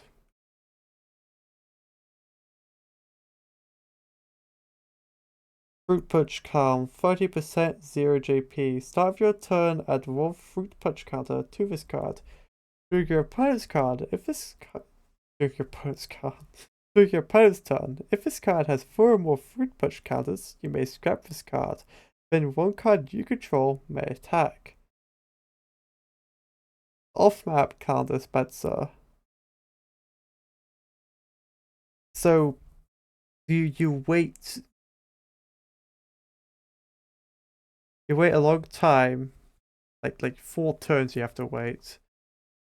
And then you get to attack during your opponent's turn. That could be really good. Try to trip someone up with that. But you need to wait. Lemonade Clown, 0 JP. Start your turn, add 1 lemonade. I'm surprised these two don't have fun time. Most clowns who aren't circus baby have fun time. Like the random clowns from the novels have fun time, for example. So I'm surprised these two don't have it.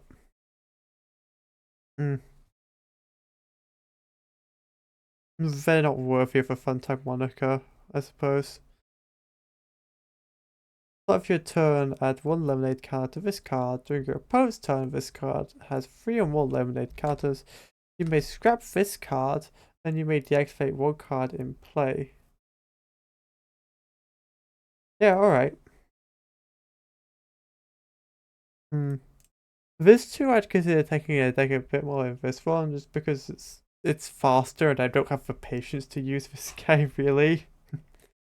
I don't think Fruit Punch Pound's worse or anything, I'm just not patient enough for him. But like, a lot of cards that have interesting effects here. I guess it's like, I feel like a lot of cards are just not used because people don't have any interest in those characters. Like, L-Chip is really good, but he's an incredibly overlooked character. Because he's just like the advert guy.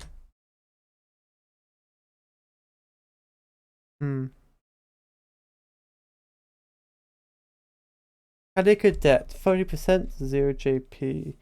Once per turn, pay 10% and flip a coin until you get tails. Apply the following effects. 0 heads, gain 10% power. 1 head, heal 2. 3 heads, return a card from your side to your hand. 3 plus heads, which is like, well,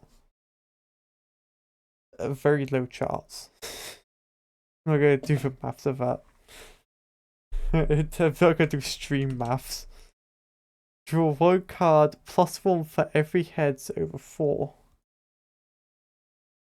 Interesting.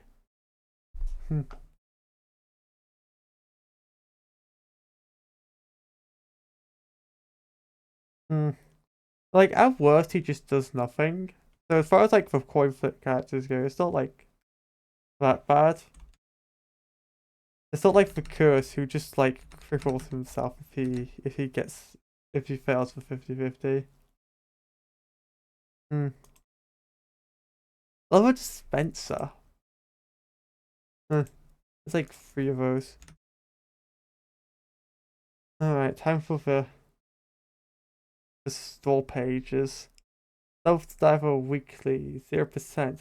Play all cards with Pan Stand, another one create Mr. Hugs, Bucket Ball, or Mr. Can Do from your hand for no cost.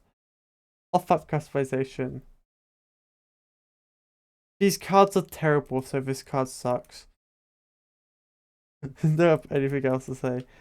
Speaking of terrible, connection terminated. 100%. Send all cards in play to the salvage for every 20% of your power your opponent has after a card is played. If they have power, take 1 damage. This effect cannot be negated, and no cards active effects when set this. No card activated effects when set the side of this card. Off-map customization. I understand why this card is so bad, because if this card was good, it would be really annoying. So like, it has to be something that's like incredibly niche. Anyway, you just put your opponent at a massive advantage by playing this thing. That's what happens. Company issued Taser, 40%. Deactivate a card on your opponent's map. That card does not reactivate at the start of your opponent's next turn. Off-up customization is really good. I don't have anything else to say. It's really good.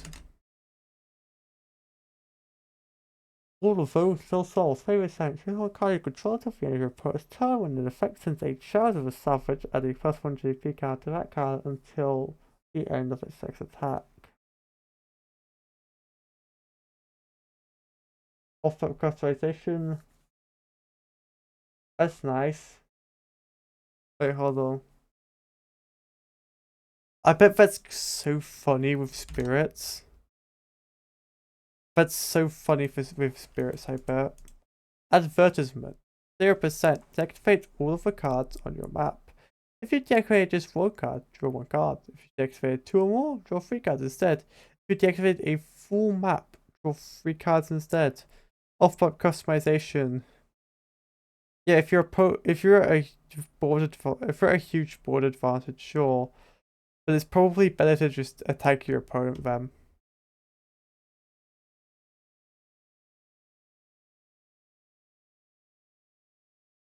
Dad's budget attack 5%, you may play a mediocre melody or a candy cadet from your hand for no cost. Mr. Hippo have a forget, play a big bash or a candy cadet. That's nice. That's just helpful. You technically use up the guard Mr. Hippo or something. Really just good. For melodies. But melodies aren't good. So, you know, it balances out. Files and servos incorporated. Put up to 4 cards from the top of your deck to the salvage. For each card discarded, you may reduce the play cost of a card of Rockstar its name by 20%. If you really want to play Rockstars, sure, but I think they're great on the whole. Finally, Rare Find Auction. You may play a security card, L-Chip, Prize King, Fun Time to get Lefty or Orville Elephant from your hand, minus 10% for every 4 cards in your salvage and for every point of damage you've taken. This is probably very nice on fun times with like fun time Chica. You got a lot of cards in salvage and fun times. Prize King, 30%. Play one card from your hand for no cost at the start of your opponent's turn. Give your opponent power equal to that card's cost and return the card to your deck bottom. This card can't be played unless you've taken 3 or more total damage throughout the game.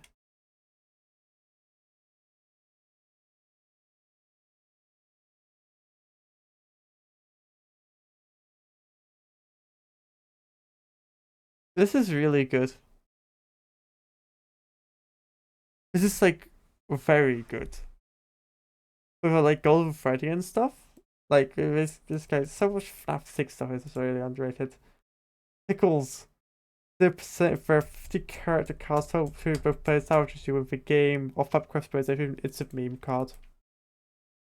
Viral logbook recently updated. If you have a card with Mike or Michael in play and a spirit card for cost of 40%, play a child spirit from your hand for a cost of 40% or less whose name isn't already in play for no cost, or play any child spirit from your salvage for its cost. Off-map customization 0%.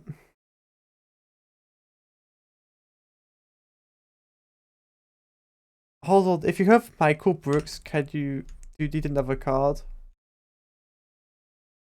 I'm pretty sure he left the stream. Right? Yeah, okay, left the stream.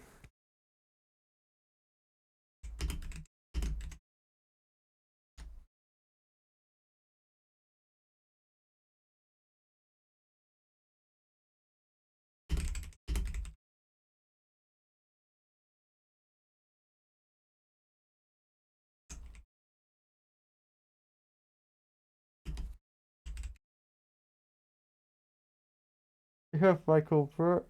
Yes. Brooks. Yeah.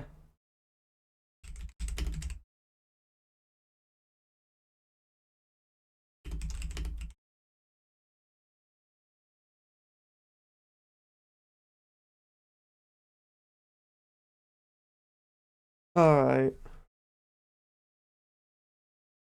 Fredbear. 100% for JP. You can't play this card unless you have 3 or more cards with Gold, Freddy, or Fredbear in the name in your salvage. In other words, that's gonna be like,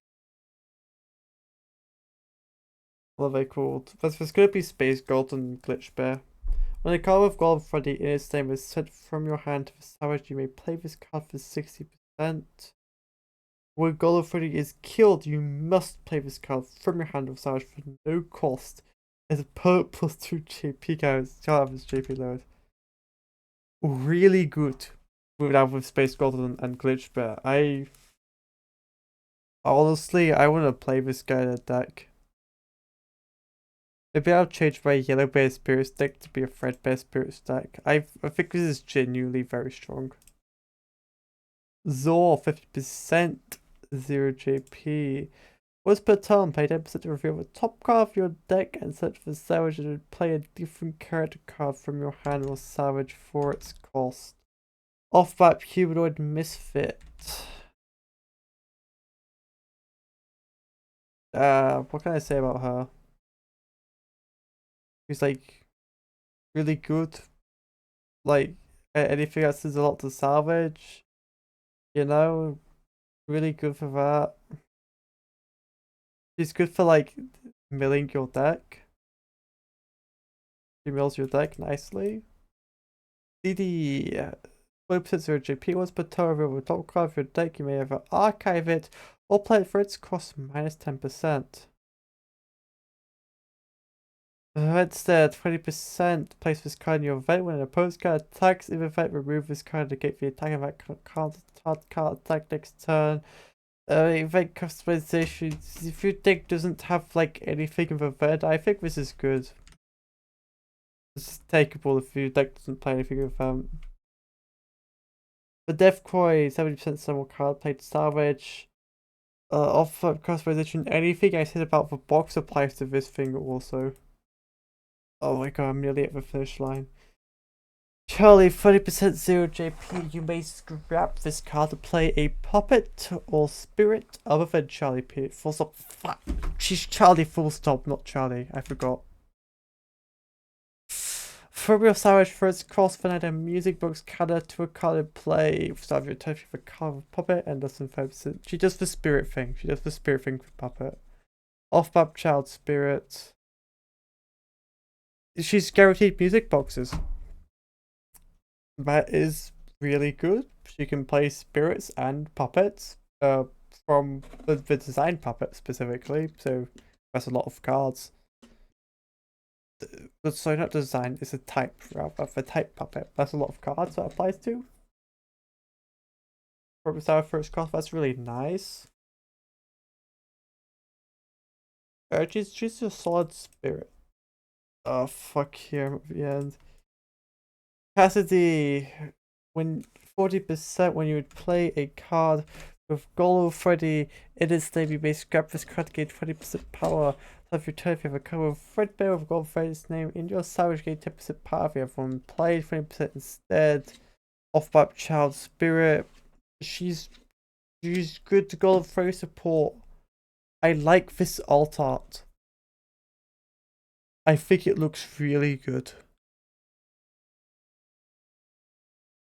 I really like this alt art. This just looks amazing. I've never even seen what the original art of the card is.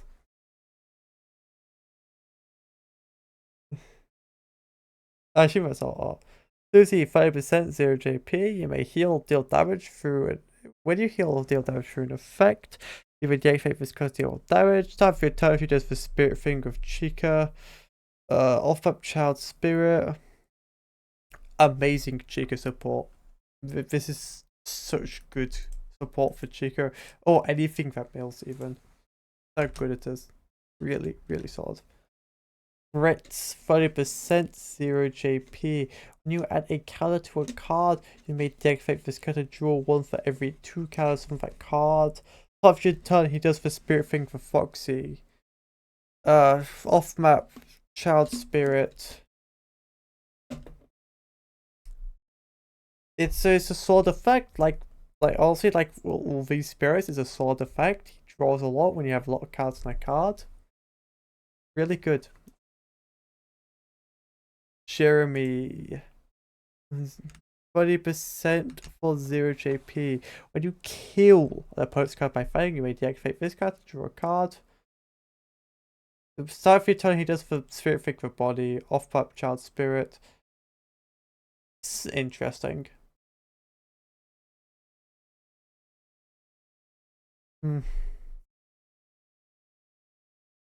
This is an interesting effect because it happens really often that you do this.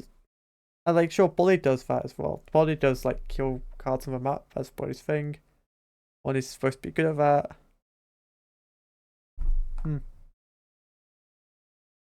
But I don't know, it always feels less powerful. I don't know, drawing a card is very good actually. Very good effect.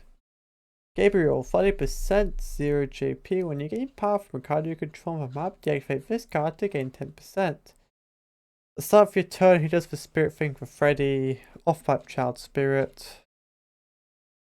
Solid card. All of these like work with stuff outside their archetype, which I think is interesting. They work best with their archetype, of course, because they do the spirit thing. But it's just good. Okay, William Afton. The recently nerfed William Afton. 50% 1 JP. When killed, you may play a card with Springtrap in its name from your hand or salvage for its play cost minus 50%. Rest in peace, free Ouroboros. You will not be missed. That was disgusting. Now it's just, you have to play. Now you have to spend power like a chump. Once per turn, set one card from your hand to salvage to kill a child or human with a cost of 40% or less. Omni adult human. What can I say? It's William Afton. The Afton archetype is basically built around this guy.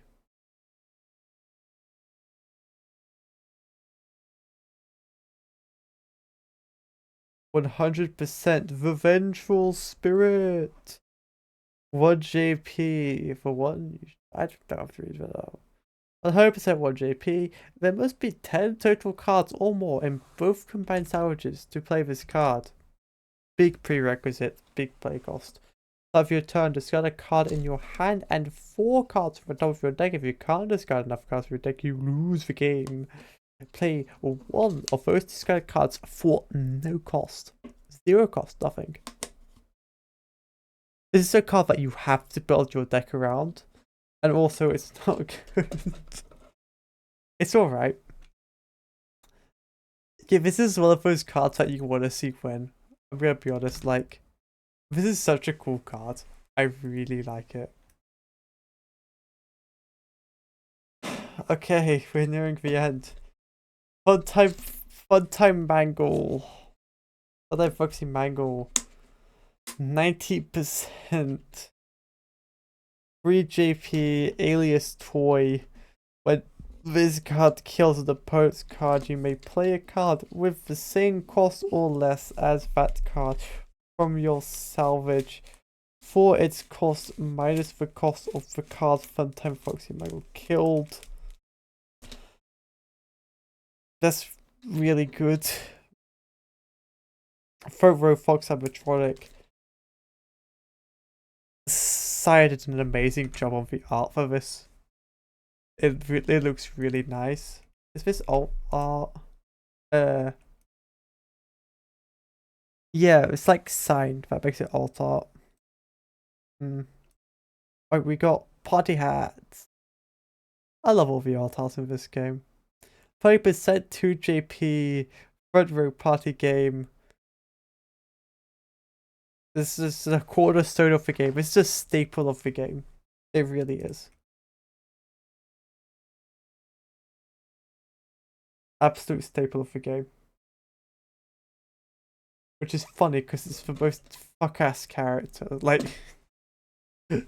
for party hats. Oh my god, I'm nearly at the end. Zangle. 70% true JP, the Lord of that, which never existed. I'm gonna read yours out because it's pretty cool. Once per turn, when a fox or amalgam card you control has another card to be established by fighting a +4 JP counter to it until the end of its next attack. If that card was Zangle, that counter is permanent. Zangle can only give 2 curves to each card in play.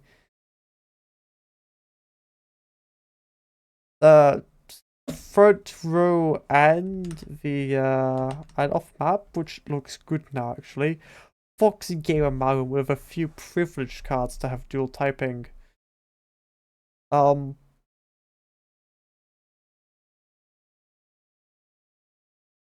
what can I say? I think it's good.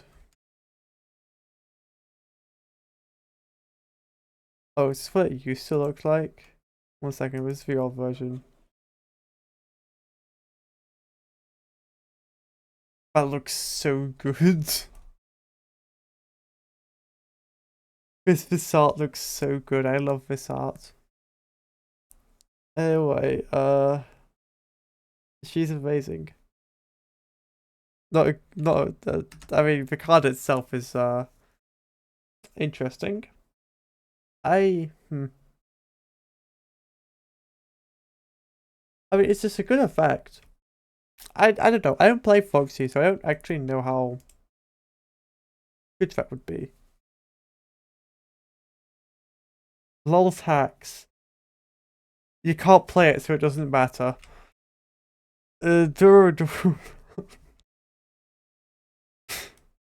Whatever. We're done. That's it. That's every card is at 1. I need to find out how to end a Twitch stream. Okay. Uh.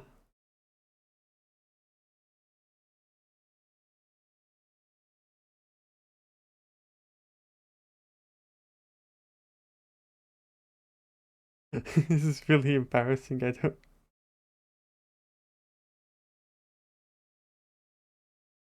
How to edit Twitch stream.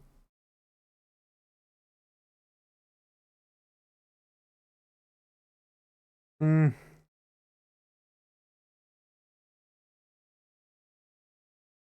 1 second. Second. Second. Go to dashboard. Read manager. I should have had this over from the beginning, really.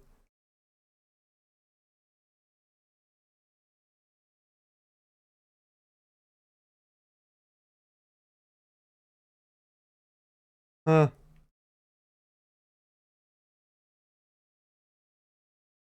Um. I gotta say, really awesome cards though.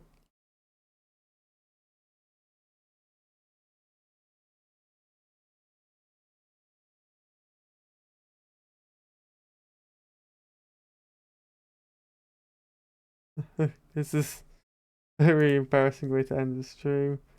Uh, seriously, how do you do it?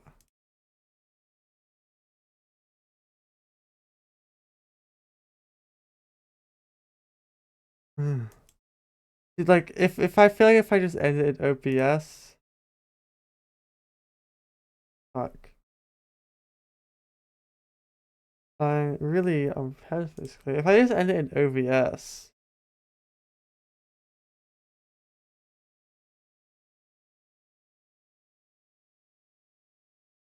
I feel like then I'll lose the stream. You know? That's like not ideal. By the way, it looks like I'm like mousing around randomly on the page. I am like mousing around on a different tab.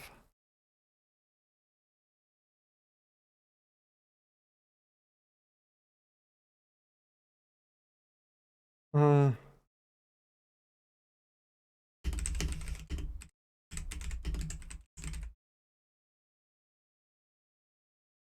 Feel professional streaming.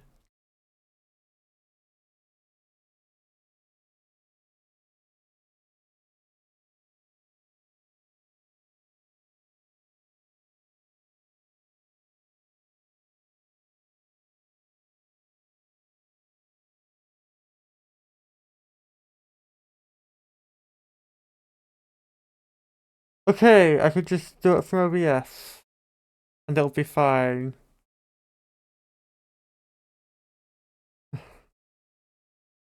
Alright, bye.